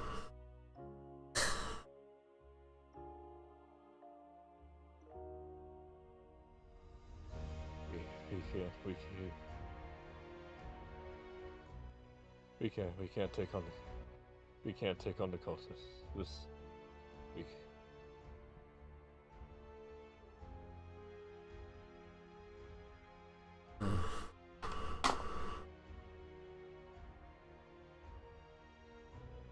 can't risk it again.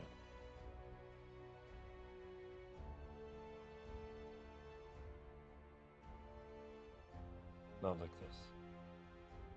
You think you can make it through Undermount?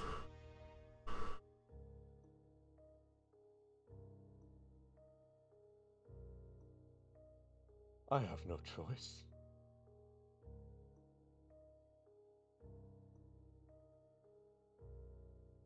Make an intelligence saving throw.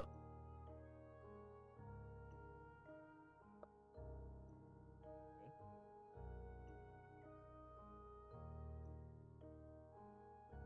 16 plus 2, 18. Okay.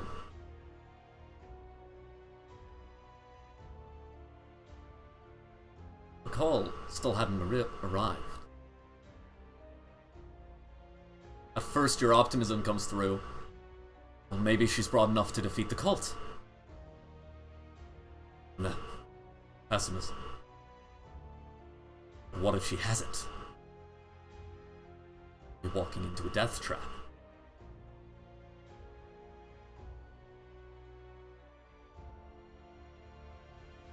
Those cultists individually were not strong.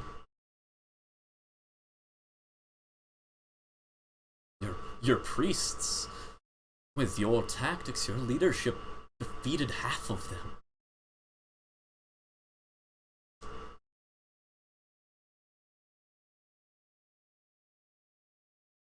But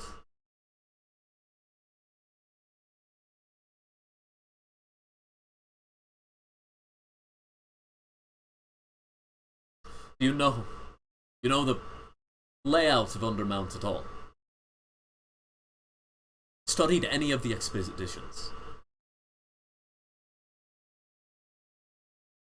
Would I know any from, like, Go just having ahead. the family catacomb attached? Go ahead and make a history check.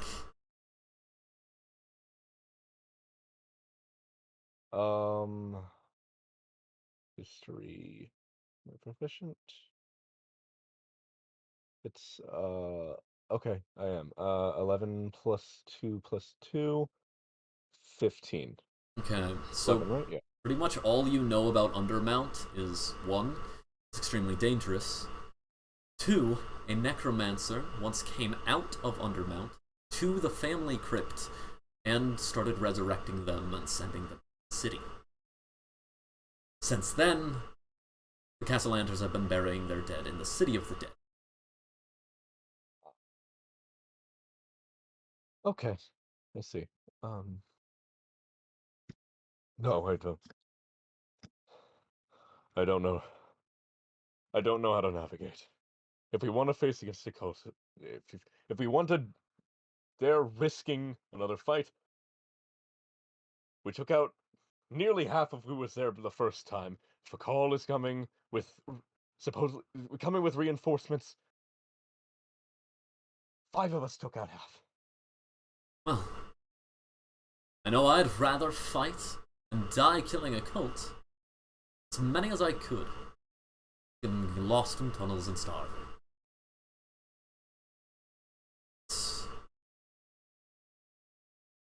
It's up to you if you want to live up to half the Crusader cattle.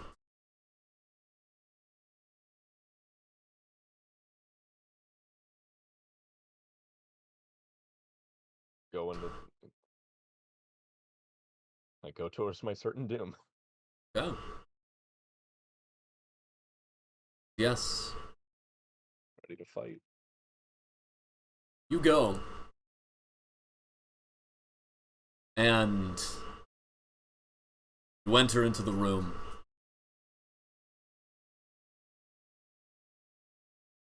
The first thing you see, the 4 dead priests. Died fighting side by side.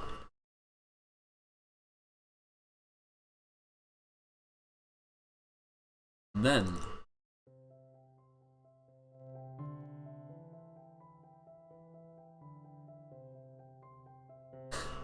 take a deep breath and let it go. It's Fakal. It's here. Fakal standing there with 9 people in armor, chain armor, maces, swords, bloodied. Call.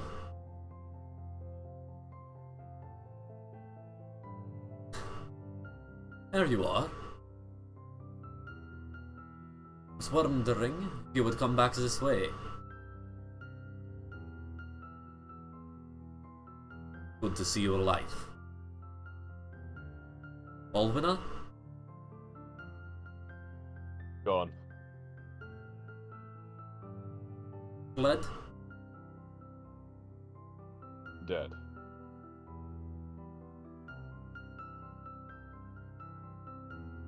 Fewer problems for me, I suppose. It's good. It's good. Better her than you. Definitely. She walks forward. Looks down at the men. These were yours? Yes, They're armed. Change of plans? they fought valiantly. Looks around at the many dead cultists. I can tell. I can tell.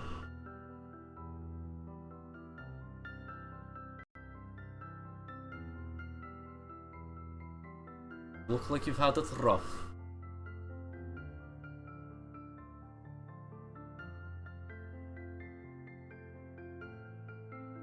I'm not done fighting. No, you're not. Come here. It's been hard. Come here. Emotions. Good. Grabs you. Pulls you into a hug. We'll be okay. You had arms reach again. You in the eyes. Been hard. Only going to get harder. So much harder. You're alive. And I'm glad you are. Part of me wishes you stayed in Baldur's Gate. Didn't come involved in all of this. Part of me glad you're here.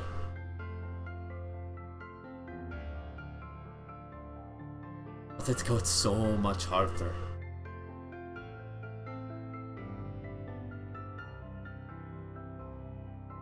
Maybe you should go back to Baldur's Gate. Take your siblings and leave. Out of here. There are more cults, but you haven't even faced a single true fiend.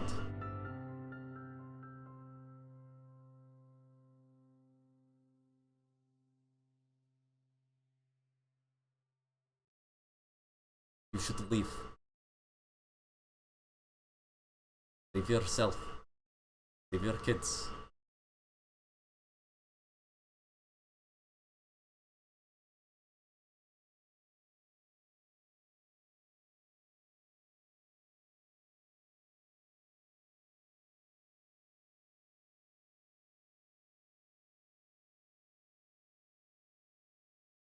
Keep that in mind. Want an answer. Want your word. Please, just leave.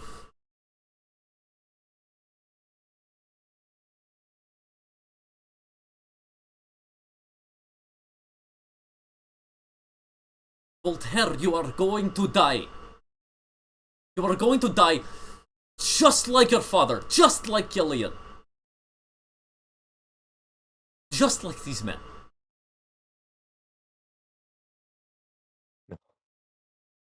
I won't. I need. I will keep them safe. I will live. They will live. I will do whatever I need to keep them safe, and if it means leaving, then I will.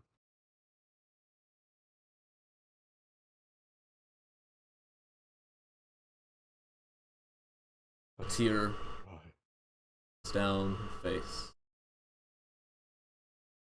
Drops one of her scales.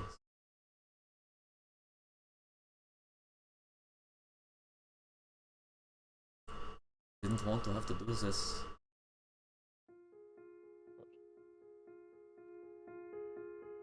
Did you to just leave? As more figures start walking out of the entry hall. One black robe after another.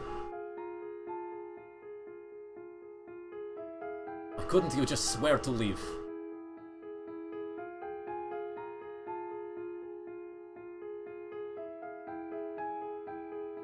I just said I would. What? Oh.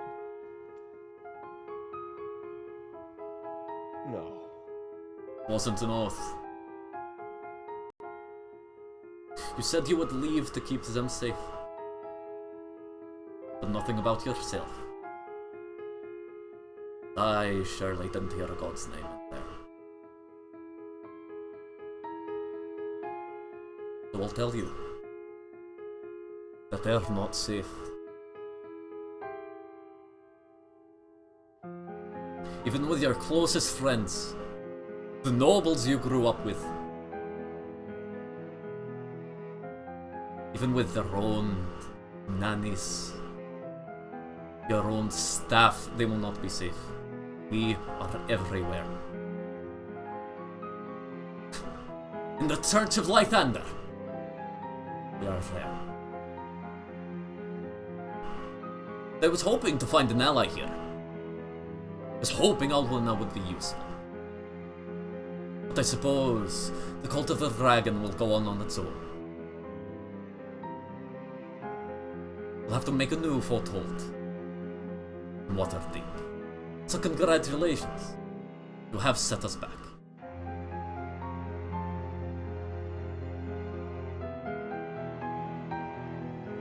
And I am going to make you leave this city one way or another.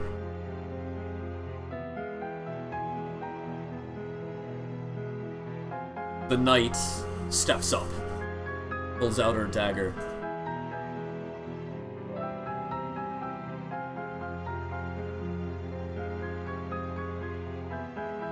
And Sir Grecteth. So that if you make it out, you can tell them who died. She's holding her dagger. She looks down, grabs a mace from one of the fallen priests, picks it up. So, you said you were gonna die fighting cultists. Well, this is the truth of cultists.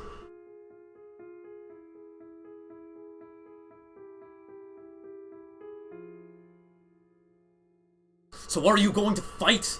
You're gonna let them kill you?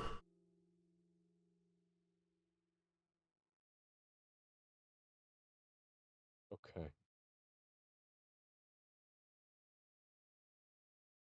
I cast Sacred Flame. Roll initiative. Before you can manage to cast.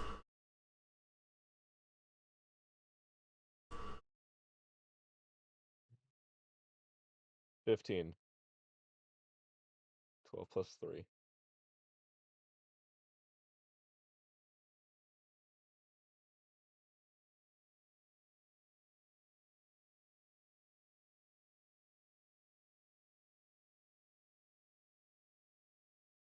As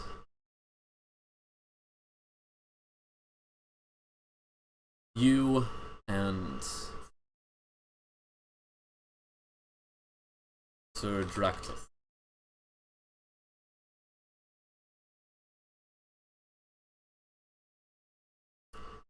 stand ready to fight.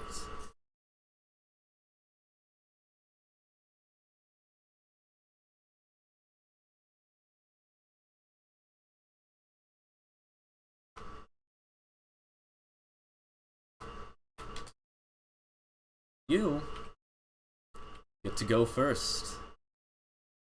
Okay.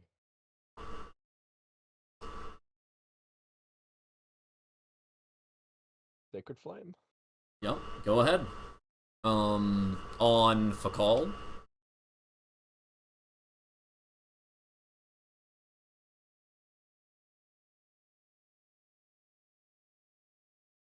He's closest, right?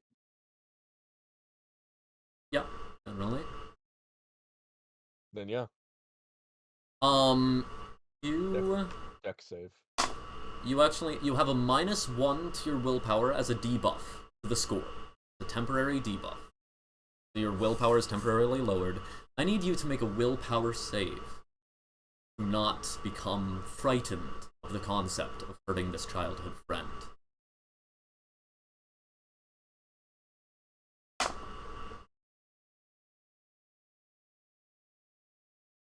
Natural 1. As you reach out your hand in the fire, the remembrance of pain that brought to Alwina's soul. You can't put Fakal through that. Because I will give you a choice.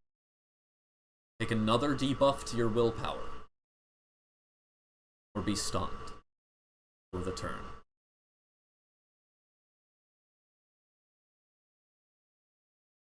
Debuff.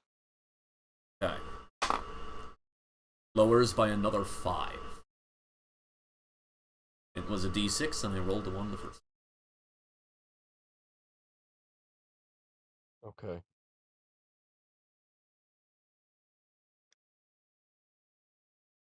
Okay. I have a -4 to willpower. As yes, you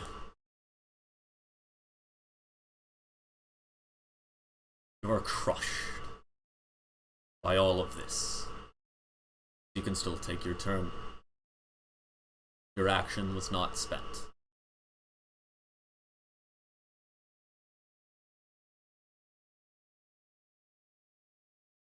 Eldritch Blast one of the cultists behind her. Okay.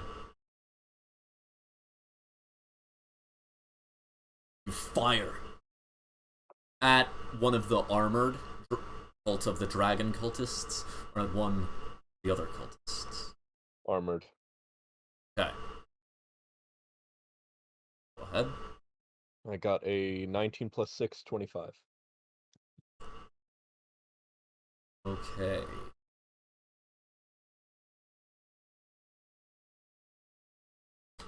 Seven force damage. Yes, give me a moment. Yep.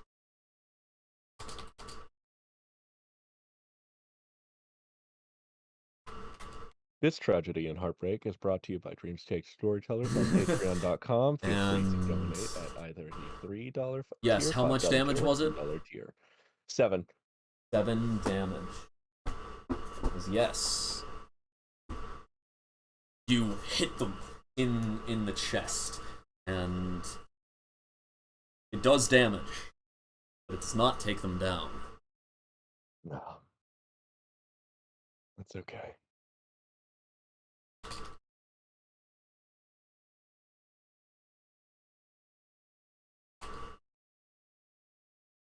As then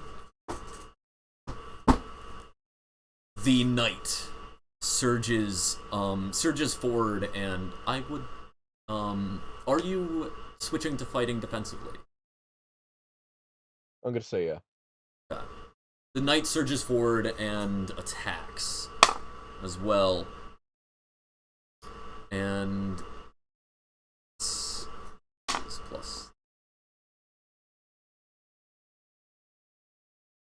as she hits one across the shield with her mace, as it, like, you hear the cultist as it cracks down, but she does not go down. Actually, no. Like, the one that you Eldritch Blast, she maces across the face as it does take them down. And...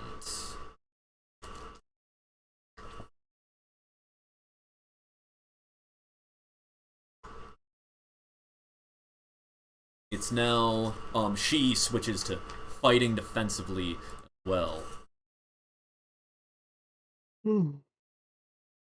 As then, the Cult of the Dragon surge forward.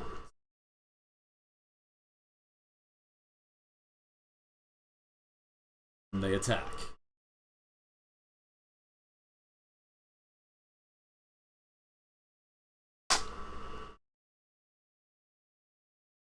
As they go to attack, the other cultists move forward as well and attempt to fight, only managing to get in the way of the Cult of the Dragon, as the Cult of the Dragon, out of just frustration, kind of just pushes them aside, some of them even getting hit by the Cult of the Dragon's attacks. And that is 10, 18 damage.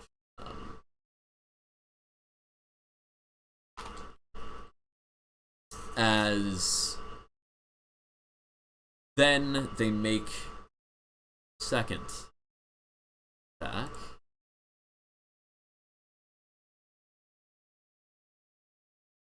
This is a huge, so it makes 2. Yeah. The second attack is going to...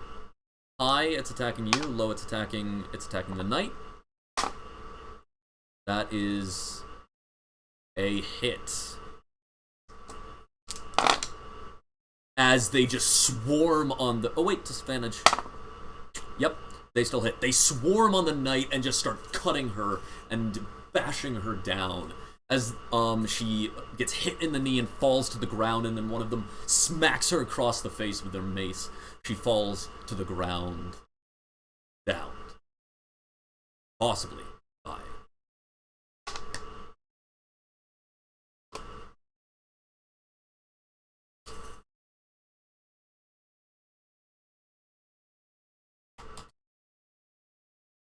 As then Fakal looks at you. She opens her mouth, and green smoke begins to billow out.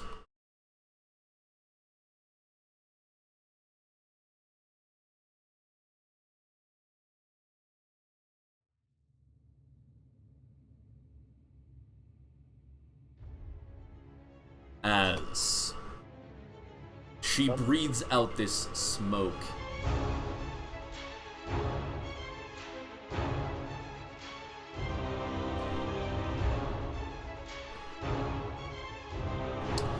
you need to make a dexterity, as she breathes out this smoke, she, breathes it and then moves as it touches the fire that is still wisping in this room. The Cult of the Dragon all, make a berth around you as then, woof, make a dexterity saving throw. Okay.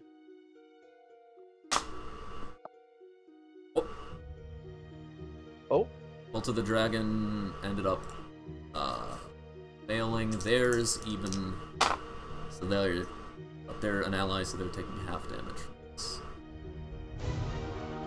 We got another 17, 14 plus 3. Okay. That passes as you take, that is, so you take 4 points of damage. As this fire, the poisonous cloud erupts into fire as it rushes over you as you just manage to dodge out of the way. She looks at you.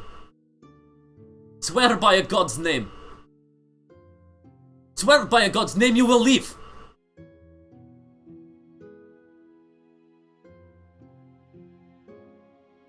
I don't say anything.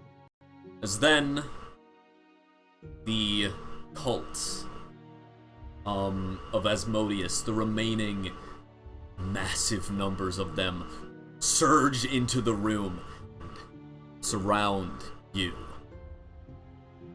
They will make 6 attacks. These are at disadvantage. The first one, they manage to hit themselves with.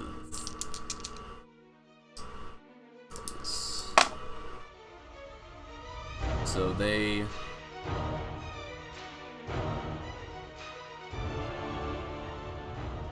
take 12 points of damage from their own attack. And then they make their second attack of 6 is that's going to be a miss. As you're just dodging around, trying to avoid these attacks, 3 is a miss. 4 is a... come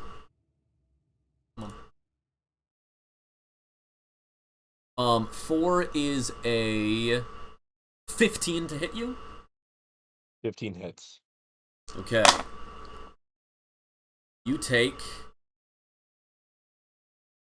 8 points of piercing damage as they're just stab at you with their daggers.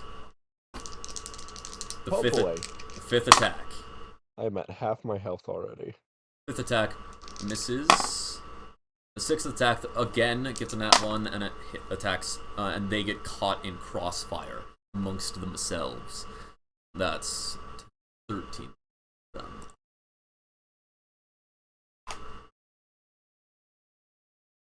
Okay, as it is now, back to your turn.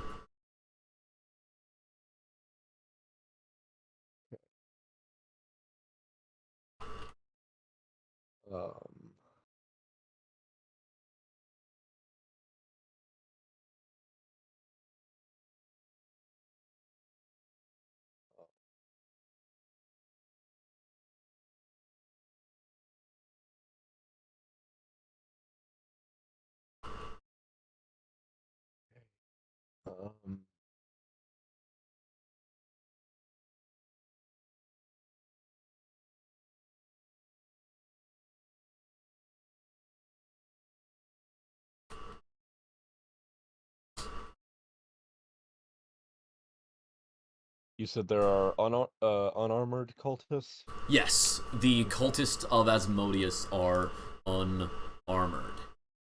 Okay.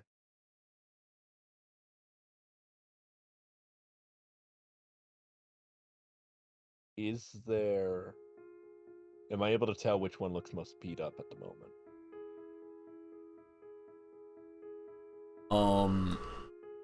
Yes, there are a few of them that are slightly injured. Okay. I don't know how long they go. I'm going to cast Lightning Lure against one of them. Okay. They need to make a strength save. Okay, yes. They get a 16? Yeah. As you, lash them with the lightning and begin to pull, other cultists, grab them and keep you from pulling them in. They're acting as a mob. A horde, if you will.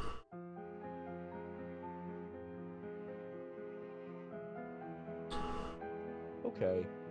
Well, that's just rude of them. Does it do damage?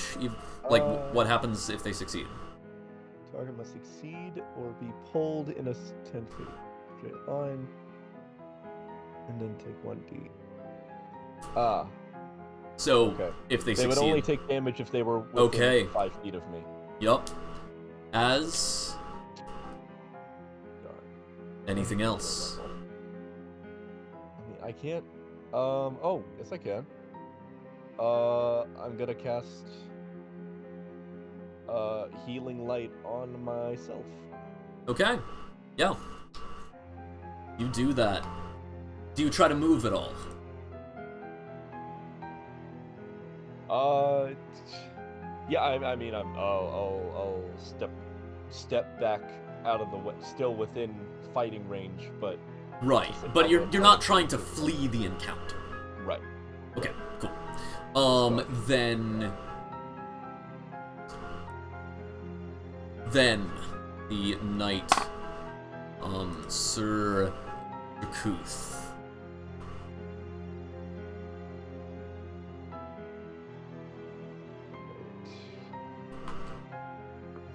Okay. Okay. Then it is the cult of the dragon, who, Sir Drakuth is still unconscious, battered on the floor. Downed. If you want to heal them to get them up on your turn, you can. They are not quite dead yet, making death saves. Cult of the Dragon, moves in and will attempt to overwhelm you and kill you.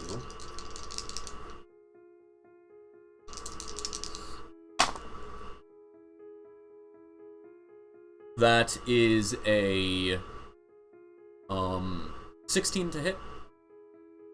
16 hits. Okay. I wish I had mage armor or anything good. That is Why do I keep getting long range casters into close range fight? because this was a specifically designed trap. Yeah. Someone who knew you well tipped them off and planned the trap. Yeah. Okay, that is 11 points of damage. Okay. Still up? Okay. Still up. Okay. As then Down to Fakal 13. yells, "Do not kill him! I want him to have the choice." As their second attack is at -5 because they are doing non-lethal, and they miss. Is now Good. it's now Fakal's turn. She is just going to stand there, watch. Clearly conflicted. Kind of turns away. And then it is the cult to Asmodeus. Another 6 attacks against you, all at disadvantage, all at -5. I like these odds better. First is a miss. Second is just barely not a crit fail. They have +3, rolled a 2, so they had 0, but not a crit fail. Would have needed -1 more. Miss for the third attack. Fourth attack is a miss. Fifth attack is a miss. Sixth attack is also a miss. As they're just trying to like grab you as you're trying to slip away from them. They're just trying to like grab you and try to like choke you out. Or just stab you in the leg or something. But you are managing to like use their not wanting to outright kill you to get to survive. Is now back to your turn. And all that. It is now back to your turn. Your ally is still unconscious on the ground, bleeding out, battered, and dying. Great. You. Bonus action, healing light On my ally. Okay. Yeah, you managed to like kind of wade through the hordes to get to her. No. And where's wait is radiant or healing light ranged? Or is it touch? Is it just lay on hands, or is it? It doesn't say. At 46, you have 46 healing pool that resets when you rest. Bonus action, you heal one creature you can see within 60 feet. You can see within 60 feet. It just said ranged. The range is 60 feet, line of sight. Well, there you go. Yeah. So how much do you heal her? I have great reading comprehension. Remind me for healing pools. Each of those points is 1 HP. Right. No, Mhm. have I've done. I did 2d6 for myself earlier. Okay, so that's Am I out of your able to pool. do 4d6 for her? How many do you have in all? It's at 4d6. No, you only have 2d6 remaining. Okay, then I heal her for 7 hit points. Okay. Or them. Yes. You It's know what? it's a, Should it is a them. I don't know why I keep calling them the she. I do actually because they are specifically an echo of Cat, and Cat was a woman. It's the only reason. Okay. Anything else on your turn? Yes. Let's see. Standard action. I'm going to. I mean, I go back to blasting. Who? Cult of the Dragon or Cult of Asmodeus? Cult of the Dragon. Okay. No. The Cult of the Dragon are clearly more well-trained, but many fewer. Like, there are 50 of the other cultists, which at this point you've, like, trimmed that down a few. But you're not exactly counting right now. Right. But the Cult of the Dragon are hitting more often and hitting harder. Yeah, okay, we'll go with the dragon then. Because, like, you dodged all of the attacks from the Cult of Asmodeus last turn. All 6 of them. Right, okay. Cult of the dragon then. So, let's roll. And that is a 15 plus 6, 21. Okay. With, Yes. 6 force damage.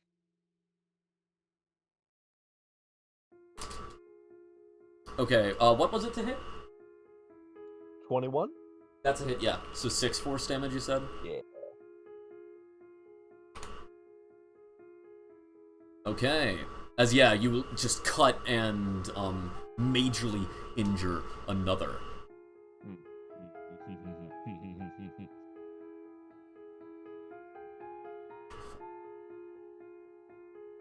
As you are fighting away. Anything else? That is...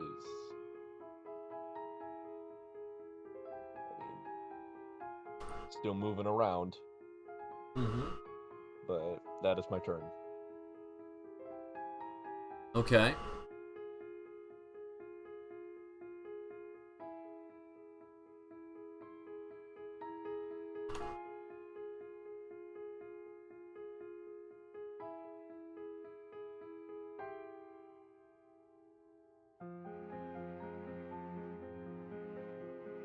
Okay. As now it is Sir Kith's turn as she goes to attack. And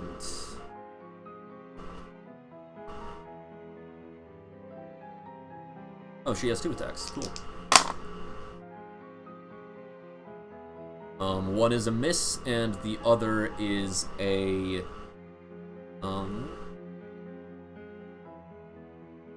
plus 5 to hit. That is also a miss against the Cult of the Dragon.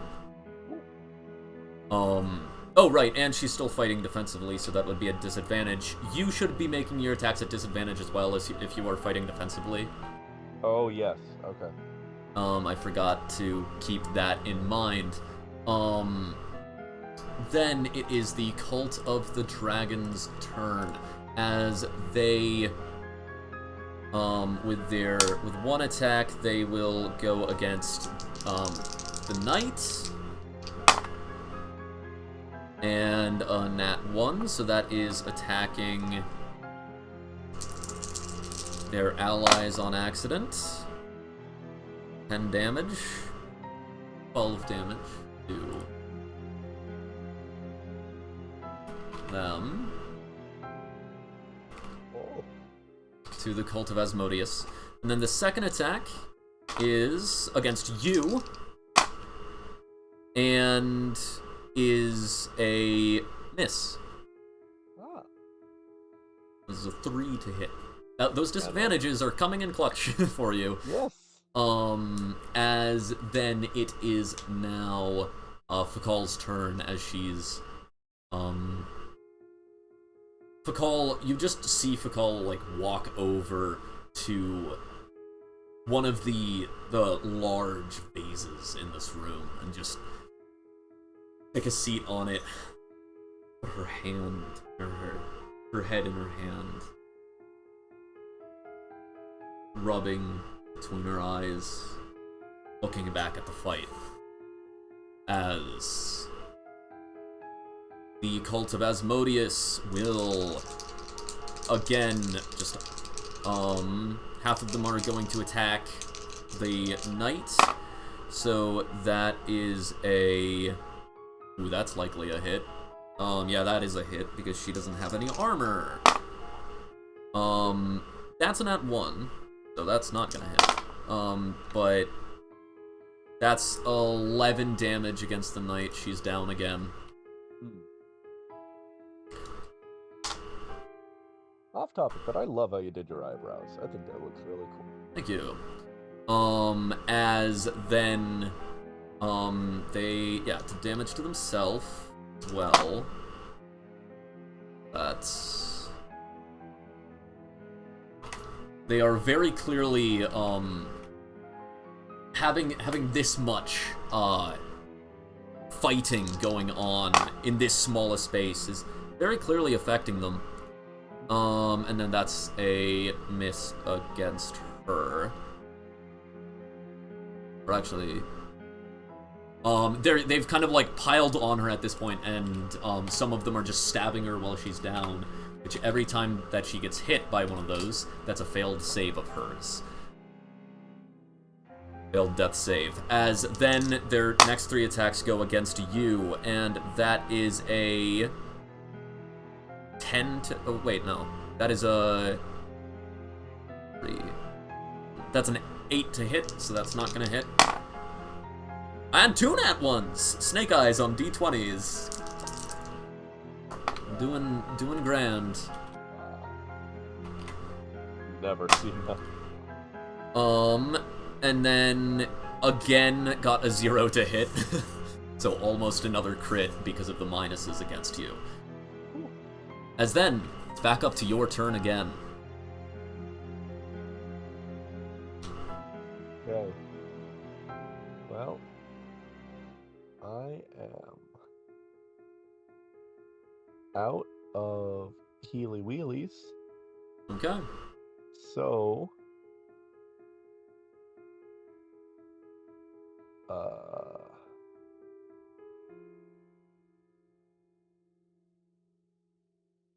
let's see, what is my...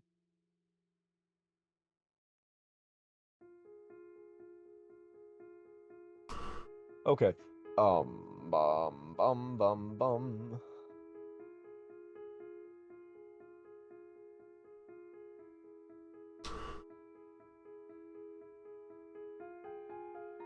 What does Booming Blade do? I need a reminder. I forgot to look. You should look this stuff up before your turn. I should. With that in mind, I'll save it for next turn. Yes, thank you. Yeah. So let's we'll try another Mind Sliver. So, on Cult of the Dragon. Okay, yeah, go ahead. Intelligence save. Intelligence save. They got 9. 9 does not do it. So, with that in mind, they're going to doggone it, which tab was it? Ah, here it is. Okay. They take 1d6 psychic damage, so that is 3 psychic damage, and subtract 1d4 from the next saving throw it makes before the end of my next turn. Okay. So how much damage do they take? Just 3. Okay. 3 psychic damage. I put a lot of this pain that I'm feeling in their head. Yeah. There's look at you, and as like one of them's kind of writhing from it, the other like remaining 7 of them are surging forward. We're actually like remaining 6, like 7 in all at this point. As it's now, is that your turn done? I do another ring around the Rosie, and yeah. my turn. So you have kind of like stayed relatively still long enough that your exhaustions from the chase have disappeared. They're gone now. Great. As then it is the knight's turn. They make a death save. And then they like kind of stir to consciousness with just all these cultists on top of them. As then it's Cult of the Dragon, as they again will make 2 attacks against you at disadvantage, -5 because they're non-lethal. So that is gonna be a miss. An 11 to hit. 11 does not hit. Okay. As Fakal then kind of like looks up at the fight and sees the like cultists kind of stumbling over each other to try to stab you, and is like, "For Tiamat's sake, work together! You get around him, limit his movement. You attack. When you see openings, then you attack. Don't just rush." As the number of attacks each of them have are halved, but they no longer are at disadvantage. Okay. As the Cult of the Dragon now, or the Cult of Asmodeus now attacks you with a 15 to hit. 15 hits.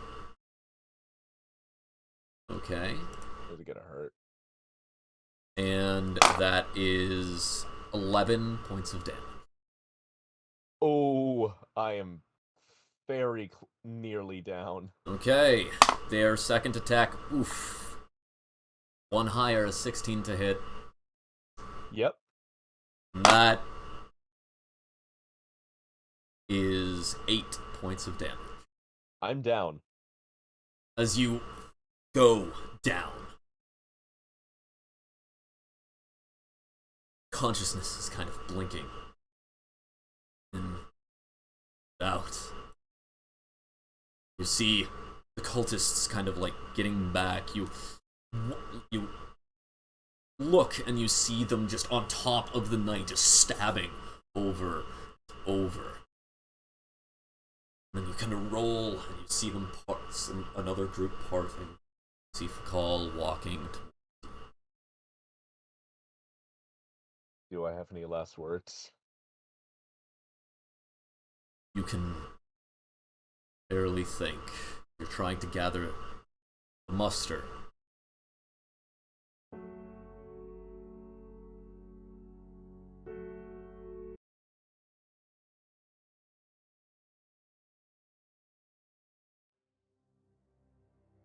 Help me.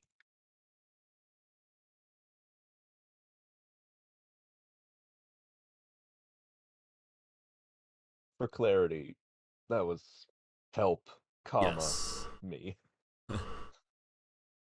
Yes.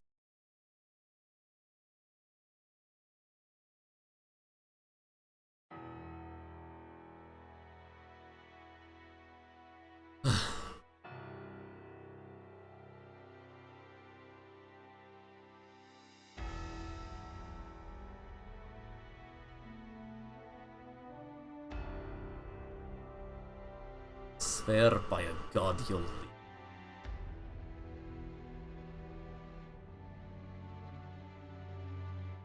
Remember, if you don't, I'm sure you know. If you break that oath, You will make an enemy in the heavens.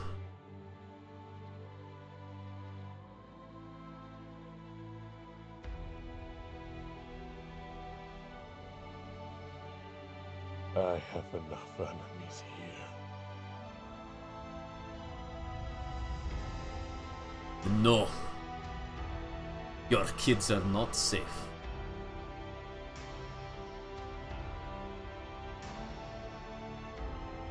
No, not even in the Temple of Lythander, the Temple of the Pantheon. Are we not there?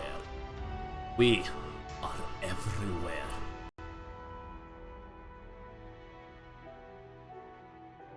You brought Dante into this.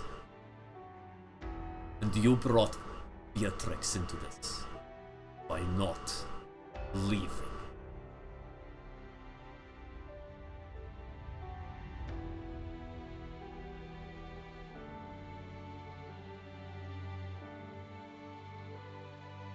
Their names are not yours to say. I would, if I can do anything. Yes, you are in the downed conditions. You can act. You can act. You just cannot heal yourself. You can't do anything to stop yourself from having to make death saves. But you can fight. Eldritch Blast. Go ahead. Make an attack.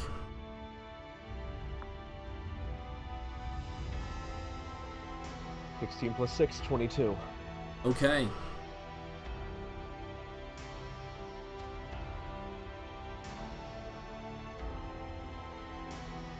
As you reach out and cast this light fires up. Holy Elder Blast. Purple light flies up. And it hits her. She kind of stumbles back.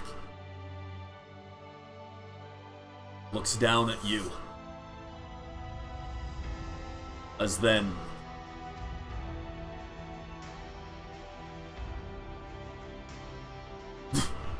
can't tell but from where, but you see a flash of green. Another Eldritch Blast hits her. She looks around. As then see the cultists begin to turn on her. Cultists in the rows. As the cult of the dragon surrounds her and begins to fight. You look up.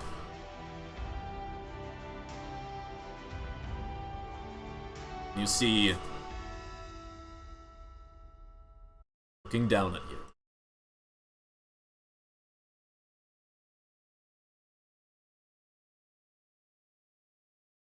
looking down at your own reflection.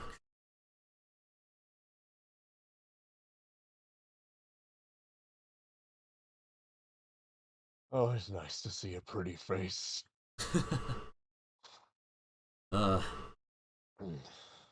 I'm not exactly in the mind of letting myself die. But we'll see how that goes now, won't we? You happy? Never. Get me out.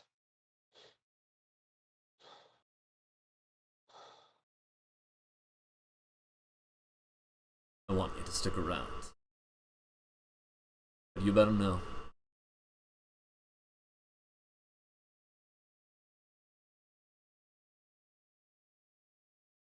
This is the last of the cult of Asmodeus that my parents had any influence in.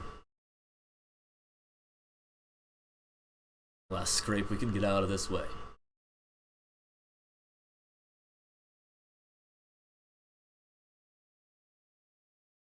Your eyes drift close. And that's where we will end this session.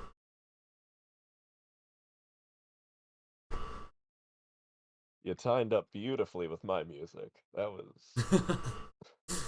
thank you to Gloria Templum for 1 hour of epic, dark, sinister, dramatic action music, and for ending exactly at 11:51. Okay. As we end this session, I would like to give an outro. If you would like to support these stories, make them able to continue, if you would like to learn more about the mysteries of this campaign and how Voltaire's own reflection is able to save him from the brink of death, then please support us on Patreon so we can make these stories more. We, of course, will be continuing. We can continue and really put more effort into it, more time to plan if you support us on Patreon. Additionally, if you would like to join us in games in the future, we play, there are almost guaranteed games on Thursday and Friday that you can join into on our Discord. That's linked on the Twitch. And also, not forget, it's a great place to host your own game if you want to. Yes, it is also a great place to host your own game. You can use, you'll be part of the league. You will level up and be able to bring characters between league campaigns without issue. Just guaranteed be able to bring them between. As well as if you can convince your DM to join the league as well, they will get their own DM rewards, which will allow them to automatically level up their own characters. Or gain magic items for those characters, even when they have not gotten to play them in a while. I forgot about that. And those are also guaranteed to go from campaign to campaign. 100% guaranteed. If you would like to catch the VODs for this, go ahead and look at our YouTube. It is Dreamscape Storytelling, just like the Twitch. It should also be linked on this Twitch. We have recaps if this is the first session you were joining us for. If you want to learn what was going on, we have recaps that cover the first and second episodes. Another thank you to Vinsvept for this amazing music. Vinsvept still has the primary amount of music that we used here. The jazz kind of stuff that I used during the joyride in the car was by Shane Ivers. And the kind of low piano that I was using in kind of suspenseful moments, that was also by Shane Ivers, and the rest was by Vince Vept. Absolute amazing musician, so kind to allow us to use his music. It's so kind of Shane Ivers to make his music in the public domain in the Creative Commons. So cool. That is everything in the outro. Just post-session remaining. Golly. That was very interesting. I will say, might want to try to run away from more encounters. You could have potentially tried to fight through the cult and then run, rather than trying to take on the entire cult. But I was doing so well. You were doing well at the beginning there, but for the sake of time, I had to cut down the attacks from 6 attacks, just because it was kind of going at a grudging slow pace. But congratulations, your first official, you didn't get the go-ahead from Nikolai, but your first crusade action is a dismal failure. You managed to go in with 4 troops and managed to have 5 casualties. Oh,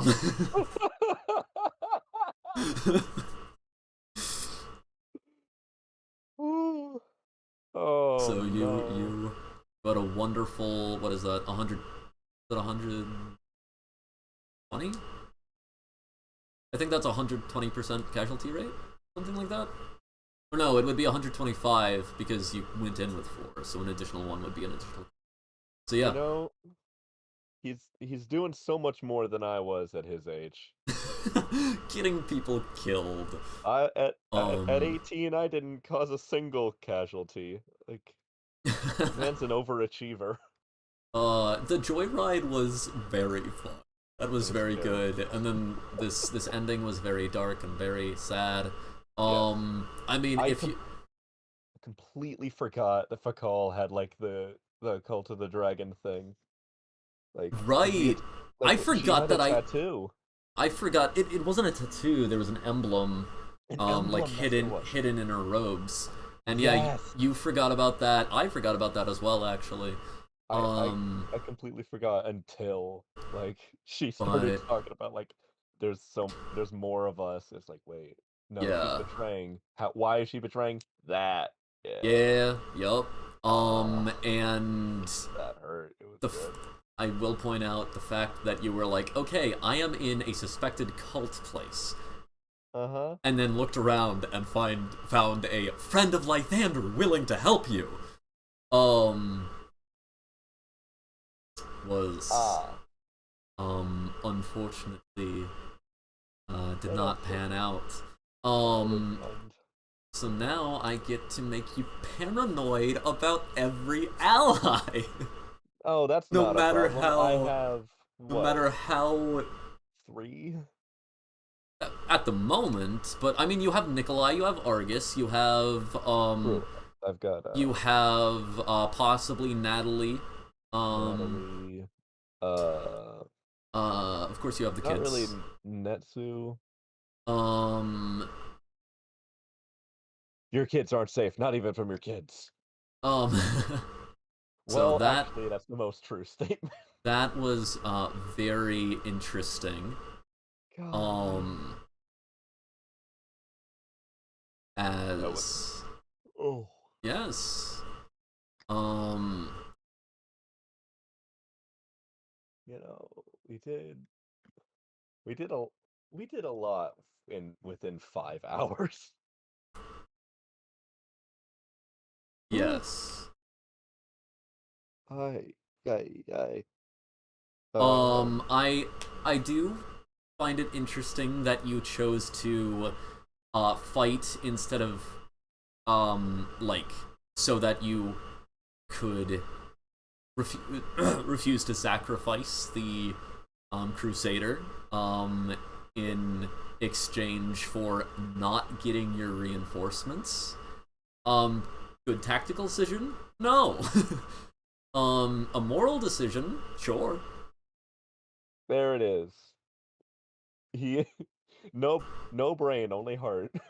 Ignore the Yeah, blocky let's see intelligence. how many people you keep getting killed if you keep going down that route. Yes.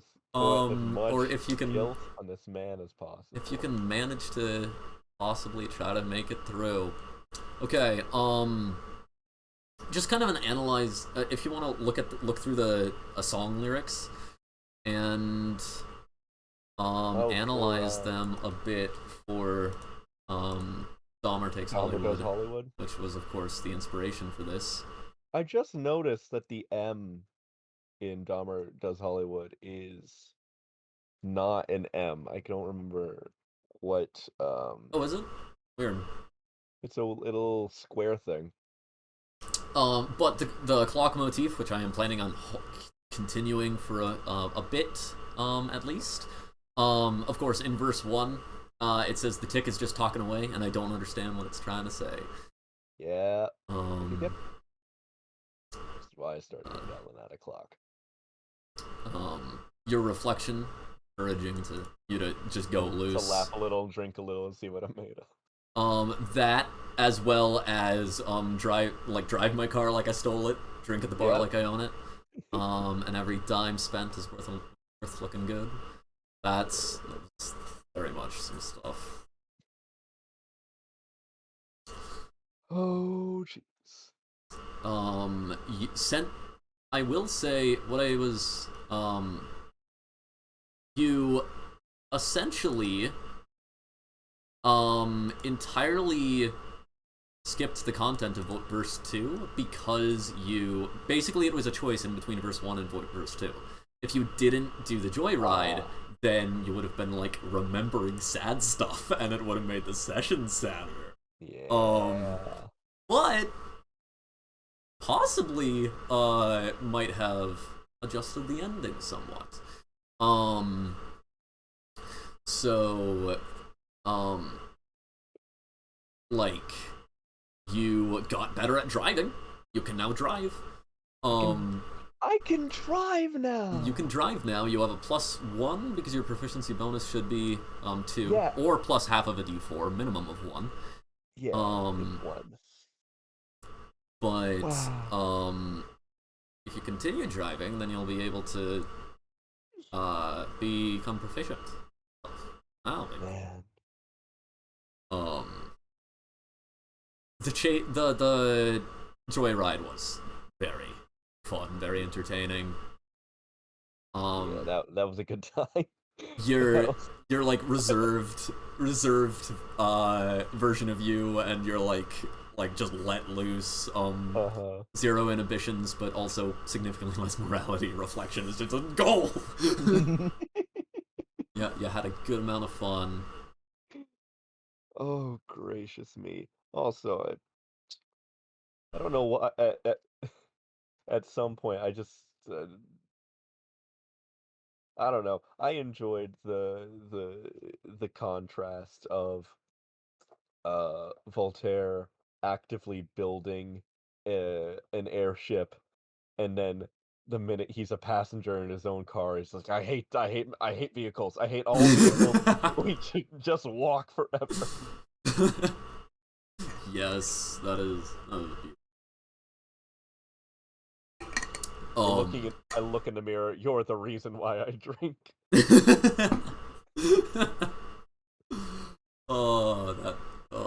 Yay, depression. Yeah. But I'll say this because I'm almost like Voltaire would definitely be like running this through in his mind over and over. The question of if you had talked to Nikolai, would you have been able to get more forces, definitely shows up in your mind. But he wasn't there. So there was nothing that could... Nikolai, I did say Nikolai was still back at the...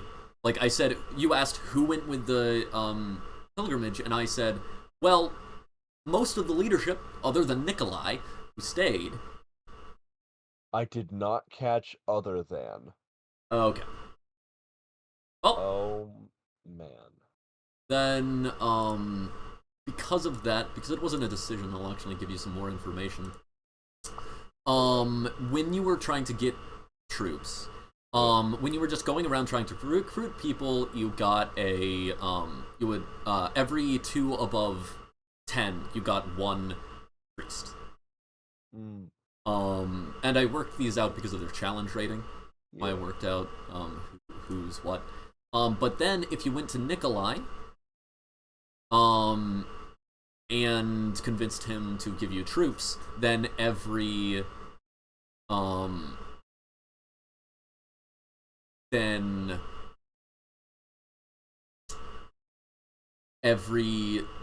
2 above 10. Oh wait, sorry. Actually, whoops.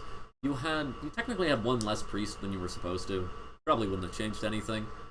Yeah, end up with 6 casualties. Yeah. But the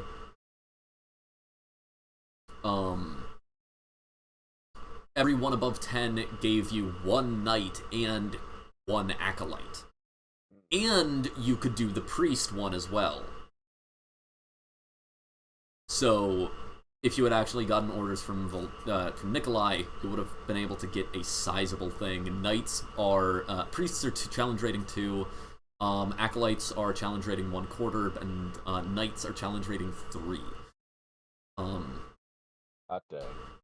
And you were going up against 50 cultists, and then once Fakal arrived, 9 dragonborn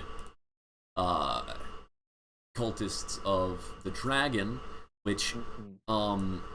cultists are all 1/8, and Cult of the Dragon are all half a challenge rating. Ah, Um, okay. so in all, you were going up against 10 and 3/4 challenge rating. And you had 4, so you had a challenge rating of 8 with you. Golly. You were under challenge rating. Yeah. That adds up. Though they also had the ambush advantage, which Mhm. kind of boosts their challenge rating a bit. But yeah, if you had, for instance, if you had gotten the same roll,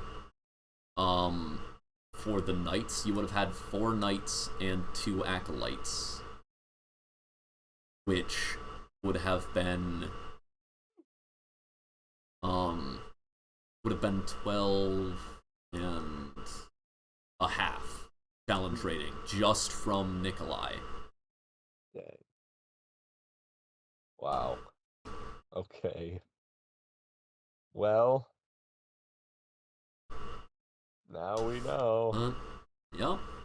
Mhm. I need to tweak the battle a little bit because I think the way that I did it, which was the way that it is now, which was HP or Constitution score times challenge rating.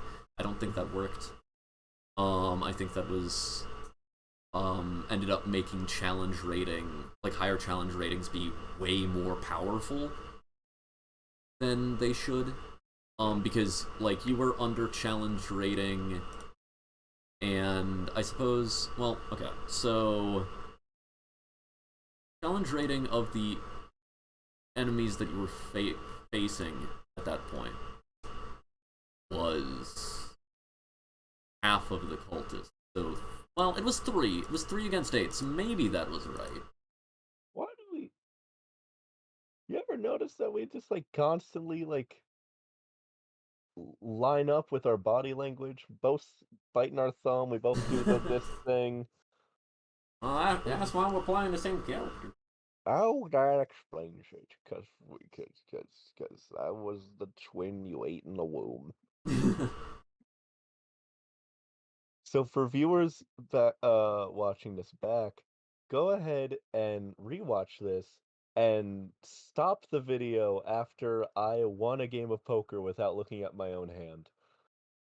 And let's just pretend that I succeeded from then on. Oh, that was very funny. That was, Um, I'm embarrassed. no, it's fine. You've never played poker before, and Yeah, um, I'm shocked that it worked out. I am the patron saint of coincidence. as yeah, that was wild. How many poker chips would the knight have added to you? Uh, He has 14 con times 3, so she would have had added 42 chips to your roll. 40 Chachi Machi. Yeah. Um, Well, but oops. um,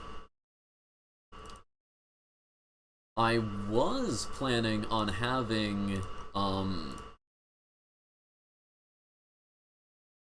who's what's it having Fakal join into the poker fight thing.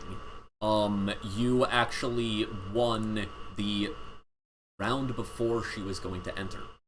Oh. You won that hand. So basically what happened is you won the hand. Alwina ran off. You ran after Alwina, and while they were healing the knight, Fakal comes in with the 25 other cultists and the 9 Cult of the Dragon. And so that's why they never followed you. Doggone it. Well, beans. That was very fun. That was a good time. I encourage you to When you're in situations like that, again, where you're trapped between a rock and a hard place, Dig down. I encourage you to I encourage you to think creatively, of course, but also don't you have a tendency to just be like, well, we're gonna lose, may as well lose. When I guess so. because I mean, you did it in Radiant Light, for instance, which was like short emotional reaction, like your masters died. Radiant Light is a Star Wars campaign. Your Jedi Master died, so you just like ran in and just fought, but it was a losing fight, so you just went down. And that's kind of fine with emotions. But I've started to notice a trend that you just have done that several times.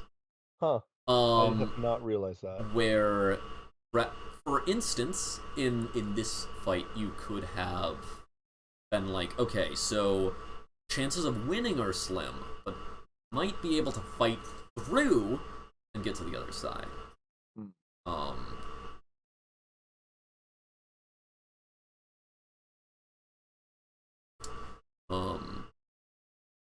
Also found it interesting that when you like, even when you saw Fakal having the like clear emotional like infliction, yeah, that I found it interesting that you didn't reach out to try to do diplomacy.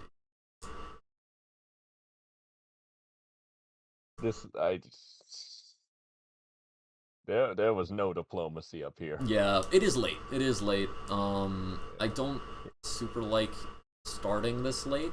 We end up running much later. Yeah. And the downside of that I'm starting to notice is, though I still function completely fine, I'm an absolute night owl, my players don't tend to. Yeah. It really depends on the night. As long as I don't do anything during the day, I can be night owl. However, I did things during the day. Right, yeah.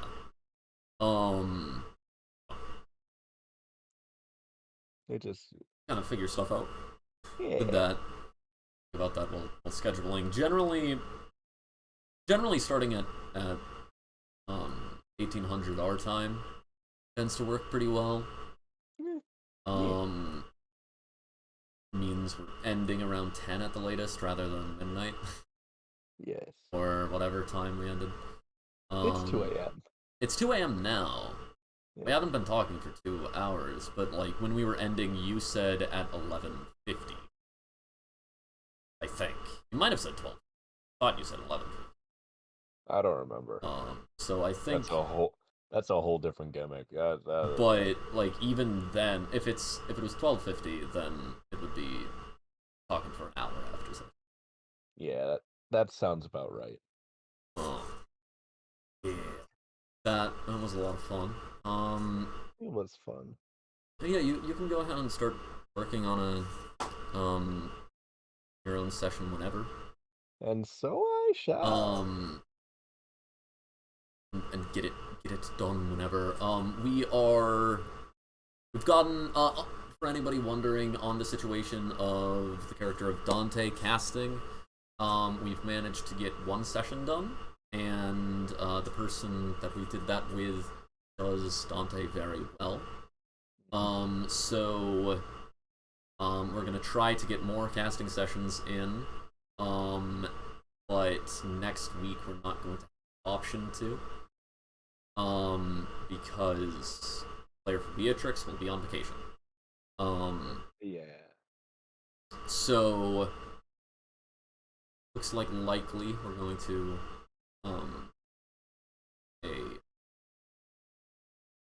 we're gonna try to fit in as many as we can after that, as many days as we get through. Of course, anyone, we are not going to be uploading the VODs of those for the time being, and we possibly never will. Want to see those? Go ahead and catch us live. Yeah. They're on our Twitch currently, but They are on our Twitch currently, but who knows how true that'll be when you're watching this and get to. yeah, they I'm not partnered on Twitch, which means they stay around for a maximum 14 days. But it is completely unknown how many days they stay. I don't know how many days they will stay around. There's a maximum of 14, but there is no minimum. Yeah, I mean, judging from what I can see, there is a bomb strapped to the chest of the video that is counting down to 30 minutes, and if we don't get $14,000 into our Patreon, and keep the speed limit going up to 75 miles per hour, this train is gonna blow. I'm tired. I think this was mostly a character session. Absolutely. There were like some hints towards the beginning or towards later stuff. Oh yeah. And I mean, like, this was the first session where that big question of wait, Voltaire's reflection just did something when Voltaire was like dying. So what's happening there? Yeah. Also, very physical interactions of struggling in the well, car. yeah, but like that can just be like stylization of internal conflict. Like, part of you is wanting to go fast, and part of you is wanting to put on the brakes. And we're not going to say which exactly what's going on. But I will say there are examples of people who are physically visible and there and able to physically interact in another campaign of mine, of ours even, of Crusade into Avernus. It is possible that this shares features with that. I'll tell you right now, it's all a simulation. Yeah. But that's the for the day. It was a lot of fun. I liked getting through that song. Dahmer Does Hollywood is probably the one that I've gotten some of the most ideas from. At least that aren't like really far future. I have a lot for far future that, I mean, might not even ever happen. But because like our story's looking like it's gonna take like 2 years, and then the songs that I'm talking about are after that. Yeah. If you'll notice, some of the episodes are still have book 1 in the title. I've removed that from titles recently. I'm not putting that in titles anymore because I don't know if we're doing more books, so I don't want to promise something we don't do. Yeah. But those are just leftovers from plan. There are possibilities for like 3 books, maybe more. And the first one has taken 2 years.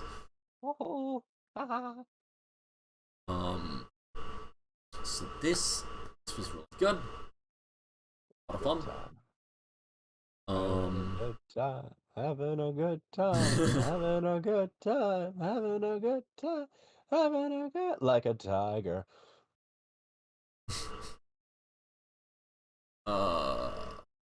Thank you for DMing. Yeah. Man. I am kind of sad that I never got you to do the opening of Dahmer Takes Hollywood, of just taking a few dudes home from the bar. I kept forgetting to take a few dudes home from the bar. I mean, last session I prompted you to.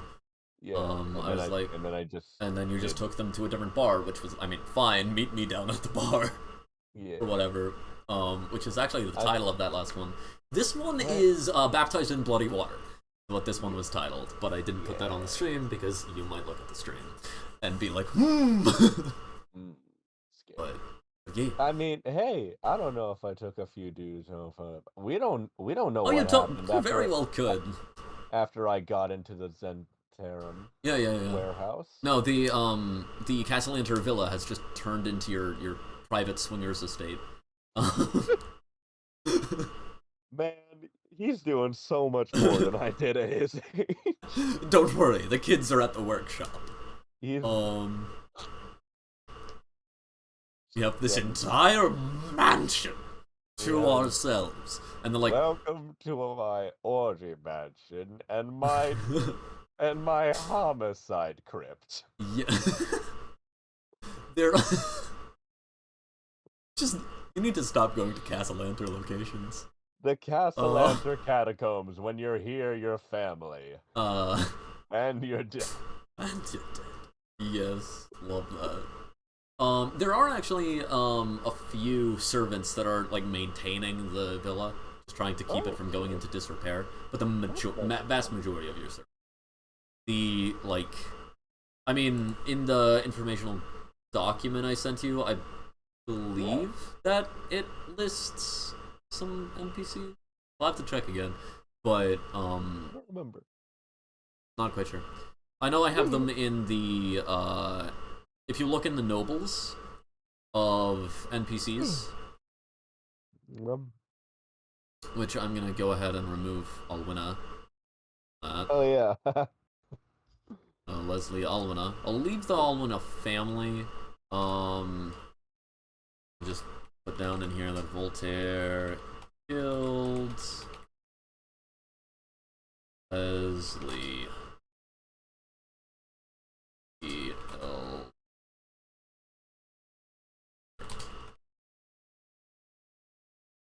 I'm hungry. I don't want to be hungry.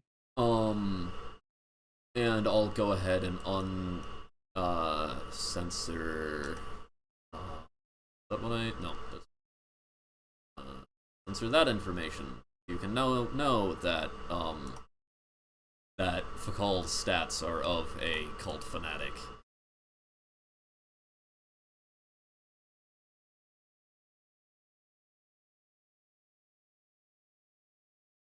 I can't have a space that is censored.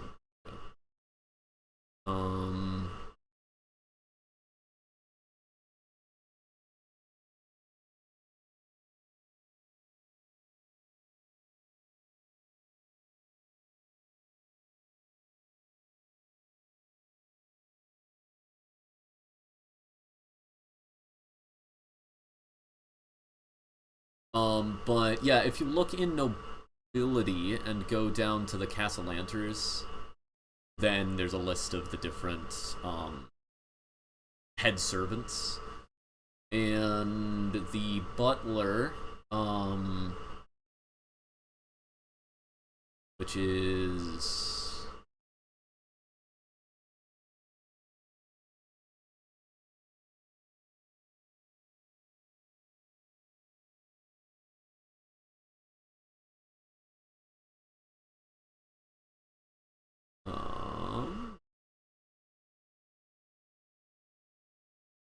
yeah, the butler, who is Wilfort Crowell. He's maintaining the thing. And you guys actually, actually, I don't know necessarily when these guys got hired. Tuesday. You know what? Don't read those yet. Oh, don't worry. I can't read. Just don't read any of the servants, anything about the servants. If you read the NPCs at all, make your own stuff. Yeah. Do a thing here and there and everywhere. Till I suggest, guys. I'm not necessarily gonna censor. I don't want to censor. I mean, Whoa. Definitely. We should probably wrap up soon. I'm starting to see bugs everywhere. Yeah, it's a good idea. Yeah. Yeah. It's No, you're not there. Okay. It's gone. No, it's it. You know what? It's time. Yep. That is where we are going to end the stream. Thank you so much for playing, and thank you all for watching. Fare thee well.